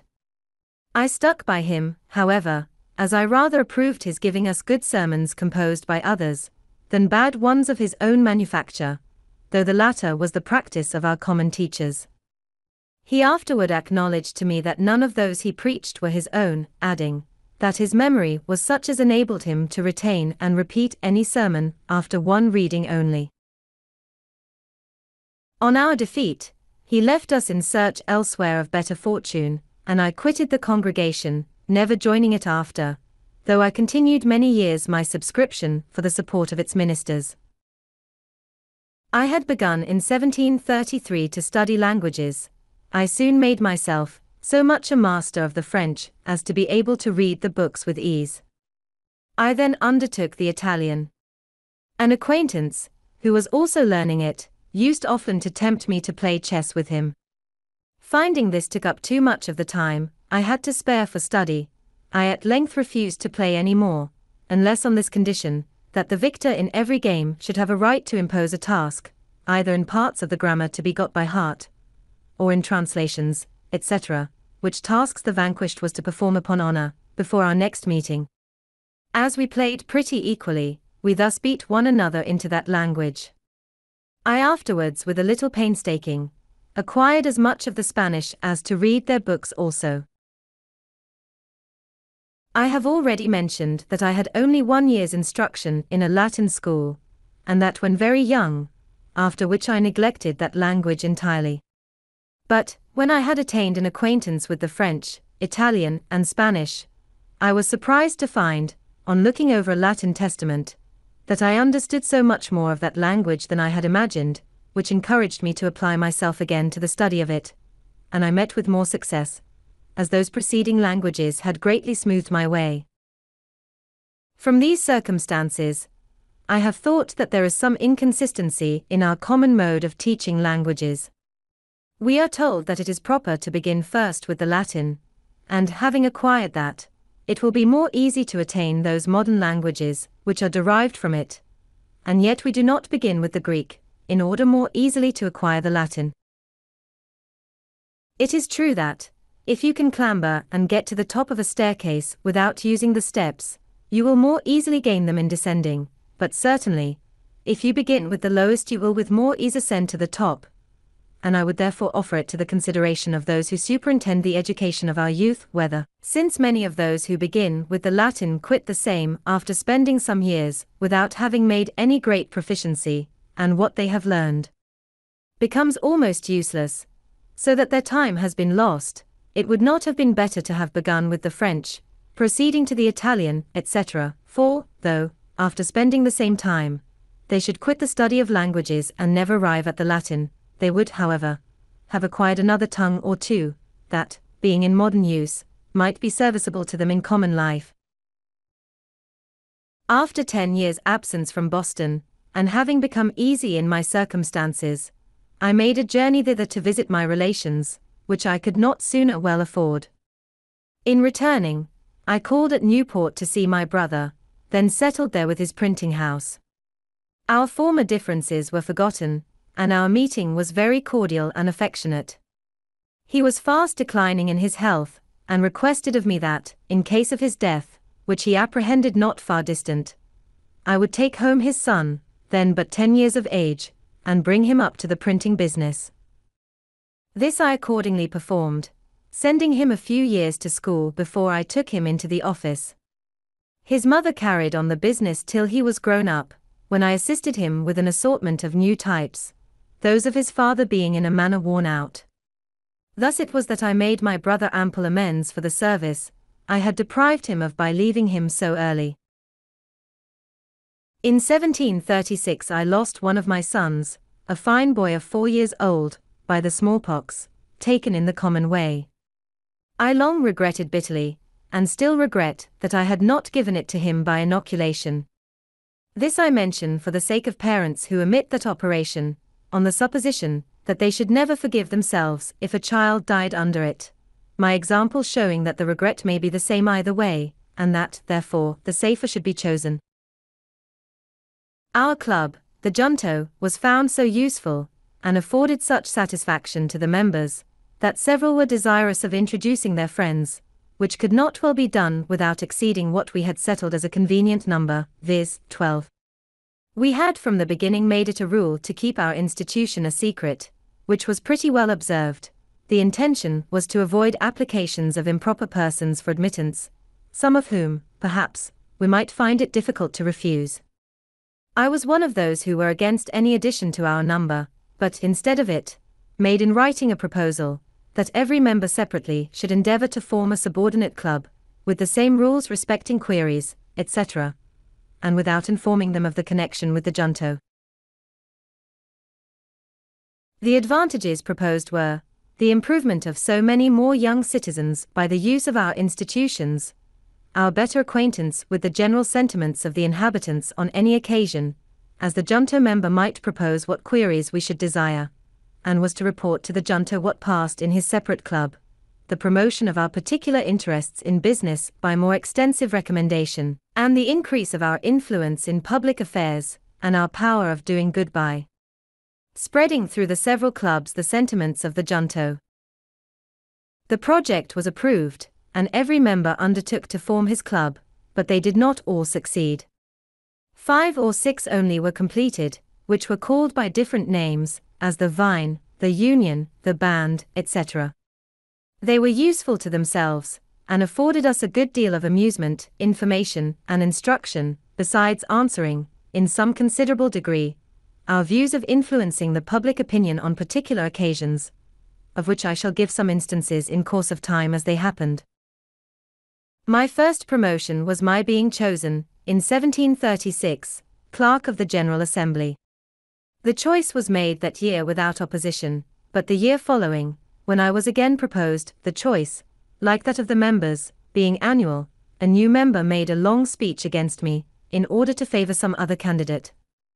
I was, however, chosen, which was the more agreeable to me, as, besides the pay for the immediate service as clerk, the place gave me a better opportunity of keeping up an interest among the members, which secured to me the business of printing the votes, laws, paper money, and other occasional jobs for the public, that, on the whole, were very profitable. I therefore did not like the opposition of this new member, who was a gentleman of fortune and education, with talents that were likely to give him, in time, great influence in the House, which, indeed, afterwards happened. I did not, however, aim at gaining his favor by paying any servile respect to him, but, after some time, took this other method. Having heard that he had in his library a certain very scarce and curious book, I wrote a note to him, expressing my desire of perusing that book, and requesting he would do me the favor of lending it to me for a few days. He sent it immediately, and I returned it in about a week with another note, expressing strongly my sense of the favor. When we next met in the house, he spoke to me, which he had never done before, and with great civility, and he ever after manifested a readiness to serve me on all occasions, so that we became great friends, and our friendship continued to his death. This is another instance of the truth of an old maxim I had learned, which says, "He that has once done you a kindness will be more ready to do you another, than he whom you yourself have obliged." And it shows how much more profitable it is prudently to remove, than to resent, return, and continue inimical proceedings. In 1737, Colonel Spotswood, late Governor of Virginia, and then Postmaster General, being dissatisfied with the conduct of his deputy at Philadelphia, respecting some negligence in rendering and inexactitude of his accounts, took from him the commission and offered it to me. I accepted it readily, and found it of great advantage, for, though the salary was small, it facilitated the correspondence that improved my newspaper, increased the number demanded, as well as the advertisements to be inserted, so that it came to afford me a considerable income. My old competitor's newspaper declined proportionately, and I was satisfied, without retaliating his refusal, while postmaster, to permit my papers being carried by the riders. Thus he suffered greatly from his neglect in due accounting, and I mention it as a lesson to those young men who may be employed in managing affairs for others, that they should always render accounts, and make remittances, with great clearness and punctuality. The character of observing such a conduct is the most powerful of all recommendations to new employments and increase of business. 11. Interest in public affairs. I began now to turn my thoughts a little to public affairs, beginning, however, with small matters. The city watch was one of the first things that I conceived to want regulation. It was managed by the constables of the respective wards in turn. The constable warned a number of housekeepers to attend him for the night. Those who chose never to attend, paid him 6 shillings a year to be excused, which was supposed to be for hiring substitutes, but was, in reality, much more than was necessary for that purpose, and made the constableship a place of profit. And the constable, for a little drink, often got such ragamuffins about him as a watch, that respectable housekeepers did not choose to mix with. Walking the rounds, too, was often neglected, and most of the nights spent in tippling. I thereupon wrote a paper to be read in junto, representing these irregularities, but insisting more particularly on the inequality of the 6 shilling tax of the constables, respecting the circumstances of those who paid it, since a poor widow housekeeper, all whose property to be guarded by the watch did not perhaps exceed the value of £50, paid as much as the wealthiest merchant, who had thousands of pounds worth of goods in his stores. On the whole, I proposed as a more effectual watch, the hiring of proper men to serve constantly in that business, and as a more equitable way of supporting the charge, the levying a tax that should be proportioned to the property. This idea, being approved by the junto, was communicated to the other clubs, but as arising in each of them, and though the plan was not immediately carried into execution, yet, by preparing the minds of people for the change, it paved the way for the law obtained a few years after, when the members of our clubs were grown into more influence. About this time I wrote a paper, first to be read in junto, but it was afterward published, on the different accidents and carelessnesses by which houses were set on fire, with cautions against them, and means proposed of avoiding them. This was much spoken of as a useful piece, and gave rise to a project, which soon followed it, of forming a company for the more ready extinguishing of fires, and mutual assistance in removing and securing of goods when in danger. Associates in this scheme were presently found, amounting to 30. Our articles of agreement obliged every member to keep always in good order, and fit for use, a certain number of leather buckets, with strong bags and baskets, for packing and transporting of goods, which were to be brought to every fire, and we agreed to meet once a month and spend a social evening together, in discoursing and communicating such ideas as occurred to us upon the subjects of fires, as might be useful in our conduct on such occasions. The utility of this institution soon appeared, and many more desiring to be admitted than we thought convenient for one company, they were advised to form another, which was accordingly done, and this went on, one new company being formed after another, till they became so numerous as to include most of the inhabitants who were men of property, and now, at the time of my writing this, though upward of 50 years since its establishment, that which I first formed, called the Union Fire Company, still subsists and flourishes, though the first members are all deceased but myself and one, who is older by a year than I am. The small fines that have been paid by members for absence at the monthly meetings have been applied to the purchase of fire engines, ladders, firehooks, and other useful implements for each company, so that I question whether there is a city in the world better provided with the means of putting a stop to beginning conflagrations, and in fact, since these institutions, the city has never lost by fire more than 1 or 2 houses at a time, and the flames have often been extinguished before the house in which they began has been half consumed. In 1739 arrived among us from Ireland the Reverend Mr. Whitefield, who had made himself remarkable there as an itinerant preacher. He was at first permitted to preach in some of our churches, but the clergy, taking a dislike to him, soon refused him their pulpits, and he was obliged to preach in the fields. The multitudes of all sects and denominations that attended his sermons were enormous, and it was matter of speculation to me, who was one of the number, to observe the extraordinary influence of his oratory on his hearers, and how much they admired and respected him, notwithstanding his common abuse of them, by assuring them they were naturally half beasts and half devils. It was wonderful to see the change soon made in the manners of our inhabitants. From being thoughtless or indifferent about religion, it seemed as if all the world were growing religious, so that one could not walk through the town in an evening without hearing psalms sung in different families of every street.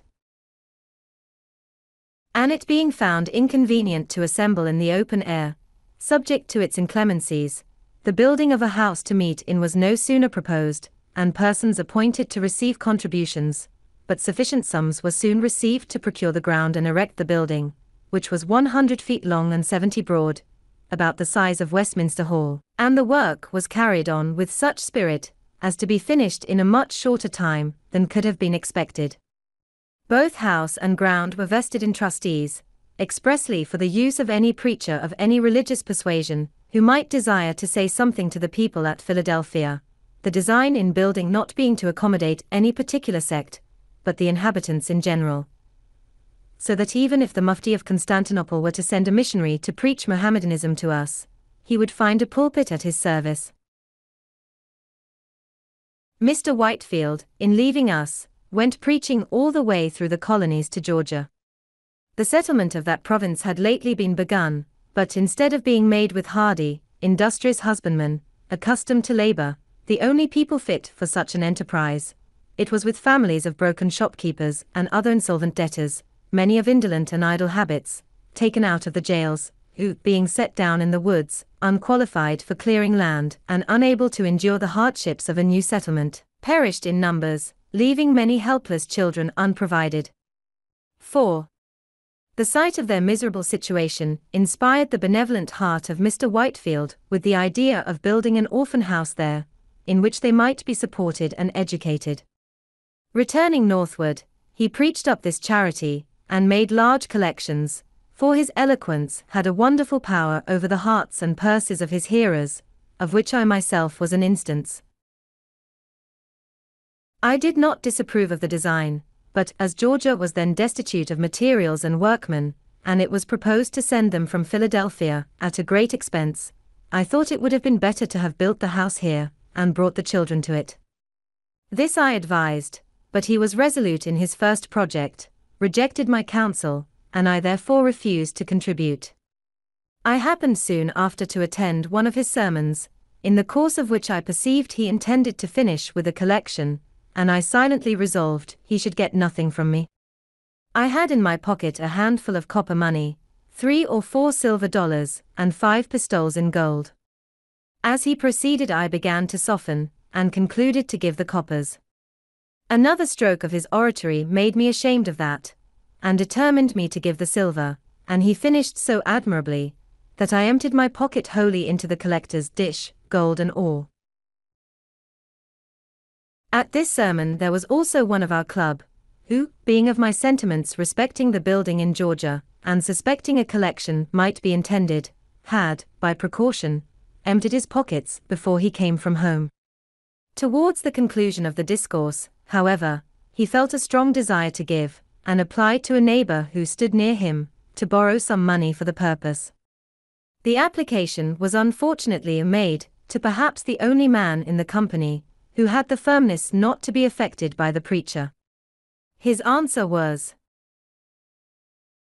"At any other time, friend Hopkinson, I would lend to thee freely, but not now, for thee seems to be out of thy right senses."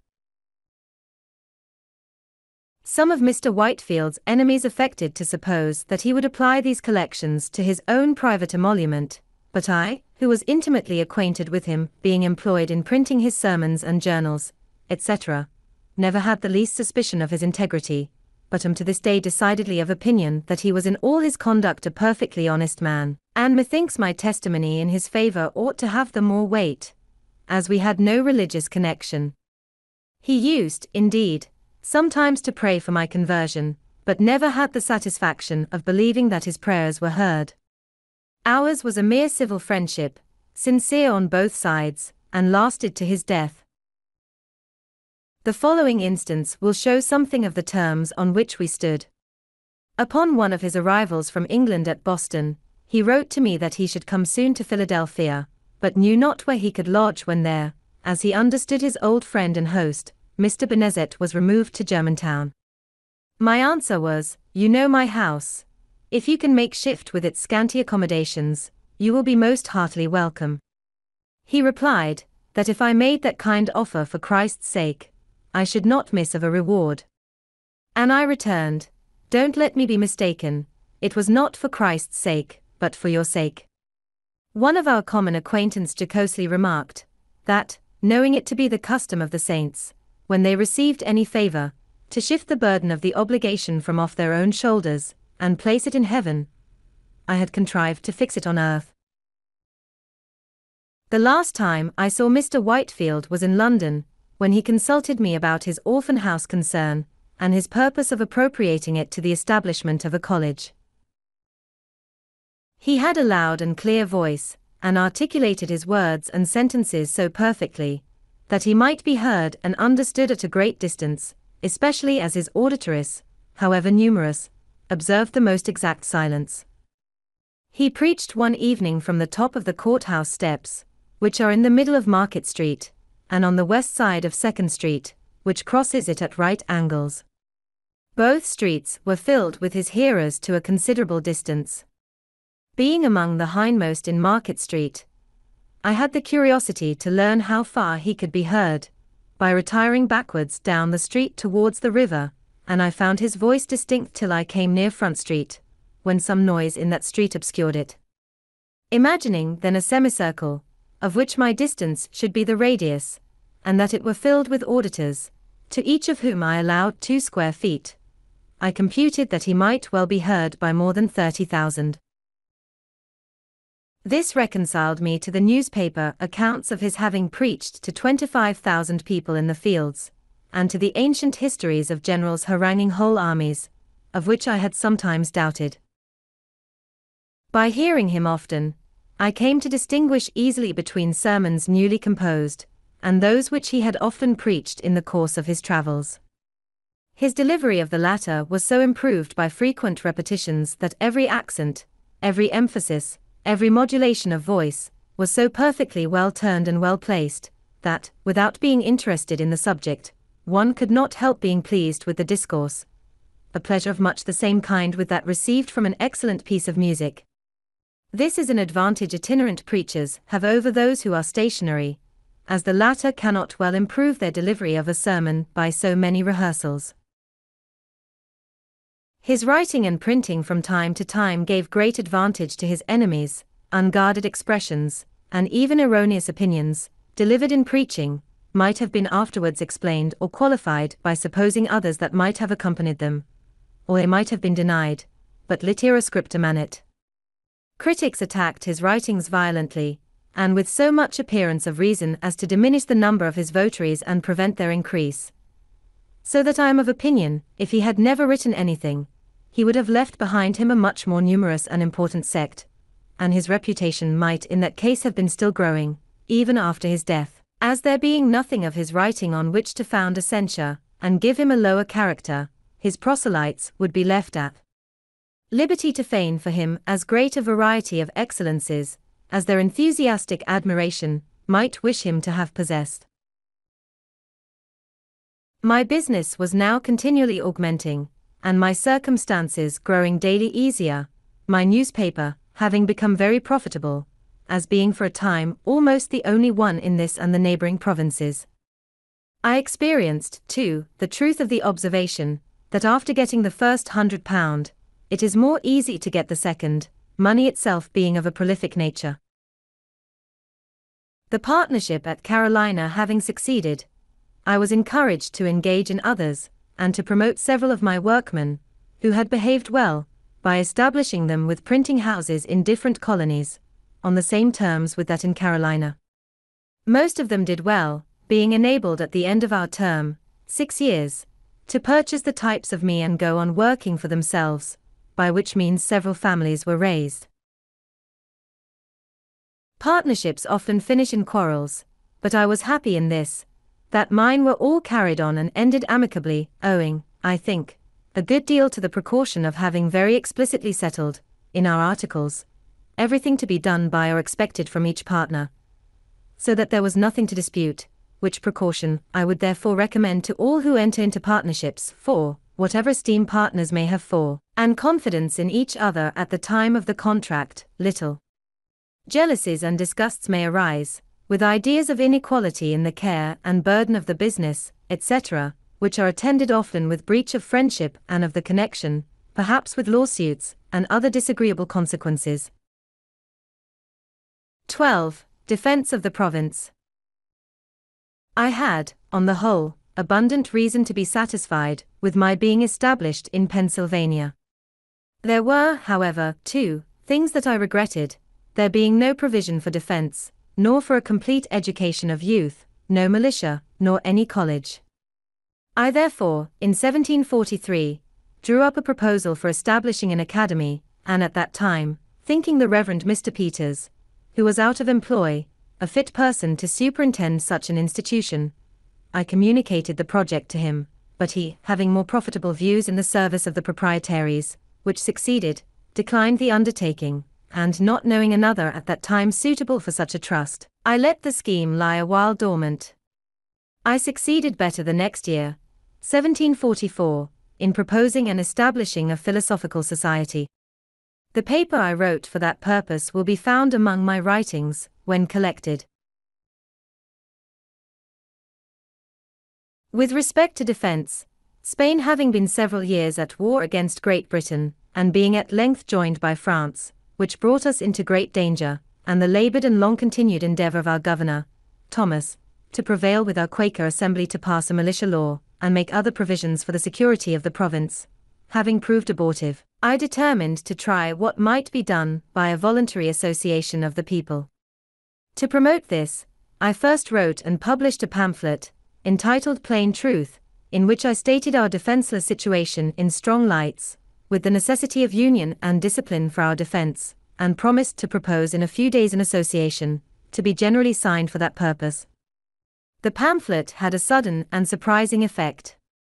I was called upon for the instrument of association, and having settled the draft of it with a few friends, I appointed a meeting of the citizens in the large building before mentioned.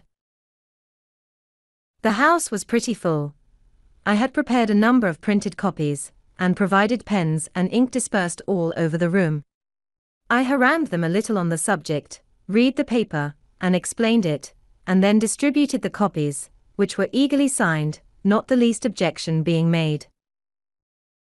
When the company separated, and the papers were collected, we found above 1,200 hands, and other copies being dispersed in the country, the subscribers amounted at length to upward of 10,000.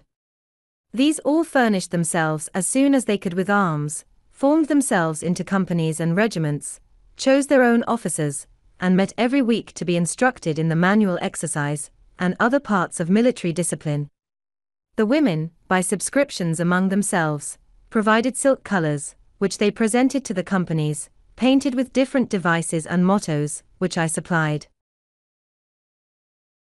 The officers of the companies composing the Philadelphia regiment, being met, chose me for their colonel, but, conceiving myself unfit, I declined that station and recommended Mr. Lawrence, a fine person and man of influence, who was accordingly appointed. I then proposed a lottery to defray the expense of building a battery below the town, and furnishing it with cannon. It filled expeditiously, and the battery was soon erected, the merlons being framed of logs and filled with earth. We bought some old cannon from Boston, but, these not being sufficient, we wrote to England for more, soliciting, at the same time, our proprietaries for some assistance, though without much expectation of obtaining it. Meanwhile, Colonel Lawrence, William Allen, Abram Taylor, Esquire, and myself were sent to New York by the associators, commissioned to borrow some cannon of Governor Clinton. He at first refused us peremptorily, but at dinner with his council, where there was great drinking of Madeira wine, as the custom of that place then was, he softened by degrees, and said he would lend us 6. After a few more bumpers he advanced to 10, and at length he very good-naturedly conceded 18.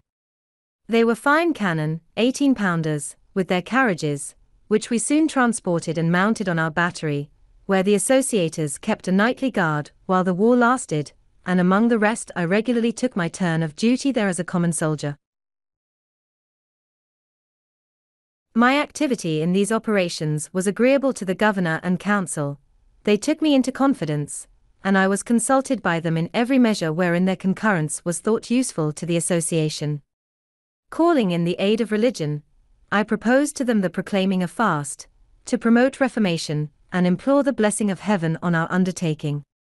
They embraced the motion, but as it was the first fast ever thought of in the province, the secretary had no precedent from which to draw the proclamation. My education in New England, where a fast is proclaimed every year, was here of some advantage. I drew it in the accustomed style, it was translated into German, printed in both languages, and divulged through the province. This gave the clergy of the different sects an opportunity of influencing their congregations to join in the association, and it would probably have been general among all but Quakers if the peace had not soon intervened. It was thought by some of my friends that, by my activity in these affairs, I should offend that sect, and thereby lose my interest in the assembly of the province, where they formed a great majority. A young gentleman who had likewise some friends in the House, and wished to succeed me as their clerk, acquainted me that it was decided to displace me at the next election, and he, therefore, in good will, advised me to resign, as more consistent with my honor than being turned out. My answer to him was, that I had read or heard of some public man, who made it a rule never to ask for an office, and never to refuse one when offered to him. I approve, says I, of his rule, and will practice it with a small addition: I shall never ask, never refuse, nor ever resign an office. If they will have my office of clerk to dispose of to another, they shall take it from me. I will not, by giving it up, lose my right of some time, or other making reprisals on my adversaries. I heard, however, no more of this. I was chosen again unanimously as usual at the next election.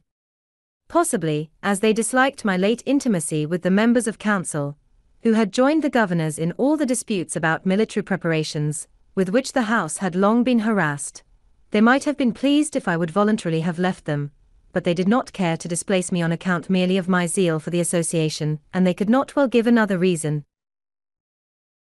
Indeed, I had some cause to believe that the defense of the country was not disagreeable to any of them, provided they were not required to assist in it. And I found that a much greater number of them than I could have imagined, though against offensive war, were clearly for the defensive. Many pamphlets pro and con were published on the subject, and some by good Quakers, in favor of defense, which I believe convinced most of their younger people.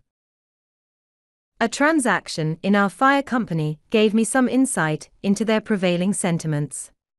It had been proposed that we should encourage the scheme for building a battery by laying out the present stock, then about £60, in tickets of the lottery. By our rules, no money could be disposed of till the next meeting after the proposal. The company consisted of 30 members, of which 22 were Quakers, and 8 only of other persuasions. We 8 punctually attended the meeting, but, though we thought that some of the Quakers would join us, we were by no means sure of a majority. Only one Quaker, Mr. James Morris, appeared to oppose the measure. He expressed much sorrow that it had ever been proposed, as he said friends were all against it, and it would create such discord as might break up the company. We told him that we saw no reason for that, we were the minority, and if friends were against the measure, and outvoted us, we must and should, agreeably to the usage of all societies, submit. When the hour for business arrived, it was moved to put the vote. He allowed we might then do it by the rules, but as he could assure us that a number of members intended to be present for the purpose of opposing it, it would be but candid to allow a little time for their appearing. While we were disputing this, a waiter came to tell me 2 gentlemen below desired to speak with me. I went down, and found they were 2 of our Quaker members. They told me there were 8 of them assembled at a tavern just by, that they were determined to come and vote with us if there should be occasion, which they hoped would not be the case, and desired we would not call for their assistance if we could do without it, as their voting for such a measure might embroil them with their elders and friends. Being thus secure of a majority, I went up, and after a little seeming hesitation, agreed to a delay of another hour. This Mr. Morris allowed to be extremely fair.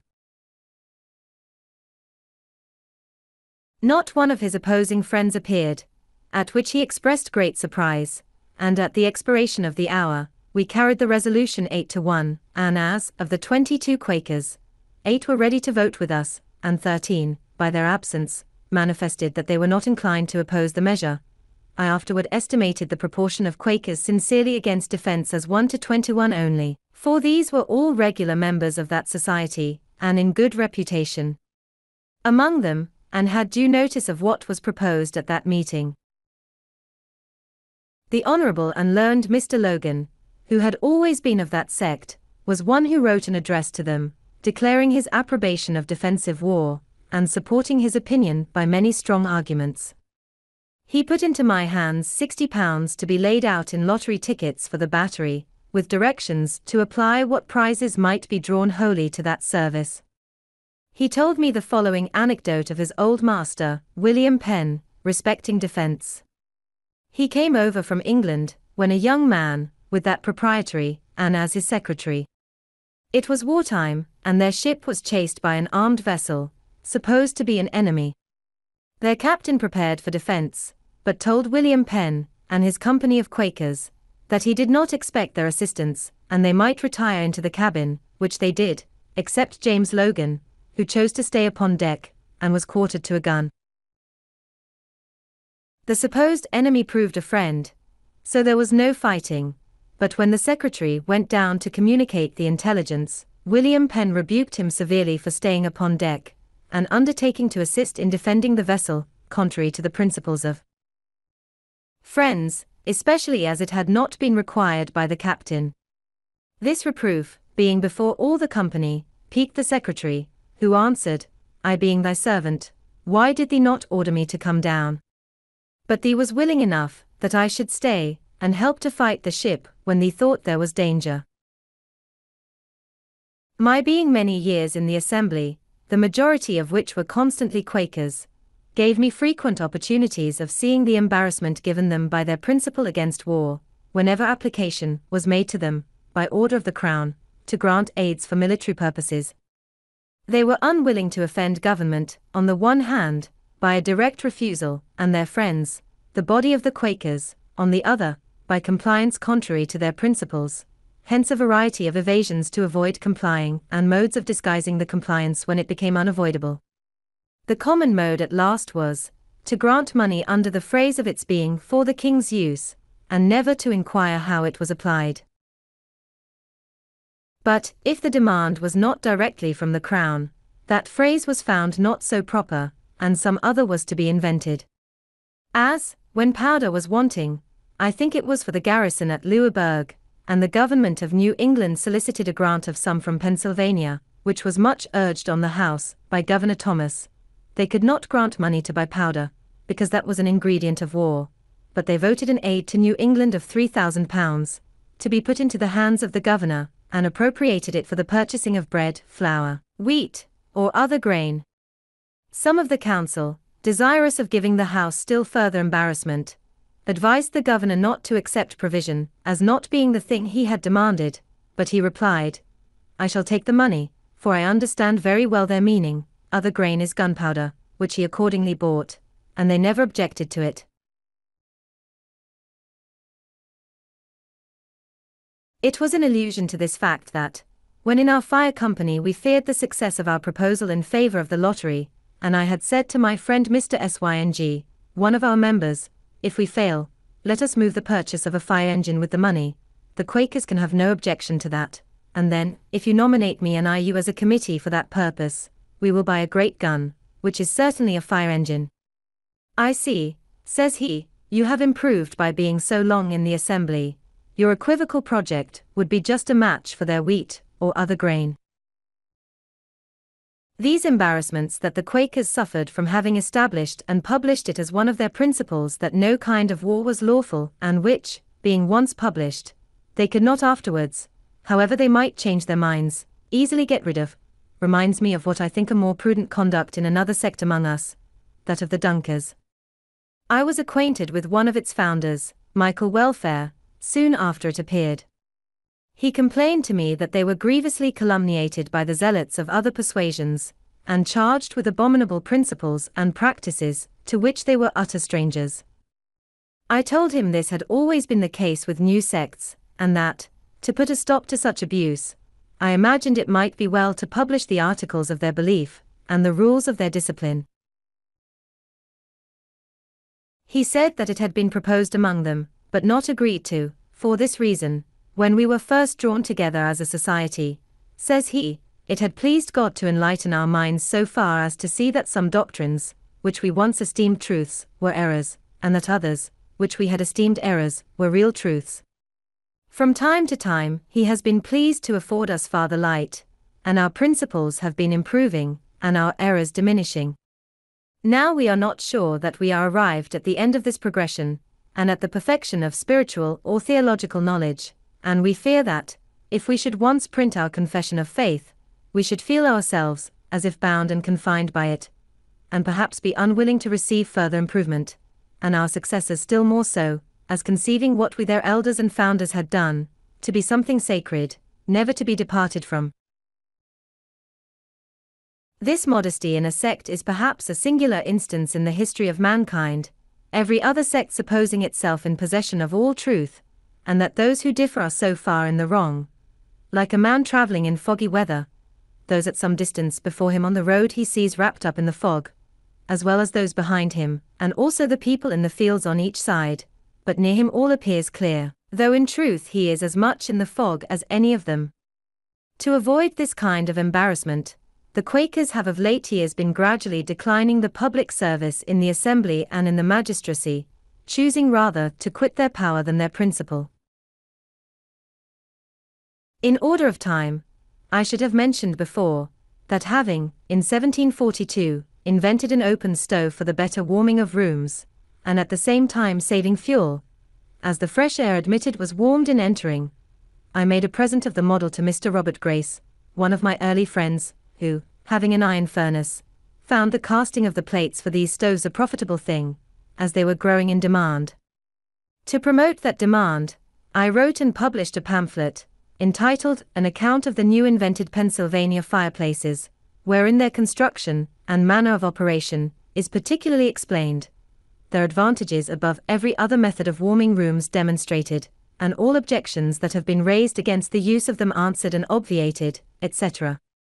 This pamphlet had a good effect. Governor Thomas was so pleased with the construction of this stove, as described in it, that he offered to give me a patent for the sole vending of them for a term of years, but I declined it from a principle which has ever weighed with me on such occasions, viz. that, as we enjoy great advantages from the inventions of others, we should be glad of an opportunity to serve others by any invention of ours, and this we should do freely and generously.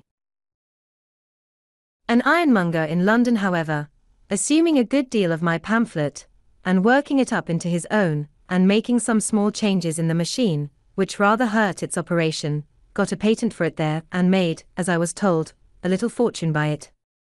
And this is not the only instance of patents taken out for my inventions by others, though not always with the same success, which I never contested, as having no desire of profiting by patents myself, and hating disputes. The use of these fireplaces in very many houses, both of this and the neighboring colonies, has been, and is, a great saving of wood to the inhabitants. 13. Public Services and Duties, 1749. Peace being concluded, and the association business therefore at an end, I turned my thoughts again to the affair of establishing an academy. The first step I took was to associate in the design a number of active friends, of whom the junto furnished a good part. The next was to write and publish a pamphlet, entitled Proposals Relating to the Education of Youth in Pennsylvania. This I distributed among the principal inhabitants gratis, and as soon as I could suppose their minds a little prepared by the perusal of it, I set on foot a subscription for opening and supporting an academy. It was to be paid in quotas yearly for 5 years. By so dividing it, I judged the subscription might be larger, and I believe it was so, amounting to no less, if I remember right, than £5,000. In the introduction to these proposals, I stated their publication, not as an act of mine, but of some public-spirited gentleman, avoiding as much as I could, according to my usual rule, the presenting myself to the public as the author of any scheme for their benefit. The subscribers, to carry the project into immediate execution, chose out of their number 24 trustees, and appointed Mr. Francis, then Attorney General, and myself to draw up constitutions for the government of the Academy, which being done and signed, a house was hired, masters engaged, and the schools opened, I think, in the same year, 1749. The scholars increasing fast, the house was soon found too small, and we were looking out for a piece of ground, properly situated, with intention to build, when Providence threw into our way a large house ready built, which, with a few alterations, might well serve our purpose. This was the building before mentioned, erected by the hearers of Mr. Whitefield, and was obtained for us in the following manner. It is to be noted that the contributions to this building being made by people of different sects, care was taken in the nomination of trustees, in whom the building and ground was to be vested, that a predominancy should not be given to any sect, lest in time that predominancy might be a means of appropriating the whole to the use of such sect, contrary to the original intention. It was therefore that one of each sect was appointed, viz., one Church of England man, one Presbyterian, one Baptist, one Moravian, etc. Those, in case of vacancy by death, were to fill it by election from among the contributors. The Moravian happened not to please his colleagues, and on his death they resolved to have no other of that sect. The difficulty then was, how to avoid having two of some other sect, by means of the new choice. Several persons were named, and for that reason not agreed to. At length one mentioned me, with the observation that I was merely an honest man, and of no sect at all, which prevailed with them to choose me. The enthusiasm which existed when the house was built had long since abated, and its trustees had not been able to procure fresh contributions for paying the ground rent, and discharging some other debts the building had occasioned, which embarrassed them greatly. Being now a member of both sets of trustees, that for the building and that for the academy, I had a good opportunity of negotiating with both, and brought them finally to an agreement, by which the trustees for the building were to cede it to those of the academy, the latter undertaking to discharge the debt, to keep forever open in the building a large hall for occasional preachers, according to the original intention, and maintain a free school for the instruction of poor children. Writings were accordingly drawn, and on paying the debts the trustees of the academy were put in possession of the premises, and by dividing the great and lofty hall into stories, and different rooms above and below for the several schools, and purchasing some additional ground, the whole was soon made fit for our purpose, and the scholars removed into the building. The care and trouble of agreeing with the workmen, purchasing materials, and superintending the work, fell upon me, and I went through it the more cheerfully, as it did not then interfere with my private business, having the year before taken a very able, industrious, and honest partner, Mr. David Hall, with whose character I was well acquainted, as he had worked for me 4 years. He took off my hands all care of the printing office, paying me punctually my share of the profits. The partnership continued 18 years, successfully for us both. The trustees of the academy, after a while, were incorporated by a charter from the governor. Their funds were increased by contributions in Britain and grants of land from the proprietaries, to which the Assembly has since made considerable addition, and thus was established the present University of Philadelphia. I have been continued one of its trustees from the beginning, now near 40 years, and have had the very great pleasure of seeing a number of the youth who have received their education in it, distinguished by their improved abilities, serviceable in public stations, and ornaments to their country. When I disengaged myself, as above mentioned, from private business, I flattered myself that, by the sufficient though moderate fortune I had acquired, I had secured leisure during the rest of my life for philosophical studies and amusements. I purchased all Dr. Spence's apparatus, who had come from England to lecture here, and I proceeded in my electrical experiments with great alacrity, but the public, now considering me as a man of leisure, laid hold of me for their purposes, every part of our civil government, and almost at the same time, imposing some duty upon me. The governor put me into the commission of the peace. The corporation of the city chose me of the common council, and soon after an alderman, and the citizens at large chose me a burgess to represent them in assembly. This latter station was the more agreeable to me, as I was at length tired with sitting there to hear debates, in which, as clerk, I could take no part, and which were often so unentertaining that I was induced to amuse myself with making magic squares or circles, or anything to avoid weariness, and I conceived my becoming a member would enlarge my power of doing good. I would not, however, insinuate that my ambition was not flattered by all these promotions. It certainly was, for, considering my low beginning, they were great things to me, and they were still more pleasing, as being so many spontaneous testimonies of the public good opinion, and by me entirely unsolicited.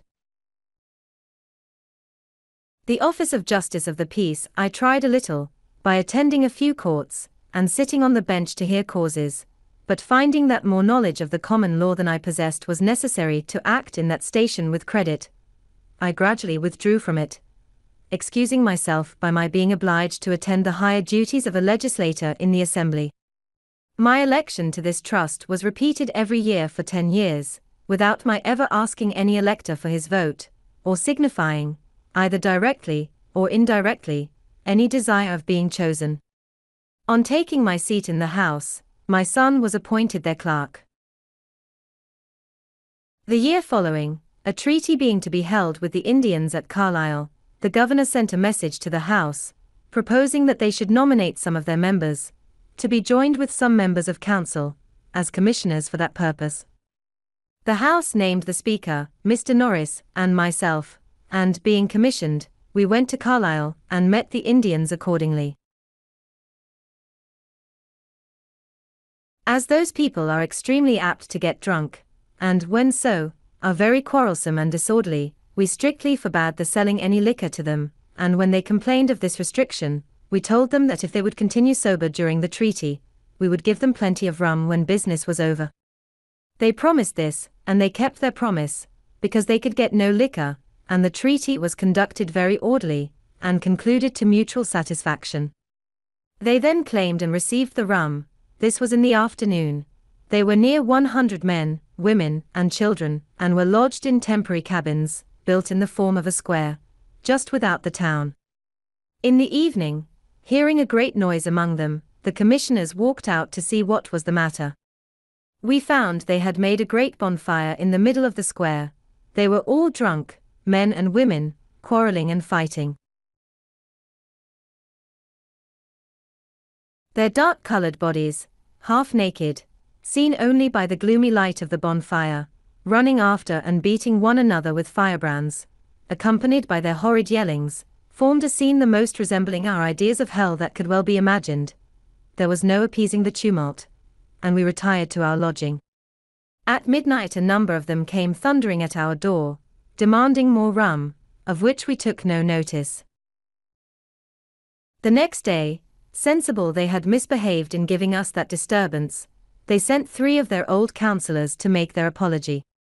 The orator acknowledged the fault, but laid it upon the rum, and then endeavored to excuse the rum by saying, "The Great Spirit, who made all things, made everything for some use, and whatever use he designed anything for, that use it should always be put to.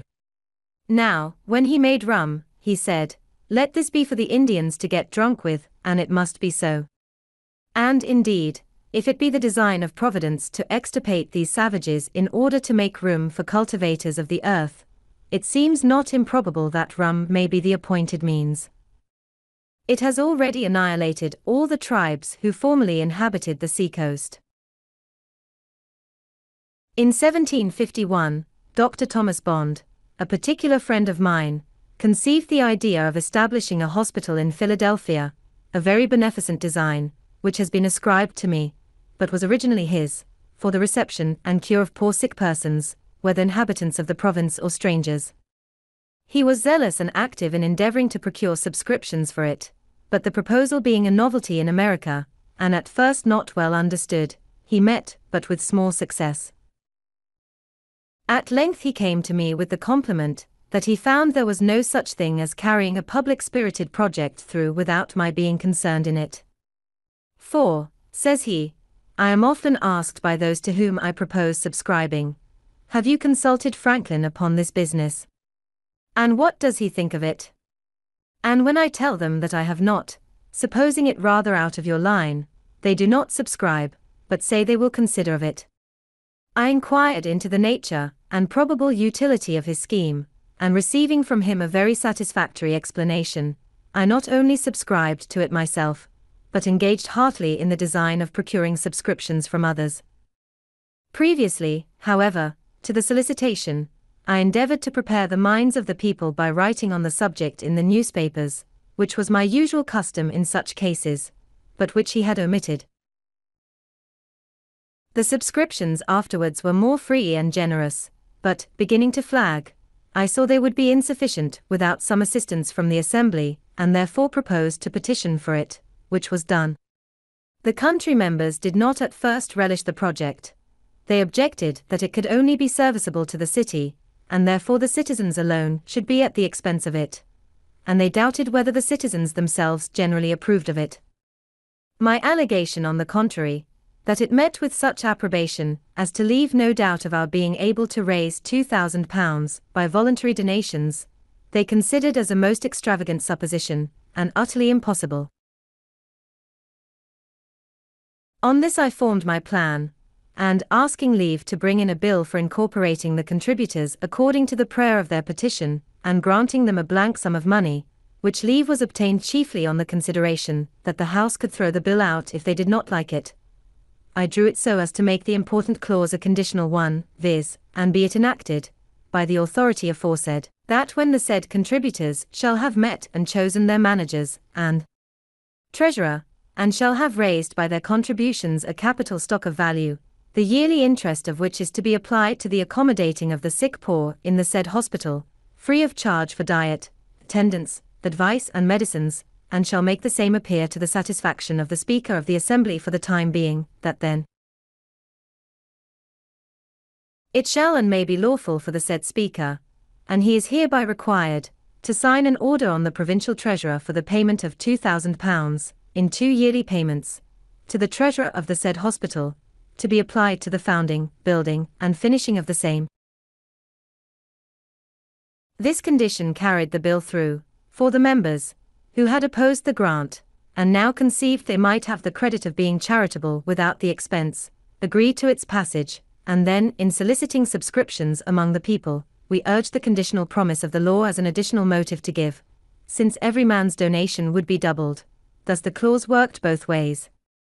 The subscriptions accordingly soon exceeded the requisite sum, and we claimed and received the public gift, which enabled us to carry the design into execution. A convenient and handsome building was soon erected. The institution has by constant experience been found useful, and flourishes to this day, and I do not remember any of my political maneuvers, the success of which gave me at the time more pleasure, or wherein, after thinking of it, I more easily excused myself for having made some use of cunning. It was about this time that another projector, the Reverend Gilbert Tennant, came to me with a request that I would assist him in procuring a subscription for erecting a new meeting house.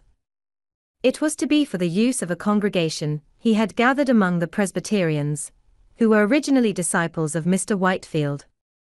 Unwilling to make myself disagreeable to my fellow citizens, by too frequently soliciting their contributions, I absolutely refused. He then desired I would furnish him with a list of the names of persons I knew by experience to be generous and public-spirited. I thought it would be unbecoming in me, after their kind compliance with my solicitations, to mark them out to be worried by other beggars, and therefore refused also to give such a list. He then desired I would at least give him my advice. That I will readily do, said I, and in the first place, I advise you to apply to all those whom you know will give something, next, to those whom you are uncertain whether they will give anything or not, and show them the list of those who have given, and lastly, do not neglect those who you are sure will give nothing, for in some of them you may be mistaken. He laughed and thanked me, and said he would take my advice. He did so, for he asked of everybody, and he obtained a much larger sum than he expected, with which he erected the capacious and very elegant meeting house that stands in Arch Street. Our city, though laid out with a beautiful regularity, the streets large, straight, and crossing each other at right angles, had the disgrace of suffering those streets to remain long unpaved, and in wet weather the wheels of heavy carriages ploughed them into a quagmire, so that it was difficult to cross them, and in dry weather the dust was offensive. I had lived near what was called the Jersey Market, and saw with pain the inhabitants wading in mud while purchasing their provisions. A strip of ground down the middle of that market was at length paved with brick, so that, being once in the market, they had firm footing, but were often over shoes in dirt to get there. By talking and writing on the subject, I was at length instrumental in getting the street paved with stone between the market and the bricked foot pavement that was on each side next the houses. This, for some time, gave an easy access to the market dry shod, but, the rest of the street not being paved, whenever a carriage came out of the mud upon this pavement, it shook off and left its dirt upon it, and it was soon covered with mire, which was not removed, the city as yet having no scavengers. After some inquiry, I found a poor, industrious man, who was willing to undertake keeping the pavement clean, by sweeping it twice a week, carrying off the dirt from before all the neighbors' doors, for the sum of 6 pence per month, to be paid by each house.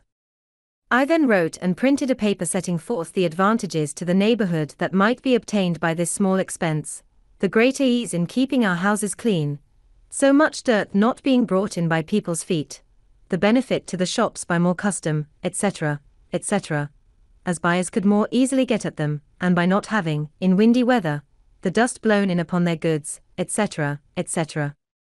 I sent one of these papers to each house, and in a day or two went round to see who would subscribe an agreement to pay these sixpences. It was unanimously signed, and for a time well executed. All the inhabitants of the city were delighted with the cleanliness of the pavement that surrounded the market, it being a convenience to all, and this raised a general desire to have all the streets paved, and made the people more willing to submit to a tax for that purpose. After some time, I drew a bill for paving the city, and brought it into the assembly. It was just before I went to England, in 1757, and did not pass till I was gone, and then with an alteration in the mode of assessment, which I thought not for the better, but with an additional provision for lighting as well as paving the streets, which was a great improvement. It was by a private person, the late Mr. John Clifton, his giving a sample of the utility of lamps, by placing one at his door, that the people were first impressed with the idea of enlightening all the city. The honor of this public benefit has also been ascribed to me, but it belongs truly to that gentleman. I did but follow his example, and have only some merit to claim respecting the form of our lamps, as differing from the globe lamps we were at first supplied with from London. Those we found inconvenient in these respects. They admitted no air below, the smoke, therefore, did not readily go out above, but circulated in the globe, lodged on its inside, and soon obstructed the light they were intended to afford, giving, besides, the daily trouble of wiping them clean, and an accidental stroke on one of them would demolish it, and render it totally useless. I therefore suggested the composing them of 4 flat panes, with a long funnel above to draw up the smoke, and crevices admitting air below, to facilitate the ascent of the smoke. By this means they were kept clean, and did not grow dark in a few hours, as the London lamps do, but continued bright till morning, and an accidental stroke would generally break, but a single pane, easily repaired. I have sometimes wondered that the Londoners did not, from the effect holes in the bottom of the globe lamps used at Vauxhall have in keeping them clean, learn to have such holes in their street lamps.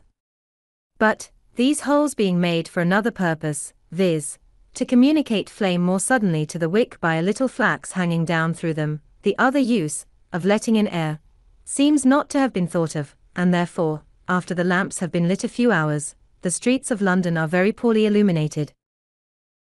The mention of these improvements puts me in mind of one I proposed, when in London, to Dr. Fothergill, who was among the best men I have known, and a great promoter of useful projects. I had observed that the streets, when dry, were never swept, and the light dust carried away, but it was suffered to accumulate till wet weather reduced it to mud, and then after lying some days so deep on the pavement that there was no crossing, but in paths kept clean by poor people with brooms, it was with great labor raked together and thrown up into carts open above, the sides of which suffered some of the slush at every jolt on the pavement to shake out and fall, sometimes to the annoyance of foot passengers. The reason given for not sweeping the dusty streets was that the dust would fly into the windows of shops and houses. An accidental occurrence had instructed me how much sweeping might be done in a little time. I found at my door in Craven Street, one morning, a poor woman sweeping my pavement with a birch broom. She appeared very pale and feeble, as just come out of a fit of sickness. I asked who employed her to sweep there. She said, "Nobody, but I am very poor and in distress, and I sweeps before gentlefolks' doors, and hopes they will give me something. I bid her sweep the whole street clean, and I would give her a shilling. This was at 9 o'clock. At 12 she came for the shilling. From the slowness I saw at first in her working, I could scarce believe that the work was done so soon, and sent my servant to examine it, who reported that the whole street was swept perfectly clean, and all the dust placed in the gutter, which was in the middle, and the next rain washed it quite away, so that the pavement and even the kennel were perfectly clean. I then judged that, if that feeble woman could sweep such a street in 3 hours, a strong, active man might have done it in half the time. And here let me remark the convenience of having but one gutter in such a narrow street, running down its middle, instead of two, one on each side, near the footway, for where all the rain that falls on a street runs from the sides and meets in the middle, it forms their current strong enough to wash away all the mud it meets with, but when divided into two channels, it is often too weak to cleanse either, and only makes the mud it finds more fluid, so that the wheels of carriages and feet of horses throw and dash it upon the foot pavement, which is thereby rendered foul and slippery, and sometimes splash it upon those who are walking. My proposal, communicated to the good doctor, was as follows. For the more effectual cleaning and keeping clean the streets of London and Westminster, it is proposed that the several watchmen be contracted with to have the dust swept up in dry seasons, and the mud raked up at other times, each in the several streets and lanes of his round, that they be furnished with brooms and other proper instruments for these purposes, to be kept at their respective stands, ready to furnish the poor people they may employ in the service. That in the dry summer months the dust be all swept up into heaps at proper distances, before the shops and windows of houses are usually opened, when the scavengers, with close-covered carts, shall also carry it all away. That the mud, when raked up, be not left in heaps to be spread abroad again by the wheels of carriages and trampling of horses, but that the scavengers be provided with bodies of carts, not placed high upon wheels, but low upon sliders, with lattice bottoms, which, being covered with straw, will retain the mud thrown into them, and permit the water to drain from it, whereby it will become much lighter, water making the greatest part of its weight. These bodies of carts to be placed at convenient distances, and the mud brought to them in wheelbarrows, they remaining where placed till the mud is drained, and then horses brought to draw them away. I have since had doubts of the practicability of the latter part of this proposal, on account of the narrowness of some streets, and the difficulty of placing the draining sleds so as not to encumber too much the passage. But I am still of opinion that the former, requiring the dust to be swept up and carried away before the shops are open, is very practicable in the summer, when the days are long, for, in walking through the Strand and Fleet Street one morning at 7 o'clock, I observed there was not one shop open, though it had been daylight and the sun up above 3 hours, the inhabitants of London choosing voluntarily to live much by candlelight, and sleep by sunshine, and yet often complain, a little absurdly, of the duty on candles, and the high price of tallow. Some may think these trifling matters not worth minding or relating, but when they consider that though dust blown into the eyes of a single person, or into a single shop on a windy day, is but of small importance, yet the great number of the instances in a populous city, and its frequent repetitions give it weight and consequence, perhaps they will not censure very severely those who bestow some attention to affairs of this seemingly low nature. Human felicity is produced not so much by great pieces of good fortune that seldom happen, as by little advantages that occur every day. Thus, if you teach a poor young man to shave himself, and keep his razor in order, you may contribute more to the happiness of his life than in giving him 1,000 guineas. The money may be soon spent, the regret only remaining of having foolishly consumed it, but in the other case, he escapes the frequent vexation of waiting for barbers, and of their sometimes dirty fingers, offensive breaths, and dull razors. He shaves when most convenient to him, and enjoys daily the pleasure of its being done with a good instrument.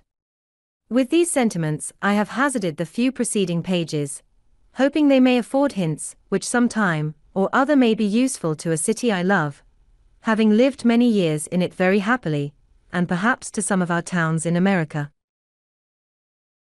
Having been for some time employed by the Postmaster General of America as his controller in regulating several offices and bringing the officers to account, I was, upon his death in 1753, appointed, jointly with Mr. William Hunter, to succeed him, by a commission from the Postmaster General in England. The American office never had hitherto paid anything to that of Britain.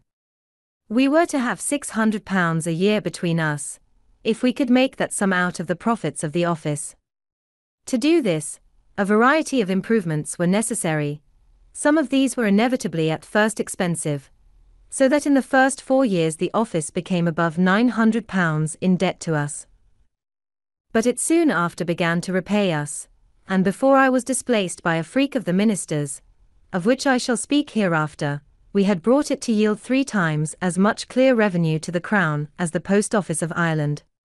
Since that imprudent transaction, they have received from it not 1 farthing.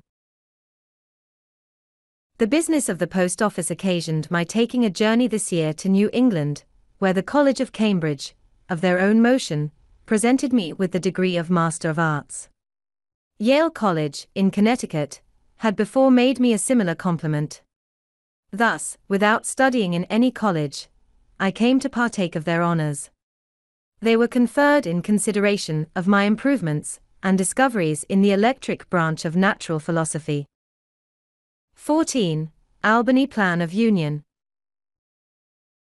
In 1754, war with France being again apprehended, a congress of commissioners from the different colonies was, by an order of the Lords of Trade, to be assembled at Albany, there to confer with the chiefs of the 6 nations concerning the means of defending both their country and ours.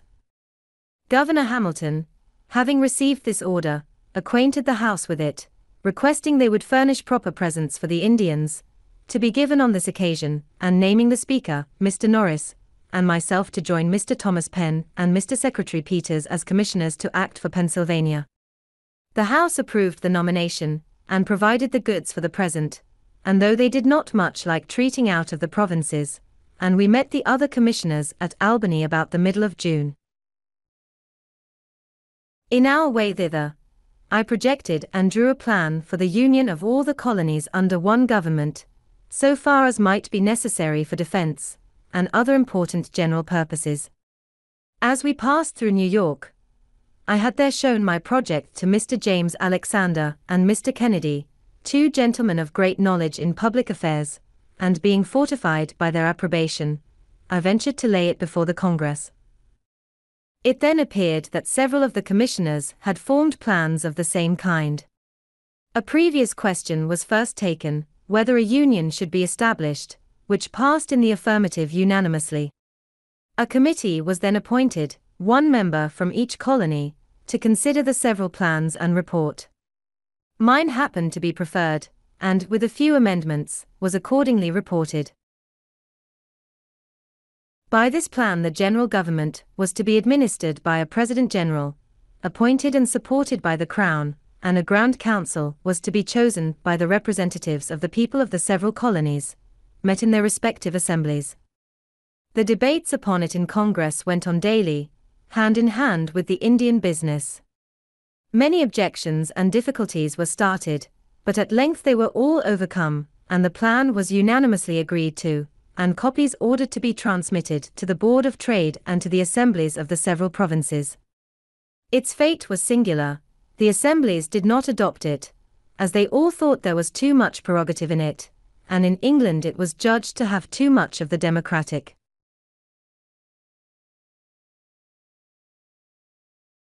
The Board of Trade therefore did not approve of it, nor recommend it for the approbation of His Majesty, but another scheme was formed, supposed to answer the same purpose better, whereby the governors of the provinces, with some members of their respective councils, were to meet and order the raising of troops, building of forts, etc., and to draw on the treasury of Great Britain for the expense, which was afterwards to be refunded by an Act of Parliament laying a tax on America.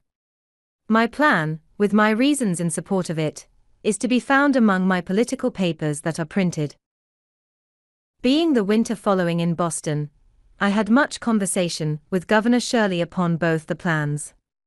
Part of what passed between us on the occasion may also be seen among those papers. The different and contrary reasons of dislike to my plan makes me suspect that it was really the true medium, and I am still of opinion it would have been happy for both sides the water if it had been adopted. The colonies, so united, would have been sufficiently strong to have defended themselves. There would then have been no need of troops from England, of course. The subsequent pretense for taxing America, and the bloody contest it occasioned, would have been avoided. But such mistakes are not new. History is full of the errors of states and princes. Look round the habitable world, how few know their own good, or, knowing it, pursue. Those who govern, having much business on their hands, do not generally like to take the trouble of considering and carrying into execution new projects. The best public measures are therefore seldom adopted from previous wisdom, but forced by the occasion. The governor of Pennsylvania, in sending it down to the Assembly, expressed his approbation of the plan, as appearing to him to be drawn up with great clearness and strength of judgment, and therefore recommended it as well worthy of their closest and most serious attention. The House, however, by the management of a certain member, took it up when I happened to be absent, which I thought not very fair, and reprobated it without paying any attention to it at all, to my no small mortification. 15. Quarrels with the proprietary governors. In my journey to Boston this year, I met at New York with our new governor, Mr. Morris, just arrived there from England, with whom I had been before intimately acquainted. He brought a commission to supersede Mr. Hamilton, who, tired with the disputes his proprietary instructions subjected him to, had resigned. Mr. Morris asked me if I thought he must expect as uncomfortable an administration. I said, no, you may, on the contrary, have a very comfortable one, if you will only take care not to enter into any dispute with the Assembly. My dear friend, says he, pleasantly, how can you advise my avoiding disputes? You know I love disputing. It is one of my greatest pleasures, however, to show the regard I have for your counsel. I promise you I will, if possible, avoid them. He had some reason for loving to dispute, being eloquent, an acute sophister, and, therefore, generally successful in argumentative conversation. He had been brought up to it from a boy, his father, as I have heard, accustoming his children to dispute with one another for his diversion, while sitting at table after dinner, but I think the practice was not wise, for, in the course of my observation, these disputing, contradicting, and confuting people are generally unfortunate in their affairs. They get victory sometimes, but they never get goodwill, which would be of more use to them. We parted, he going to Philadelphia, and I to Boston. In returning, I met at New York with the votes of the Assembly, by which it appeared that, notwithstanding his promise to me, he and the House were already in high contention, and it was a continual battle between them as long as he retained the government. I had my share of it, for, as soon as I got back to my seat in the Assembly, I was put on every committee for answering his speeches and messages, and by the committees always desired to make the drafts. Our answers, as well as his messages, were often tart, and sometimes indecently abusive, and as he knew I wrote for the Assembly, one might have imagined that, when we met, we could hardly avoid cutting throats, but he was so good-natured a man that no personal difference between him and me was occasioned by the contest, and we often dined together. One afternoon, in the height of this public quarrel, we met in the street. Franklin, says he, you must go home with me and spend the evening. I am to have some company that you will like, and taking me by the arm, he led me to his house. In gay conversation over our wine, after supper, he told us, jokingly, that he much admired the idea of Sancho Panza, who, when it was proposed to give him a government, requested it might be a government of blacks, as then, if he could not agree with his people, he might sell them. One of his friends, who sat next to me, says, Franklin, why do you continue to side with these damned Quakers? Had not you better sell them? The proprietor would give you a good price. The governor, says I, has not yet blacked them enough. He, indeed, had labored hard to blacken the Assembly in all his messages, but they wiped off his coloring as fast as he laid it on, and placed it, in return, thick upon his own face. So that, finding he was likely to be negrified himself, he, as well as Mr. Hamilton, grew tired of the contest, and quitted the government.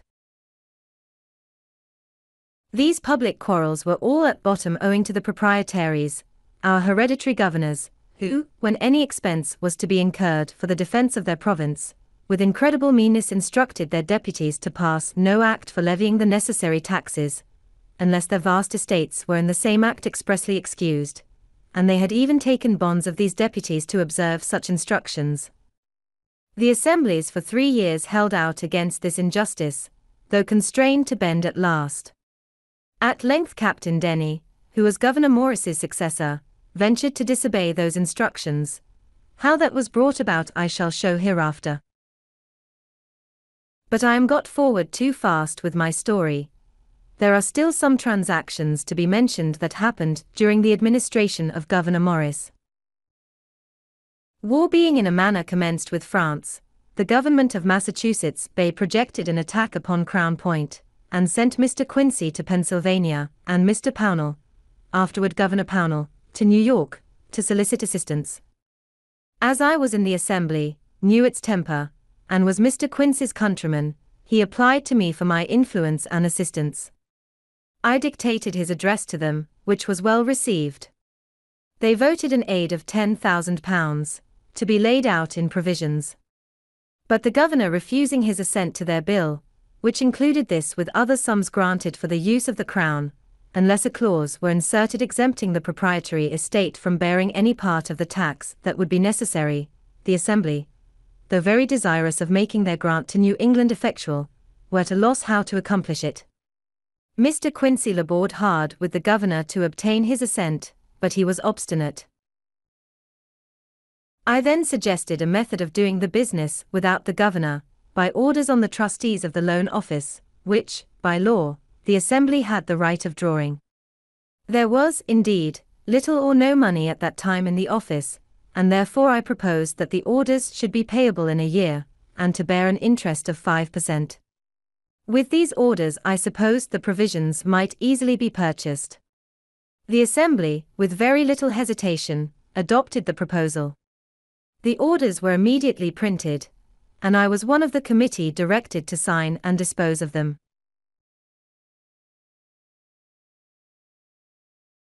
The fund for paying them was the interest of all the paper currency then extant in the province upon loan, together with the revenue arising from the excise, which being known to be more than sufficient, they obtained instant credit, and were not only received in payment for the provisions, but many moneyed people, who had cash lying by them, vested it in those orders, which they found advantageous, as they bore interest while upon hand, and might on any occasion be used as money, so that they were eagerly all bought up, and in a few weeks none of them were to be seen.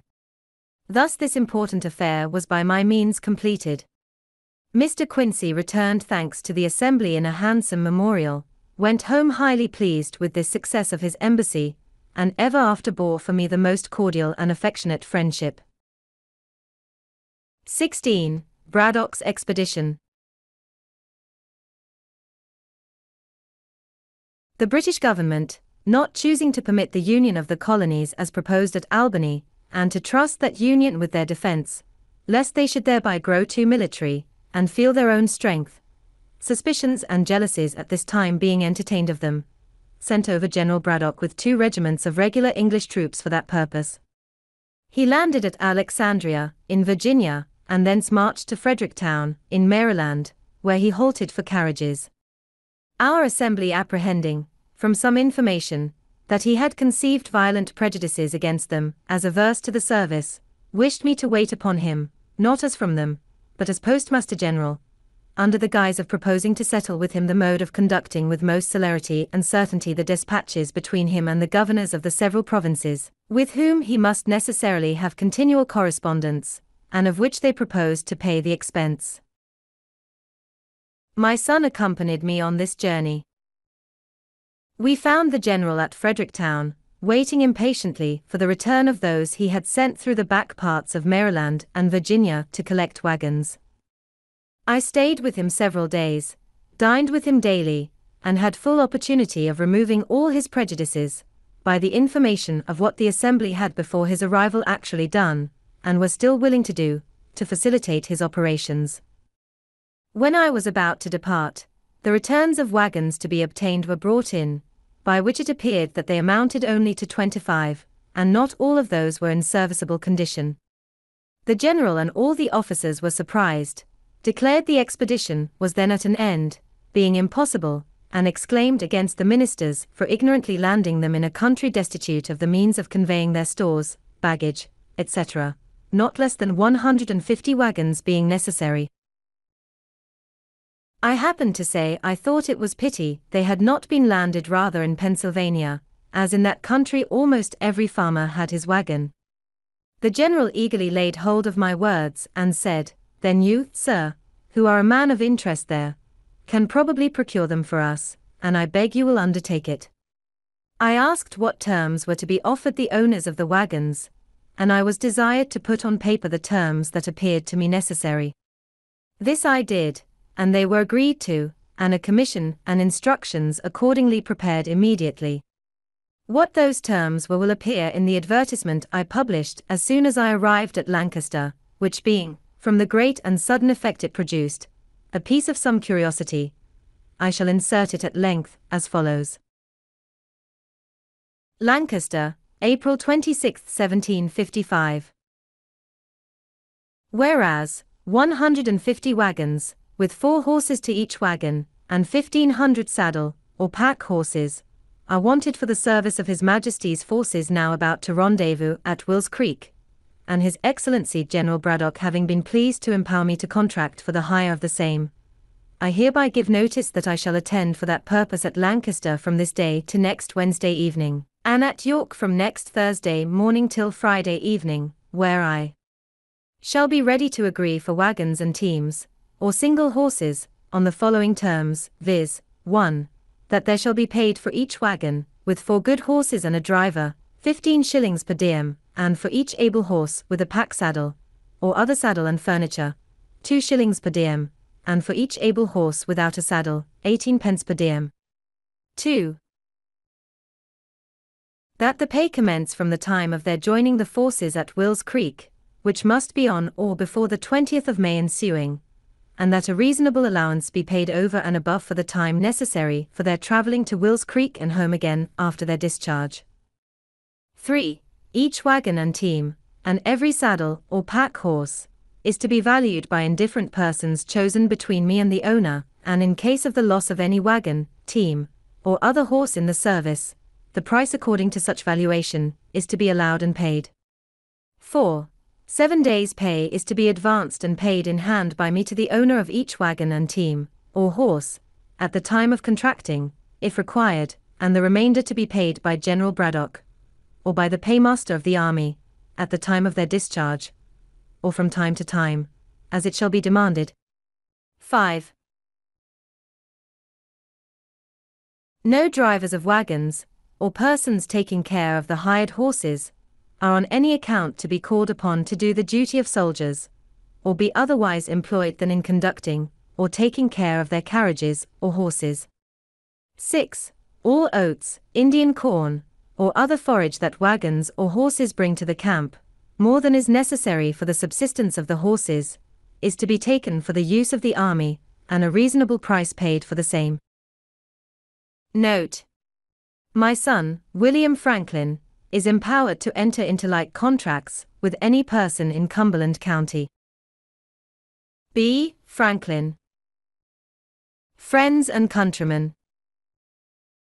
Being occasionally at the camp at Frederick a few days since, I found the general and officers extremely exasperated on account of their not being supplied with horses and carriages, which had been expected from this province, as most able to furnish them, but through the dissensions between our governor and assembly, money had not been provided, nor any steps taken for that purpose. It was proposed to send an armed force immediately into these counties, to seize as many of the best carriages and horses as should be wanted, and compel as many persons into the service as would be necessary to drive and take care of them. I apprehended that the progress of British soldiers through these counties on such an occasion, especially considering the temper they are in, and their resentment against us, would be attended with many and great inconveniences to the inhabitants, and therefore more willingly took the trouble of trying first what might be done by fair and equitable means. The people of these back counties have lately complained to the Assembly that a sufficient currency was wanting. You have an opportunity of receiving and dividing among you a very considerable sum, for, if the service of this expedition should continue, as it is more than probable it will, for 120 days, the hire of these wagons and horses will amount to upward of £30,000, which will be paid you in silver and gold of the king's money. The service will be light and easy, for the army will scarce march above 12 miles per day, and the wagons and baggage horses, as they carry those things that are absolutely necessary to the welfare of the army, must march with the army, and no faster, and are, for the army's sake, always placed where they can be most secure, whether in a march or in a camp.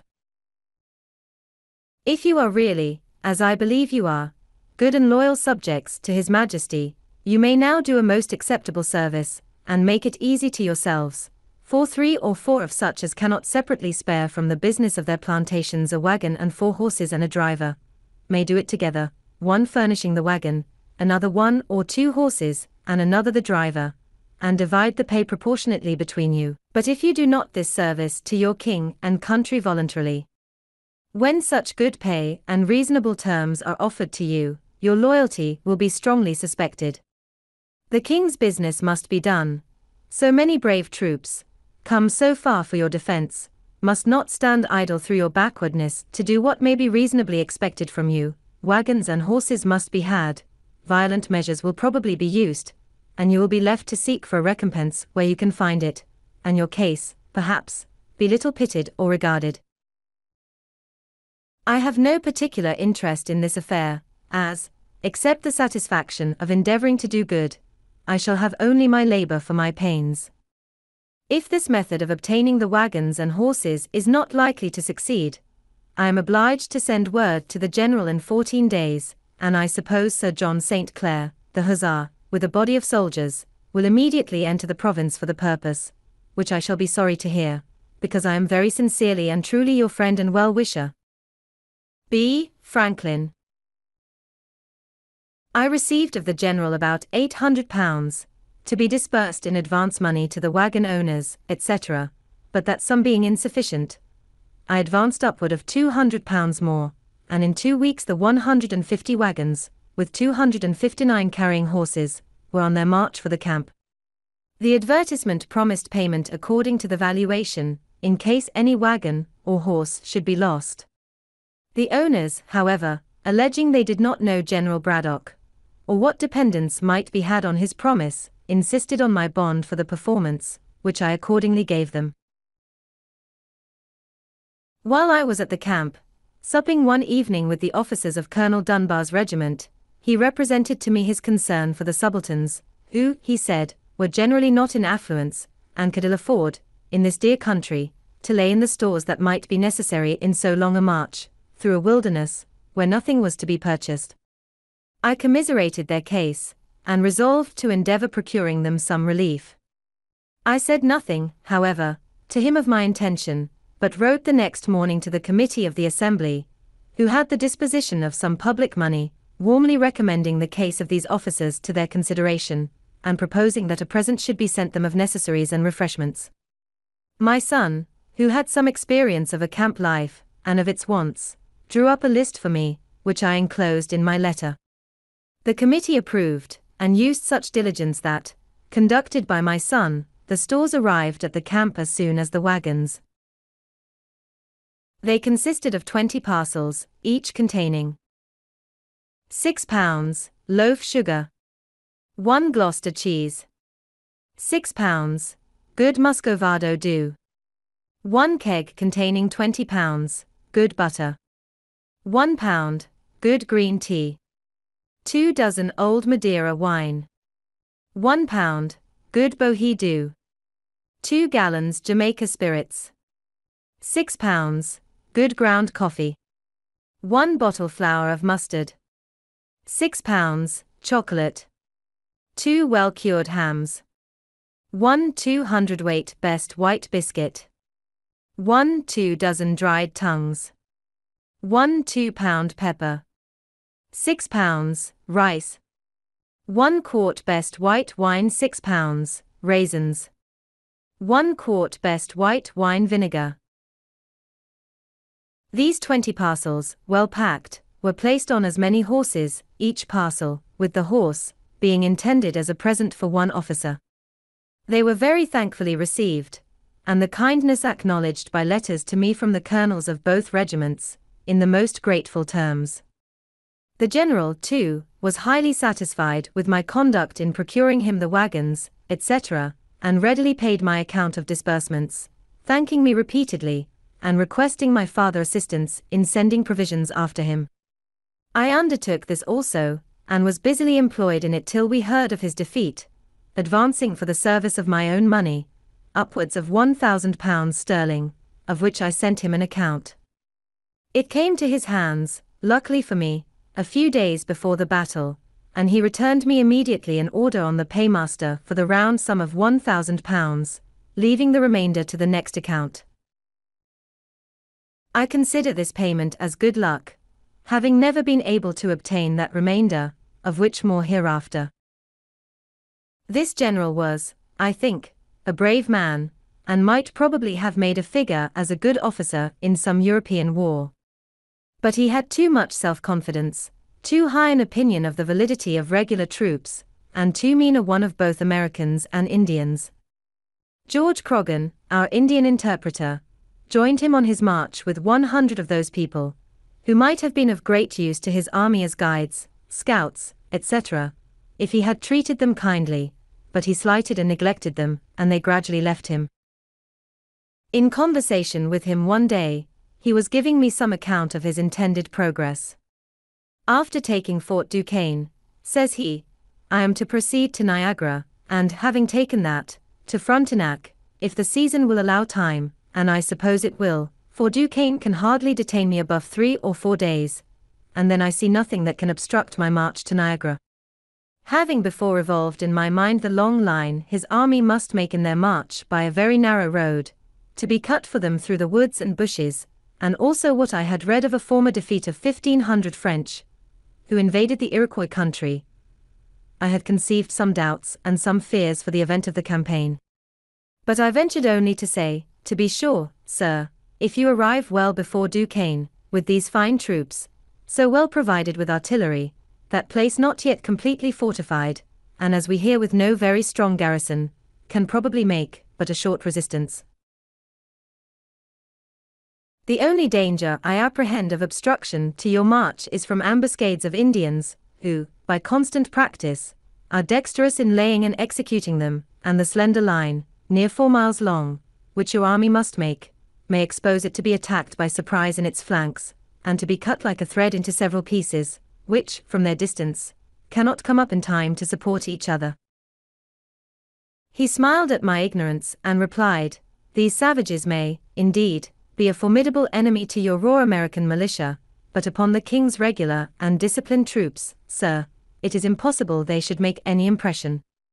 I was conscious of an impropriety in my disputing with a military man in matters of his profession, and said no more.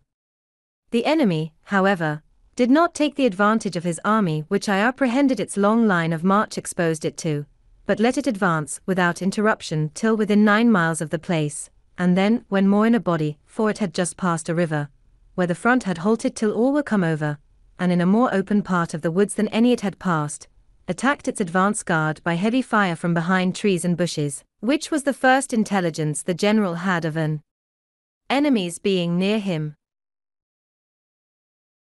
This guard being disordered, the general hurried the troops up to their assistance, which was done in great confusion, through wagons, baggage, and cattle, and presently the fire came upon their flank.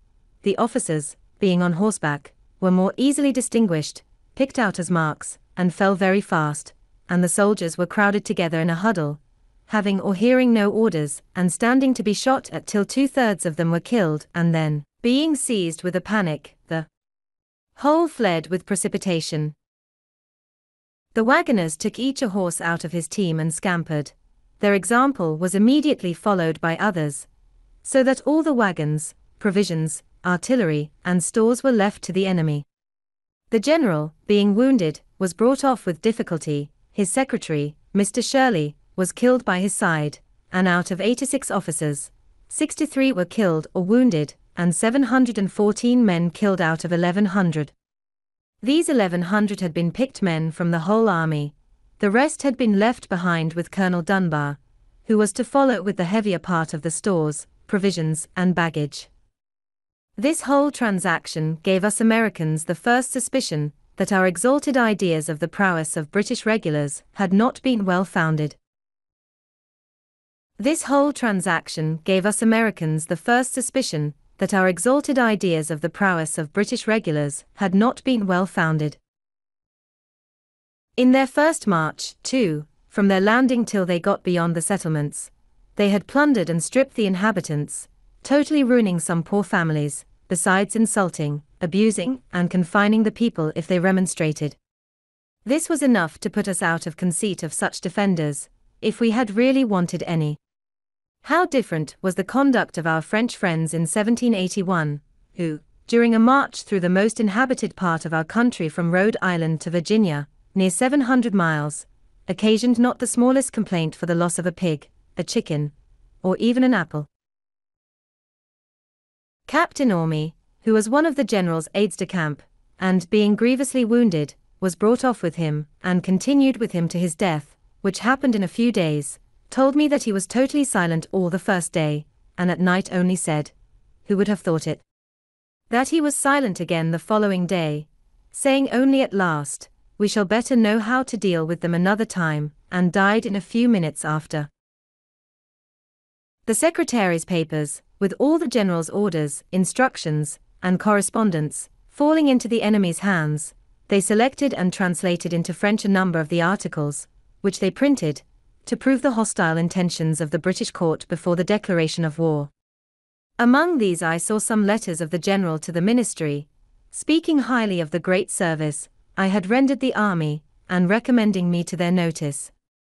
David Hume, too, who was some years after secretary to Lord Hertford, when minister in France, and afterward to General Conway, when Secretary of State, told me he had seen among the papers in that office letters from Braddock highly recommending me.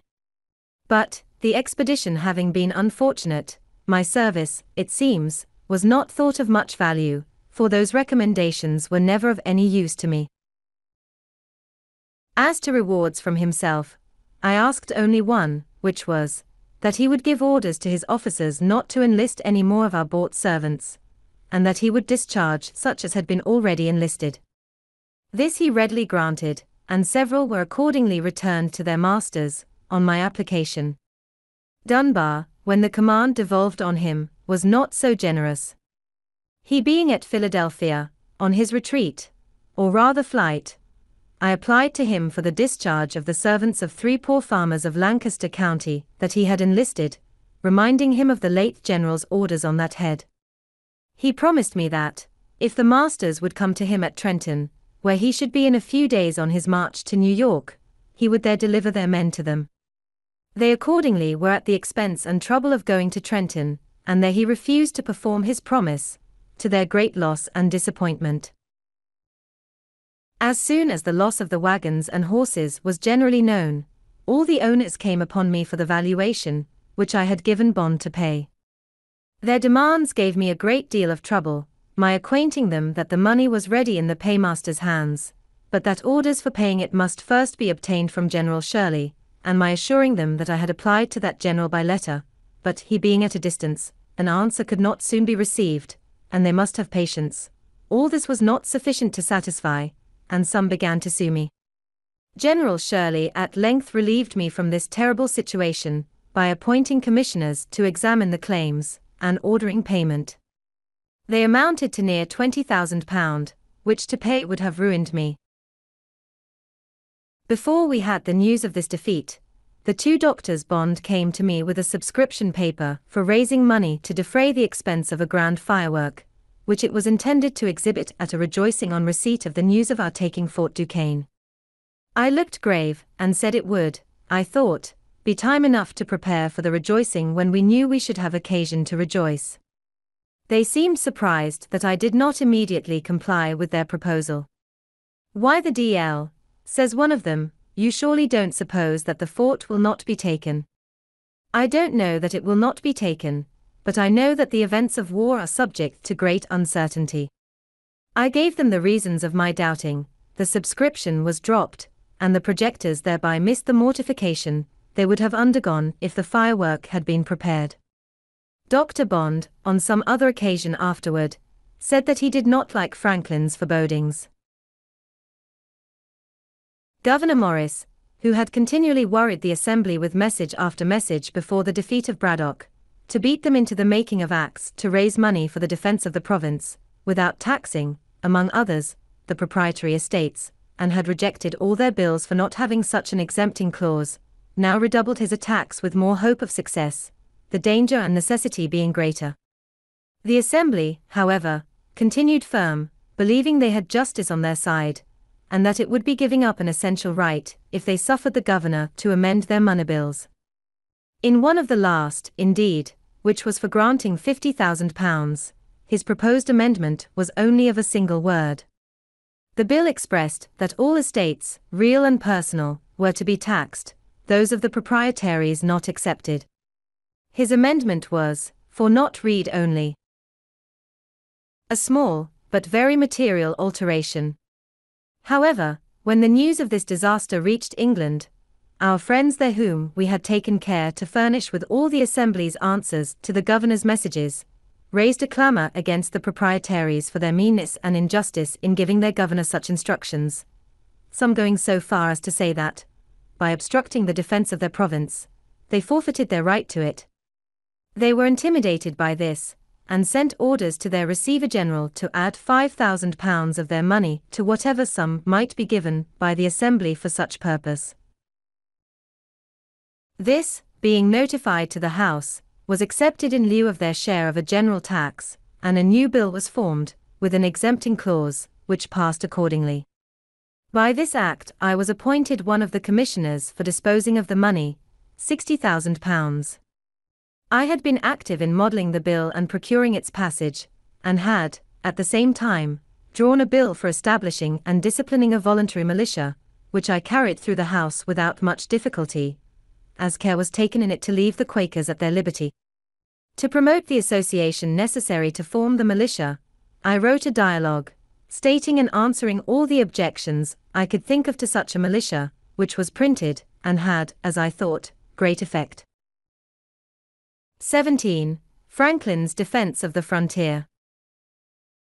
While the several companies in the city and country were forming, and learning their exercise, the governor prevailed with me to take charge of our northwestern frontier, which was infested by the enemy, and provide for the defense of the inhabitants by raising troops and building a line of forts.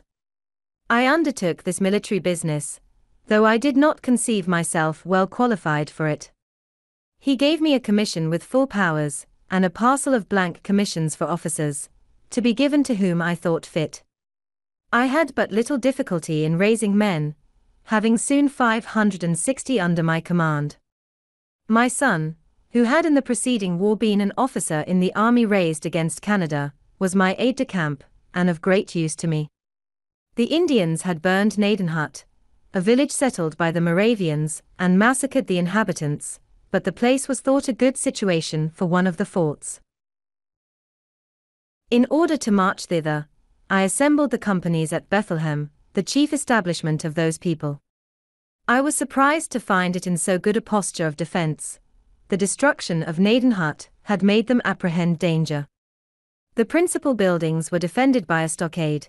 They had purchased a quantity of arms and ammunition from New York, and had even placed quantities of small paving stones between the windows of their high stone houses, for their women to throw down upon the heads of any Indians that should attempt to force into them.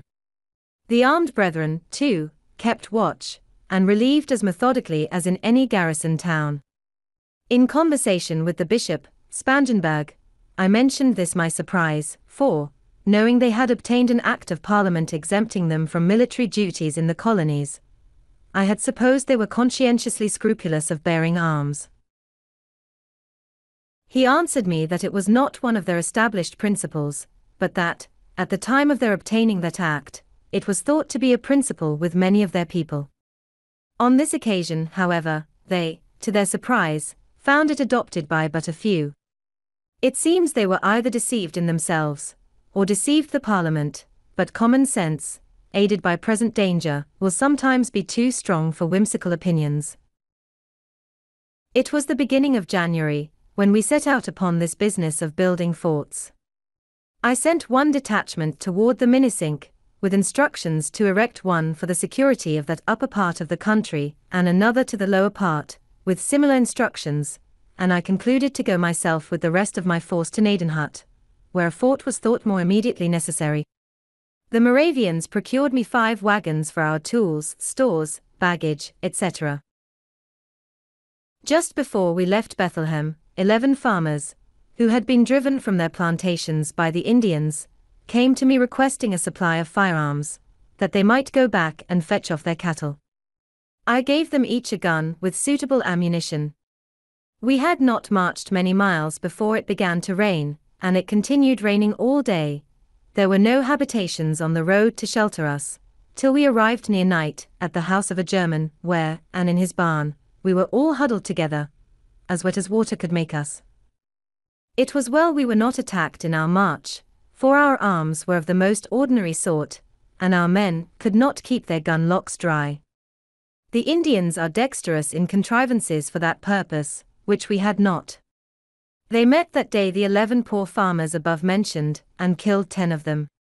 The one who escaped informed that his and his companions' guns would not go off, the priming being wet with the rain. The next day being fair, we continued our march, and arrived at the desolated Gnadenhut. There was a sawmill near, round which were left several piles of boards, with which we soon hutted ourselves, an operation the more necessary, at that inclement season, as we had no tents. Our first work was to bury more effectually the dead we found there, who had been half interred by the country people. The next morning our fort was planned and marked out, the circumference measuring 455 feet, which would require as many palisades to be made of trees, one with another, of a foot diameter each. Our axes, of which we had 70, were immediately set to work to cut down trees, and our men being dexterous in the use of them, great despatch was made. Seeing the trees fall so fast, I had the curiosity to look at my watch when 2 men began to cut at a pine.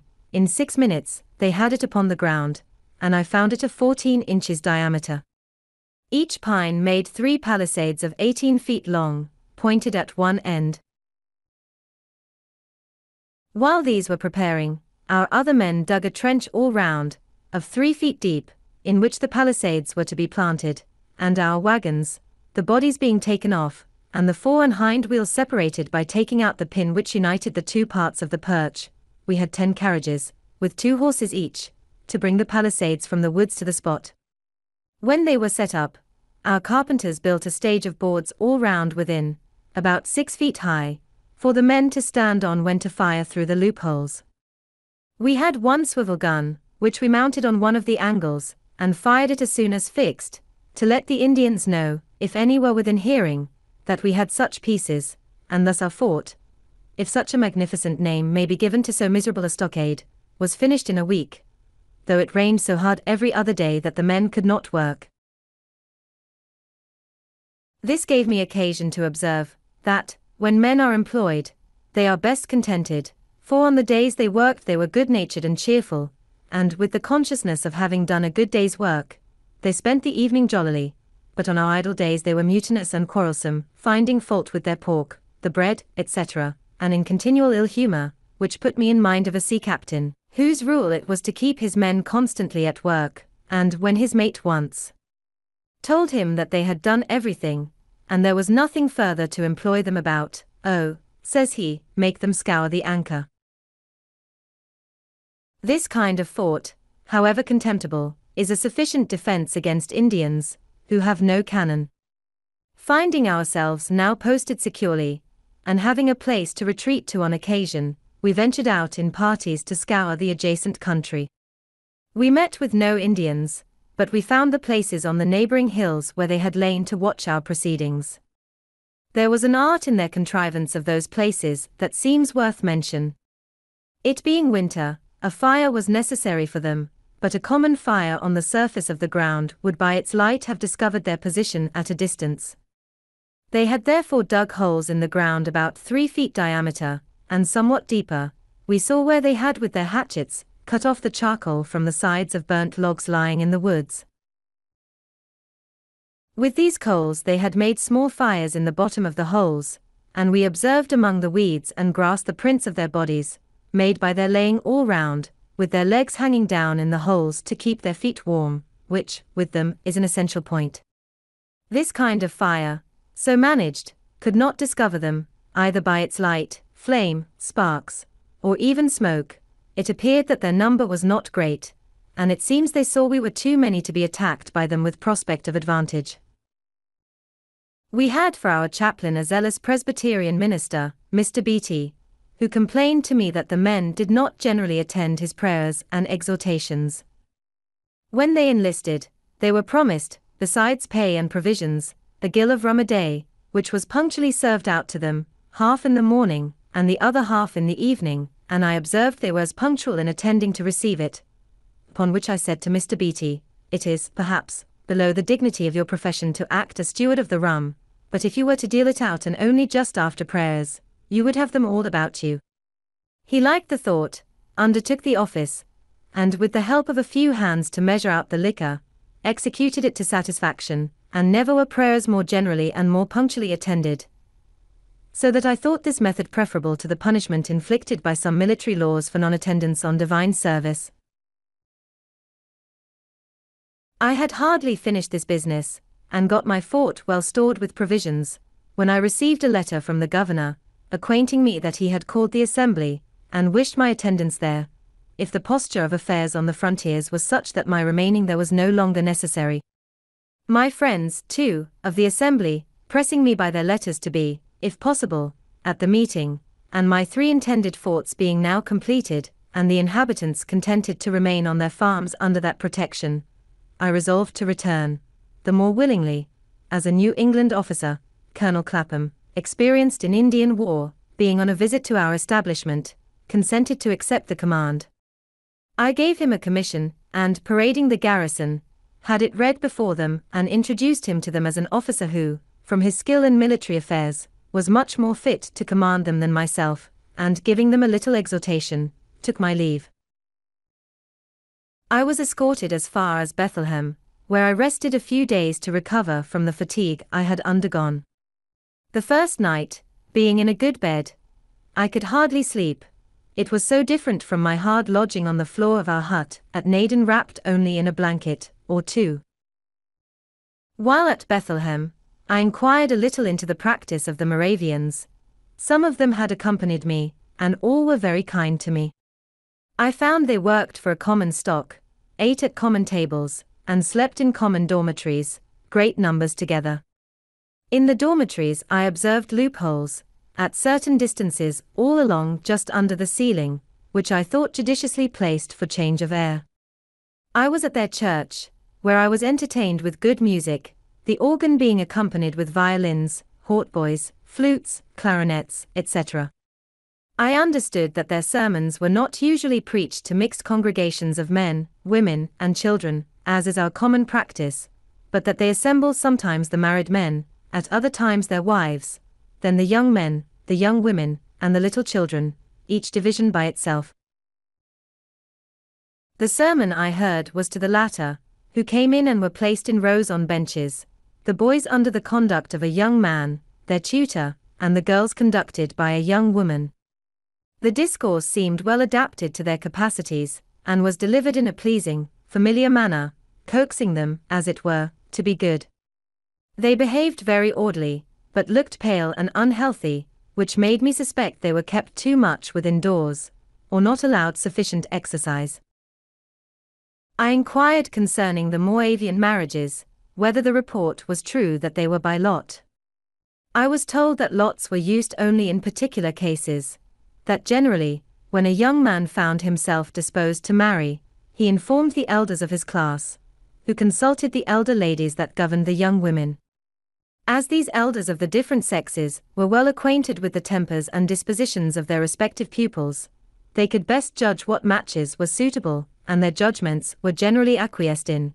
But if, for example, it should happen that 2 or 3 young women were found to be equally proper for the young man, the lot was then recurred to. I objected, if the matches are not made by the mutual choice of the parties, some of them may chance to be very unhappy. And so they may, answered my informer, if you let the parties choose for themselves, which, indeed, I could not deny. Being returned to Philadelphia, I found the association went on swimmingly, the inhabitants that were not Quakers having pretty generally come into it, formed themselves into companies, and chose their captains, lieutenants, and ensigns, according to the new law. Dr. B. visited me, and gave me an account of the pains he had taken to spread a general good liking to the law, and ascribed much to those endeavors. I had had the vanity to ascribe all to my dialogue. However, not knowing but that he might be in the right, I let him enjoy his opinion, which I take to be generally the best way in such cases. The officers, meeting, chose me to be colonel of the regiment, which I this time accepted.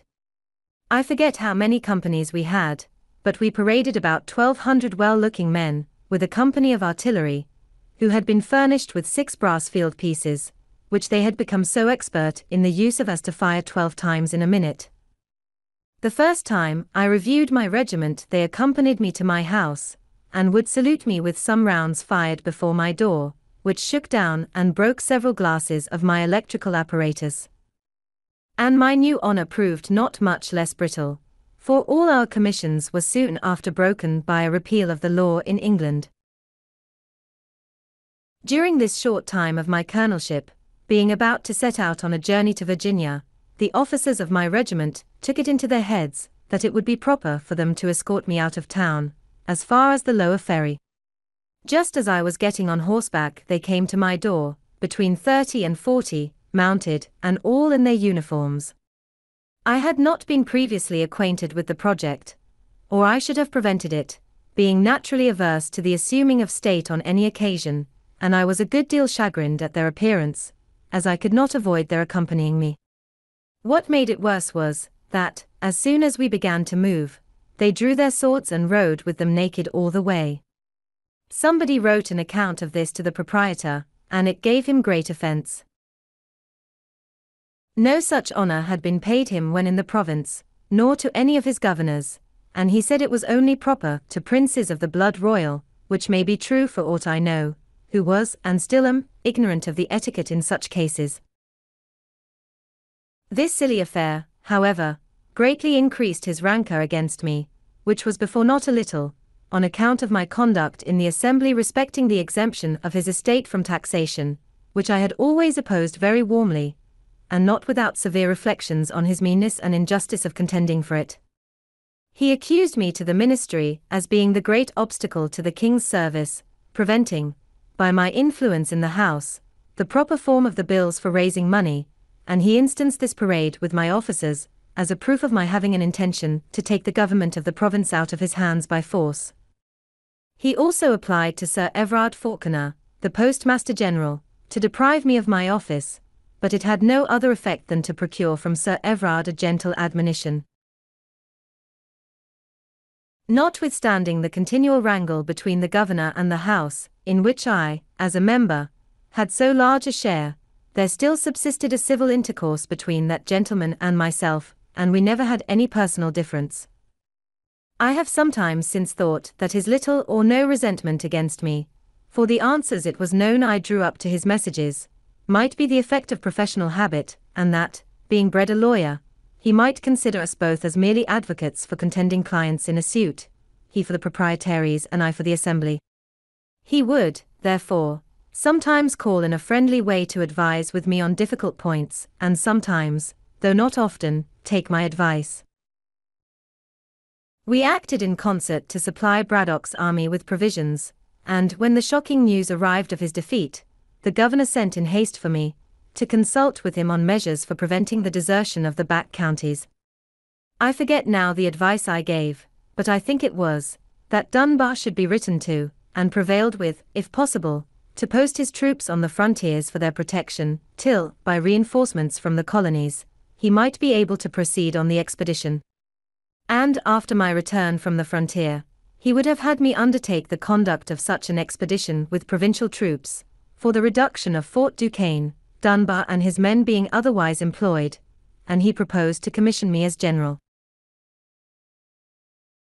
I had not so good an opinion of my military abilities as he professed to have, and I believe his professions must have exceeded his real sentiments, but probably he might think that my popularity would facilitate the raising of the men, and my influence in assembly, the grant of money to pay them, and that, perhaps, without taxing the proprietary estate. Finding me not so forward to engage as he expected, the project was dropped, and he soon after left the government, being superseded by Captain Denny. 18. Scientific experiments.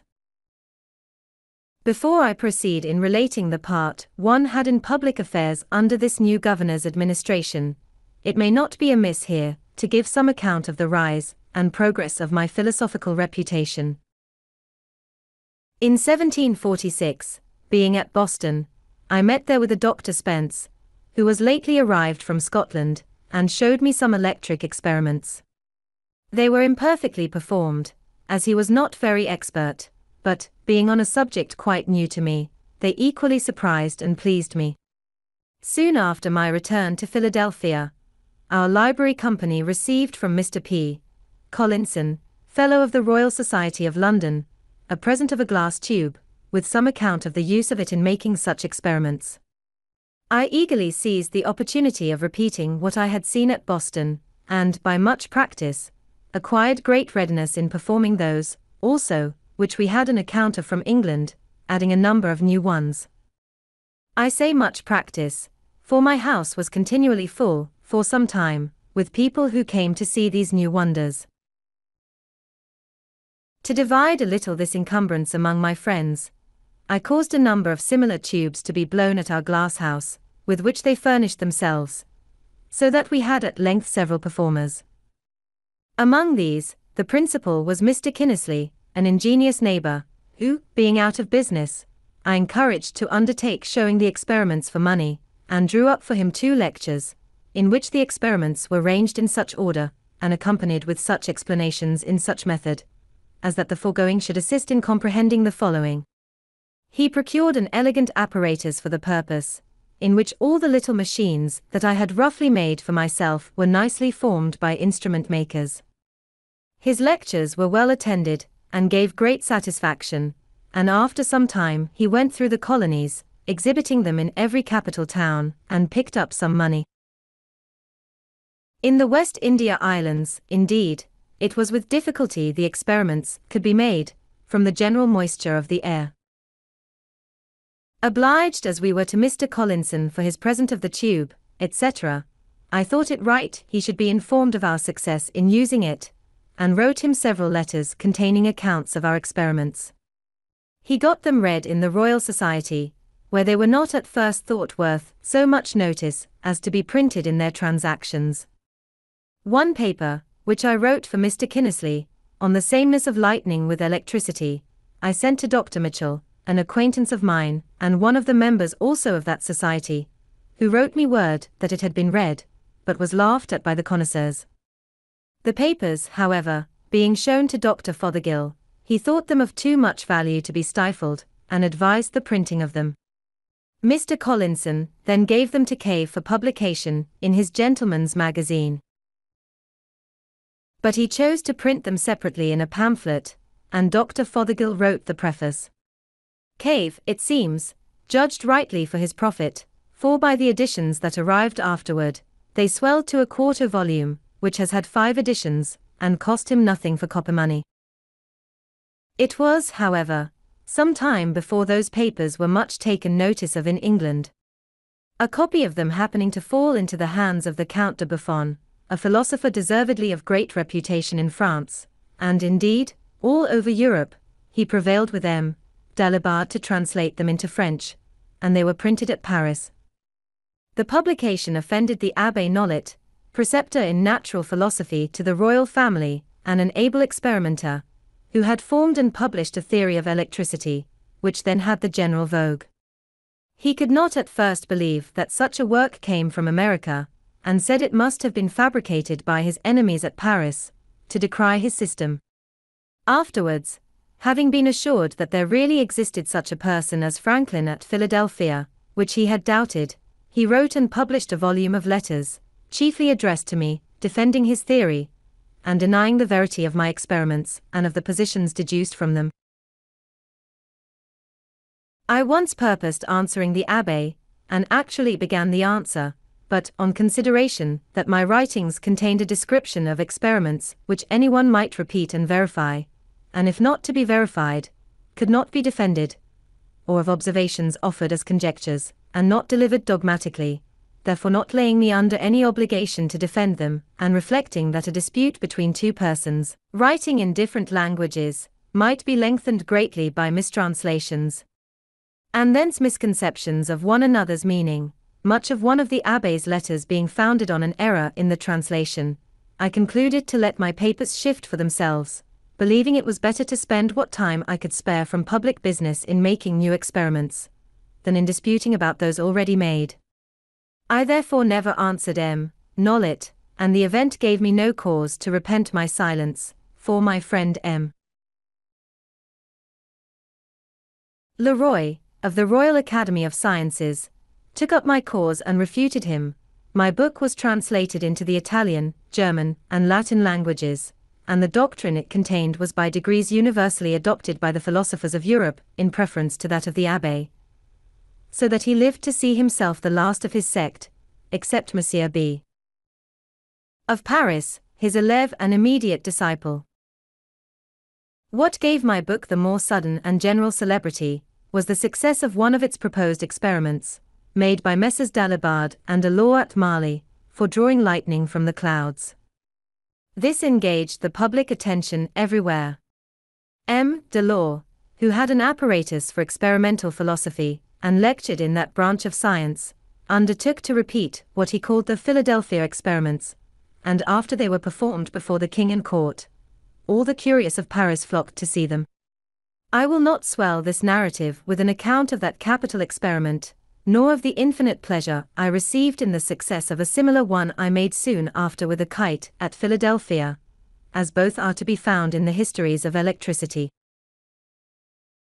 Dr. Wright, an English physician, when at Paris, wrote to a friend, who was of the Royal Society, an account of the high esteem my experiments were in among the learned abroad, and of their wonder that my writings had been so little noticed in England. The Society, on this, resumed the consideration of the letters that had been read to them, and the celebrated Dr. Watson drew up a summary account of them, and of all I had afterwards sent to England on the subject, which he accompanied with some praise of the writer. This summary was then printed in their Transactions. And some members of the Society in London, particularly the very ingenious Mr. Canton, having verified the experiment of procuring lightning from the clouds by a pointed rod, and acquainting them with the success, they soon made me more than amends for the slight with which they had before treated me. Without my having made any application for that honor, they chose me a member, and voted that I should be excused the customary payments, which would have amounted to 25 guineas, and ever since have given me their Transactions gratis. They also presented me with the gold medal of Sir Godfrey Copley for the year 1753, the delivery of which was accompanied by a very handsome speech of the President, Lord Macclesfield, wherein I was highly honored. 19. Agent of Pennsylvania in London. Our new governor, Captain Denny, brought over for me the before-mentioned medal from the Royal Society, which he presented to me at an entertainment given him by the city. He accompanied it with very polite expressions of his esteem for me, having, as he said, been long acquainted with my character. After dinner, when the company, as was customary at that time, were engaged in drinking, he took me aside into another room, and acquainted me that he had been advised by his friends in England to cultivate a friendship with me, as one who was capable of giving him the best advice, and of contributing most effectually to the making his administration easy, that he therefore desired of all things to have a good understanding with me, and he begged me to be assured of his readiness on all occasions to render me every service that might be in his power. He said much to me, also, of the proprietor's good disposition towards the province, and of the advantage it might be to us all, and to me in particular, if the opposition that had been so long continued to his measures was dropped, and harmony restored between him and the people, in effecting which, it was thought no one could be more serviceable than myself, and I might depend on adequate acknowledgments and recompenses, etc., etc. The drinkers, finding we did not return immediately to the table, sent us a decanter of Madeira, which the governor made liberal use of, and in proportion became more profuse of his solicitations and promises. My answers were to this purpose, that my circumstances, thanks to God, were such as to make proprietary favors unnecessary to me, and that, being a member of the assembly, I could not possibly accept of any; that, however, I had no personal enmity to the proprietary, and that, whenever the public measures he proposed should appear to be for the good of the people, no one should espouse and forward them more zealously than myself, my past opposition having been founded on this, that the measures which had been urged were evidently intended to serve the proprietary interest, with great prejudice to that of the people; that I was much obliged to him, the governor, for his professions of regard to me, and that he might rely on everything in my power to make his administration as easy as possible, hoping at the same time that he had not brought with him the same unfortunate instruction his predecessor had been hampered with. On this he did not then explain himself, but when he afterwards came to do business with the assembly, they appeared again, the disputes were renewed, and I was as active as ever in the opposition, being the penman first of the request to have a communication of the instructions, and then of the remarks upon them, which may be found in the votes of the time, and in the historical review I afterward published. But between us personally no enmity arose, we were often together, he was a man of letters, had seen much of the world, and was very entertaining and pleasing in conversation. He gave me the first information that my old friend Jas Ralph was still alive, that he was esteemed one of the best political writers in England, had been employed in the dispute between Prince Frederick and the King, and had obtained a pension of 300 a year, that his reputation was indeed small as a poet, Pope having damned his poetry in the Dunciad. But his prose was thought as good as any man's. The assembly finally finding the proprietary obstinately persisted in manacling their deputies with instructions inconsistent not only with the privileges of the people, but with the service of the crown, resolved to petition the king against them, and appointed me their agent to go over to England, to present and support the petition.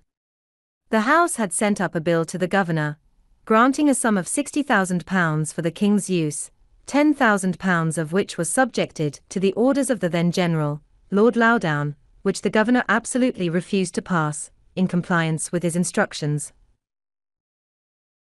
I had agreed with Captain Morris, of the packet at New York, for my passage, and my stores were put on board, when Lord Loudoun arrived at Philadelphia, expressly, as he told me, to endeavor an accommodation between the governor and assembly, that his Majesty's service might not be obstructed by their dissensions. Accordingly, he desired the governor and myself to meet him, that he might hear what was to be said on both sides. We met and discussed the business. In behalf of the assembly, I urged all the various arguments that may be found in the public papers of that time, which were of my writing, and are printed with the minutes of the assembly, and the governor pleaded his instructions, the bond he had given to observe them, and his ruin if he disobeyed, yet seemed not unwilling to hazard himself if Lord Loudoun would advise it. This his lordship did not choose to do, though I once thought I had nearly prevailed with him to do it, but finally he rather chose to urge the compliance of the assembly, and he entreated me to use my endeavors with them for that purpose, declaring that he would spare none of the king's troops for the defense of our frontiers, and that, if we did not continue to provide for that defense ourselves, they must remain exposed to the enemy. I acquainted the House with what had passed, and presenting them with a set of resolutions I had drawn up, declaring our rights, and that we did not relinquish our claim to those rights, but only suspended the exercise of them on this occasion through force, against which we protested, they at length agreed to drop that bill and frame another conformable to the proprietary instructions. This of course the governor passed, and I was then at liberty to proceed on my voyage. But in the meantime, the packet had sailed with my sea stores, which was some loss to me, and my only recompense was his lordship's thanks for my service, all the credit of obtaining the accommodation falling to his share. He set out for New York before me, and as the time for dispatching the packet boats was at his disposition, and there were 2 then remaining there, one of which, he said, was to sail very soon, I requested to know the precise time, that I might not miss her by any delay of mine. His answer was, I have given out that she is to sail on Saturday next, but I may let you know, entre nous, that if you are there by Monday morning, you will be in time, but do not delay longer. By some accidental hindrance at a ferry, it was Monday noon before I arrived, and I was much afraid she might have sailed, as the wind was fair, but I was soon made easy by the information that she was still in the harbor, and would not move till the next day. One would imagine that I was now on the very point of departing for Europe. I thought so, but I was not then so well acquainted with his lordship's character, of which indecision was one of the strongest features. I shall give some instances. It was about the beginning of April that I came to New York, and I think it was near the end of June before we sailed. There were then 2 of the packet boats, which had been long in port, but were detained for the general's letters, which were always to be ready tomorrow. Another packet arrived, she too was detained, and before we sailed, a 4th was expected. Ours was the first to be dispatched, as having been their longest. Passengers were engaged in all, and some extremely impatient to be gone, and the merchants uneasy about their letters, and the orders they had given for insurance, it being war-time, for goods, but their anxiety availed nothing, his lordship's letters were not ready, and yet whoever waited on him found him always at his desk, pen in hand, and concluded he must needs write abundantly. Going myself one morning to pay my respects, I found in his antechamber one Innes, a messenger of Philadelphia, who had come from thence express with a packet from Governor Denny for the general. He delivered to me some letters from my friends there, which occasioned my inquiring when he was to return, and where he lodged, that I might send some letters by him. He told me he was ordered to call tomorrow at 9 for the general's answer to the governor, and should set off immediately. I put my letters into his hands the same day. A fortnight after I met him again in the same place. So, you are soon returned, Innes? Returned? No, I am not gone yet. How so? I have called here by order every morning these 2 weeks past for his lordship's letter, and it is not yet ready. Is it possible, when he is so great a writer? For I see him constantly at his escritoire. Yes, says Innes, but he is like St. George on the signs, always on horseback, and never rides on. This observation of the messenger was, it seems, well founded, for, when in England, I understood that Mr. Pitt gave it as one reason for removing this general, and sending Generals Amherst and Wolfe, that the minister never heard from him, and could not know what he was doing. This daily expectation of sailing, and all the 3 packets going down to Sandy Hook, to join the fleet there, the passengers thought it best to be on board, lest by a sudden order the ships should sail, and they be left behind. There, if I remember right, we were about 6 weeks, consuming our sea stores, and obliged to procure more. At length the fleet sailed, the general and all his army on board, bound to Louisbourg, with the intent to besiege and take that fortress, all the packet boats in company ordered to attend the general's ship, ready to receive his dispatches when they should be ready. We were out 5 days before we got a letter with leave to part, and then our ship quitted the fleet and steered for England. The other 2 packets he still detained, carried them with him to Halifax, where he stayed some time to exercise the men in sham attacks upon sham forts, then altered his mind as to besieging Louisbourg, and returned to New York, with all his troops, together with the 2 packets above mentioned, and all their passengers. During his absence, the French and savages had taken Fort George, on the frontier of that province, and the savages had massacred many of the garrison after capitulation. I saw afterwards in London Captain Bonnell, who commanded one of those packets. He told me that, when he had been detained a month, he acquainted his lordship that his ship was grown foul, to a degree that must necessarily hinder her fast sailing, a point of consequence for a packet boat, and requested an allowance of time to heave her down and clean her bottom. He was asked how long time that would require. He answered, 3 days. The general replied, if you can do it in 1 day, I give leave, otherwise not, for you must certainly sail the day after tomorrow. So he never obtained leave, though detained afterwards from day to day during full 3 months. I saw also in London one of Bonnell's passengers, who was so enraged against his lordship for deceiving and detaining him so long at New York, and then carrying him to Halifax and back again, that he swore he would sue him for damages. Whether he did or not, I never heard, but as he represented the injury to his affairs, it was very considerable.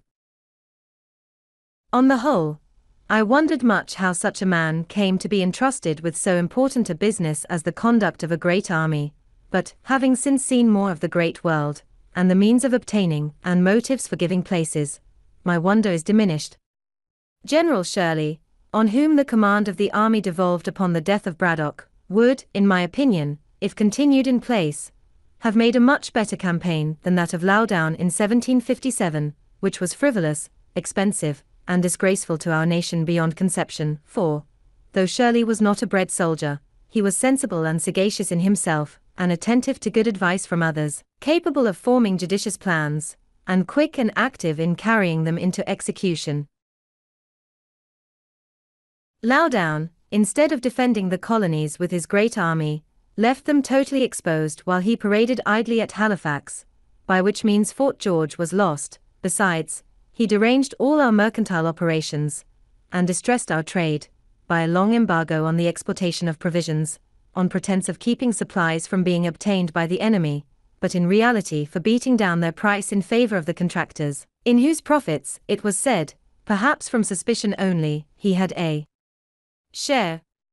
And, when at length the embargo was taken off, by neglecting to send notice of it to Charlestown, the Carolina fleet was detained near 3 months longer, whereby their bottoms were so much damaged by the worm that a great part of them foundered in their passage home.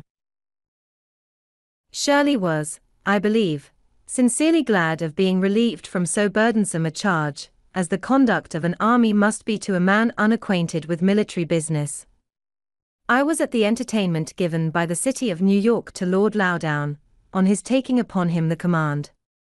Shirley, though thereby superseded, was present also. There was a great company of officers, citizens, and strangers, and, some chairs having been borrowed in the neighborhood, there was one among them very low, which fell to the lot of Mr. Shirley.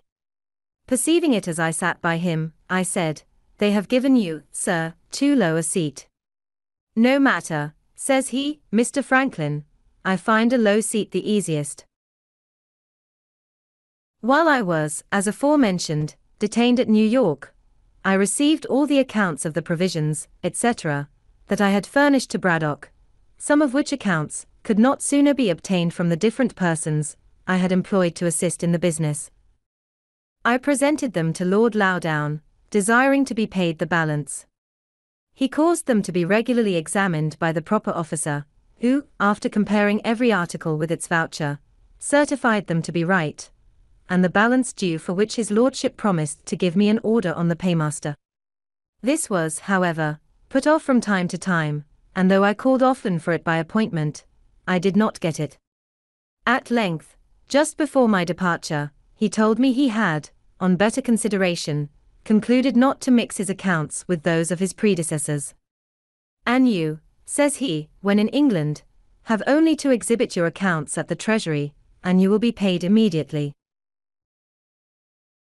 I mentioned, but without effect, the great and unexpected expense I had been put to by being detained so long at New York, as a reason for my desiring to be presently paid, and on my observing that it was not right I should be put to any further trouble or delay in obtaining the money I had advanced, as I charged no commission for my service, "Oh, sir," says he, "you must not think of persuading us that you are no gainer. We understand better those affairs, and know that everyone concerned in supplying the army finds means, in the doing it, to fill his own pockets." I assured him that was not my case, and that I had not pocketed a farthing, but he appeared clearly not to believe me, and, indeed, I have since learned that immense fortunes are often made in such employments.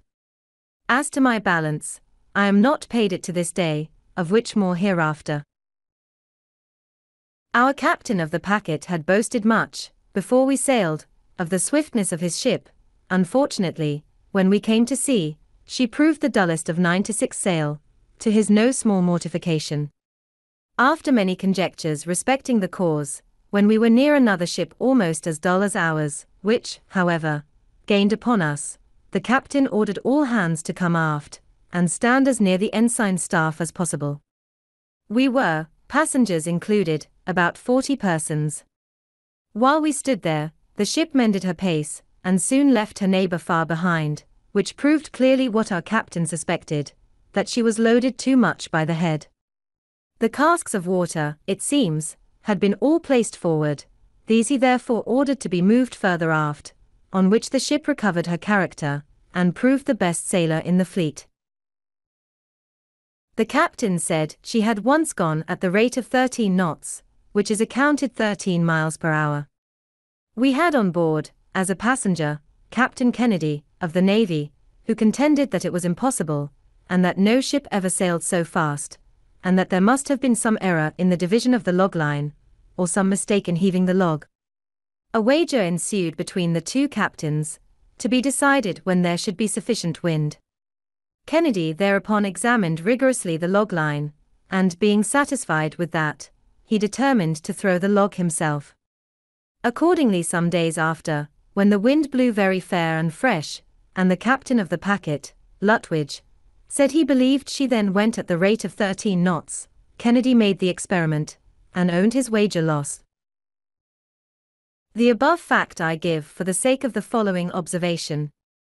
It has been remarked, as an imperfection in the art of shipbuilding, that it can never be known, till she is tried, whether a new ship will or will not be a good sailor, for that the model of a good sailing ship has been exactly followed in a new one, which has proved, on the contrary, remarkably dull. I apprehend that this may partly be occasioned by the different opinions of seamen respecting the modes of lading, rigging, and sailing of a ship. Each has his system, and the same vessel, laden by the judgment and orders of one captain, shall sail better or worse than when by the orders of another.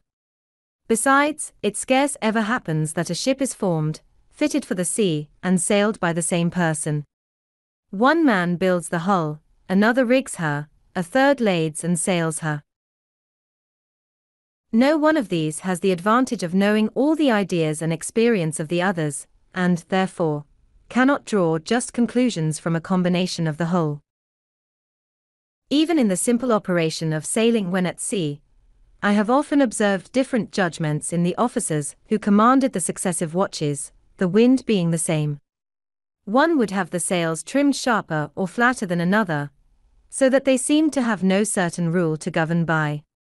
Yet I think a set of experiments might be instituted, first, to determine the most proper form of the hull for swift sailing, next, the best dimensions and properest place for the masts, then the form and quantity of sails, and their position, as the wind may be, and lastly, the disposition of the lading.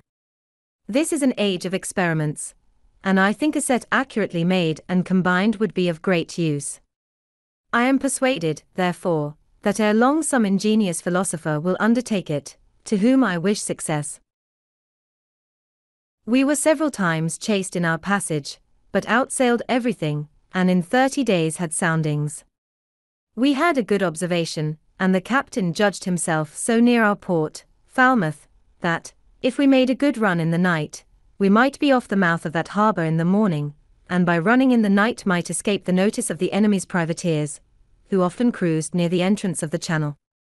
Accordingly, all the sail was set that we could possibly make, and the wind being very fresh and fair, we went right before it, and made great way.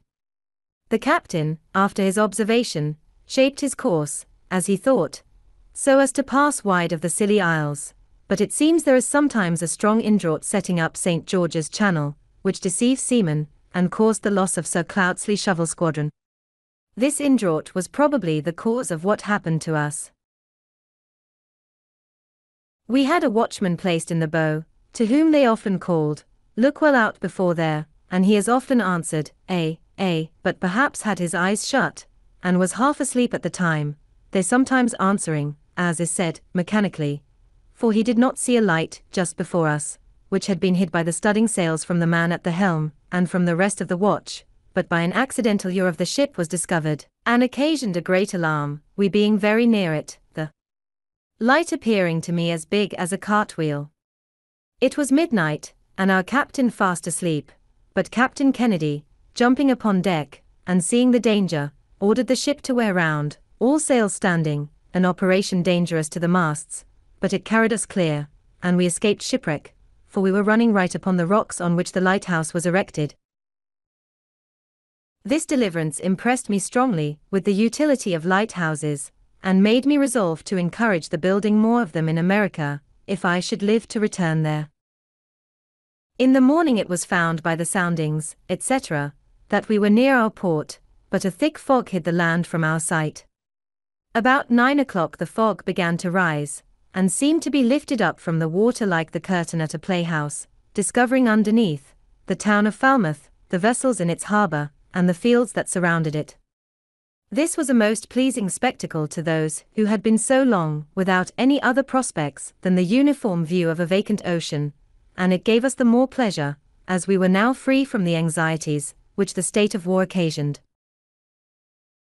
I set out immediately, with my son, for London, and we only stopped a little by the way to view Stonehenge on Salisbury Plain, and Lord Pembroke's house and gardens, with his very curious antiquities at Wilton. We arrived in London the 27th of July, 1757. As soon as I was settled in a lodging Mr. Charles had provided for me, I went to visit Dr. Fothergill, to whom I was strongly recommended, and whose counsel respecting my proceedings I was advised to obtain. He was against an immediate complaint to government, and thought the proprietaries should first be personally applied to, who might possibly be induced by the interposition and persuasion of some private friends, to accommodate matters amicably. I then waited on my old friend and correspondent, Mr. Peter Collinson, who told me that John Hanbury, the great Virginia merchant, had requested to be informed when I should arrive, that he might carry me to Lord Granville's, who was then president of the council and wished to see me as soon as possible. I agreed to go with him the next morning. Accordingly Mr. Hanbury called for me and took me in his carriage to that nobleman's, who received me with great civility, and after some questions respecting the present state of affairs in America, and discourse thereupon, he said to me, "You Americans have wrong ideas of the nature of your Constitution. You contend that the King's instructions to his governors are not laws, and think yourselves at liberty to regard or disregard them at your own discretion. But those instructions are not like the pocket instructions given to a minister going abroad, for regulating his conduct in some trifling point of ceremony. They are first drawn up by judges learned in the laws, they are then considered, debated, and perhaps amended in council, after which they are signed by the king. They are then, so far as they relate to you, the law of the land, for the king is the legislator of the colonies." I told his lordship this was new doctrine to me. I had always understood from our charters that our laws were to be made by our assemblies, to be presented indeed to the king for his royal assent, but that being once given the king could not repeal or alter them. And as the assemblies could not make permanent laws without his assent, so neither could he make a law for them without theirs. He assured me I was totally mistaken. I did not think so, however, and his lordship's conversation, having a little alarmed me as to what might be the sentiments of the court concerning us, I wrote it down as soon as I returned to my lodgings. I recollected that about 20 years before, a clause in a bill brought into Parliament by the Ministry had proposed to make the King's instructions laws in the colonies, but the clause was thrown out by the Commons, for which we adored them as our friends and friends of liberty, till by their conduct towards us in 1765 it seemed that they had refused that point of sovereignty to the King only that they might reserve it for themselves. After some days, Dr. Fothergill having spoken to the proprietaries, they agreed to a meeting with me at Mr. T. Penn's house in Spring Garden. The conversation at first consisted of mutual declarations of disposition to reasonable accommodations, but I suppose each party had its own ideas of what should be meant by a reasonable. We then went into consideration of our several points of complaint, which I enumerated. The proprietaries justified their conduct as well as they could, and I the Assembly's. We now appeared very wide, and so far from each other in our opinions as to discourage all hope of agreement. However, it was concluded that I should give them the heads of our complaints in writing, and they promised then to consider them. I did so soon after, but they put the paper into the hands of their solicitor, Ferdinand John Paris, who managed for them all their law business in their great suit with the neighboring proprietary of Maryland, Lord Baltimore, which had subsisted 70 years, and wrote for them all their papers and messages in their dispute with the Assembly.